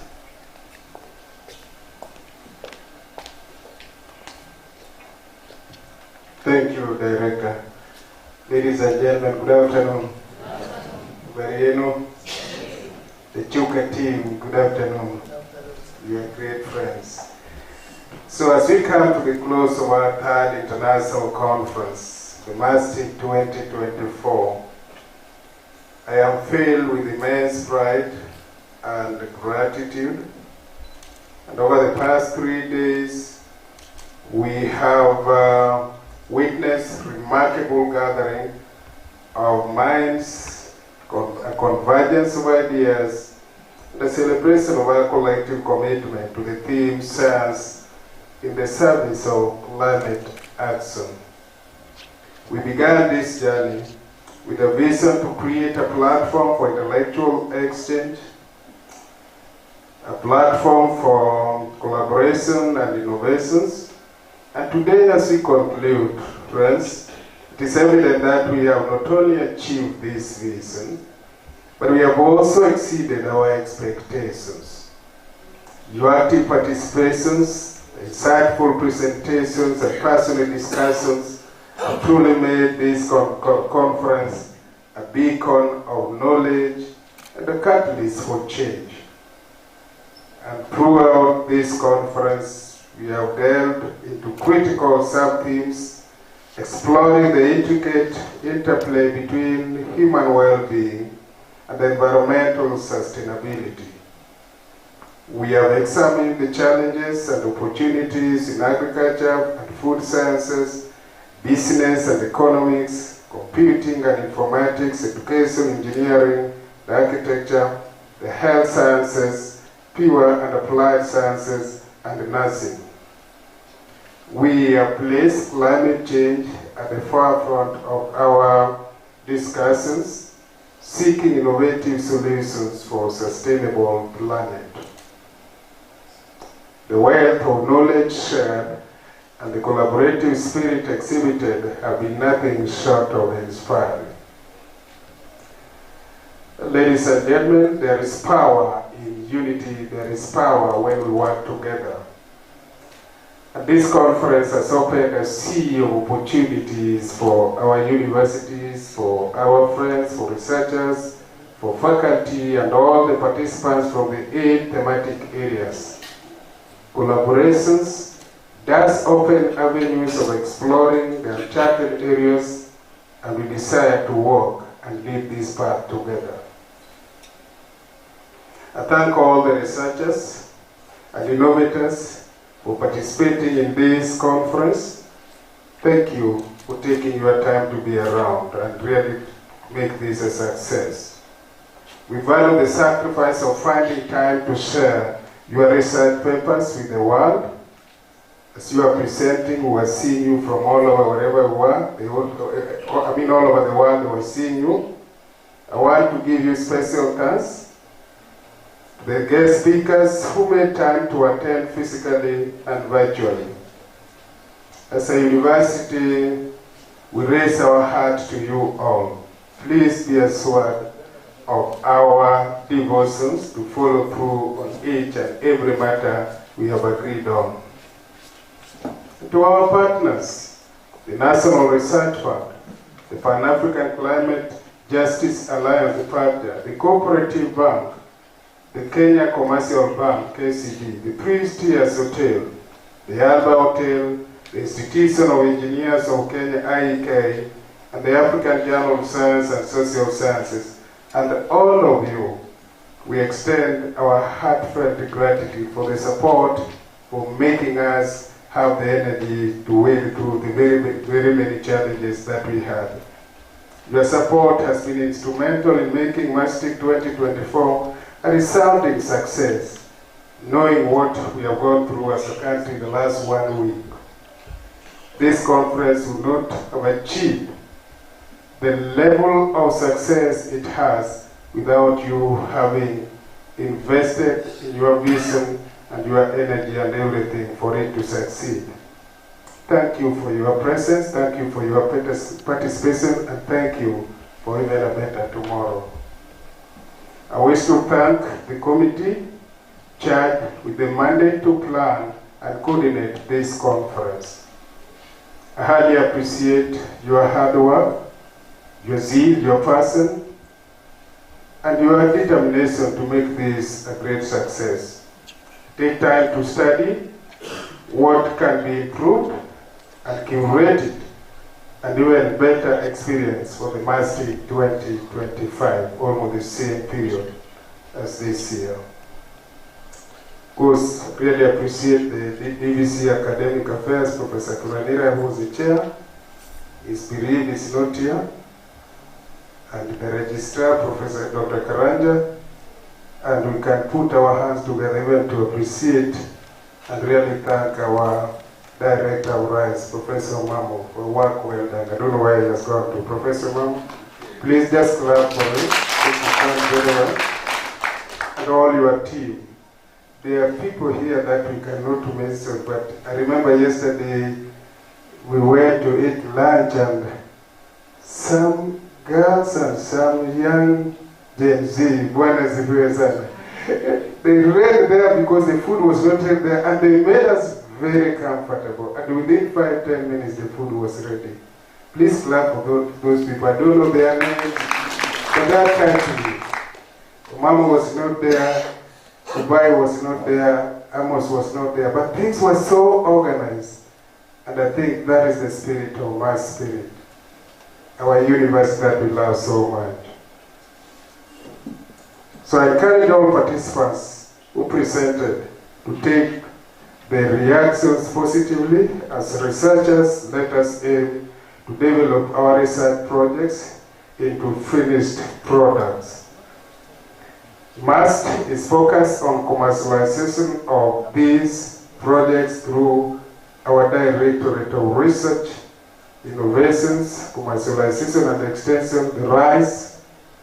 And all of you who are our academicians here, you remember, is it in February when we normally take all of you in the RISE agenda, the academics, the postgraduate students, and we talk this slowly, but with probability one. That is certainly we are all getting the spirit. I remember when we started about 3 years ago, it was so difficult. People could not appreciate, could not believe that it can work. But today, we are doing it. And we are having presenters from all over the world. The mastic spirit to promote our rights agenda. And we will make it as we continue. So, the products and services have to join the market in order to create the much needed socio-economic development. When industries and universities work in tandem as frontiers of knowledge, they become a powerful engine for innovations and economic growth. I want to thank all the attendees for making time to grace this occasion, both physically and virtually. Mastic will only get better and better as we move together. Ladies and gentlemen, thank you for playing your role in creating a part of history that will continuously develop research and innovation for sustainable development for our university, the Meru University of Science and Technology, the university we love so much. Until June 2025, when we hold we'll hold the 4th edition of MASTIC. I wish all of you the great health, the great peace, and the strength to achieve the best version of self you were born to live. I declare this conference officially closed. May God bless you and thank you very much.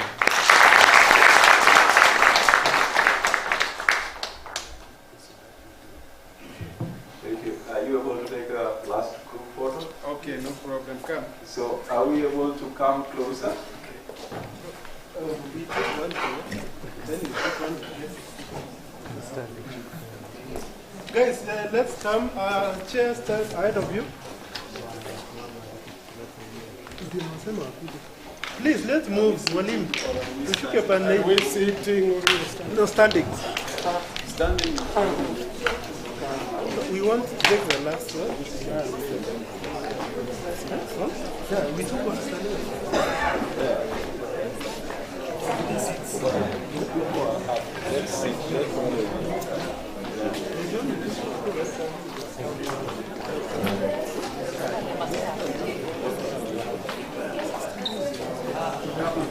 Our guest speaker? Guest speakers, just come and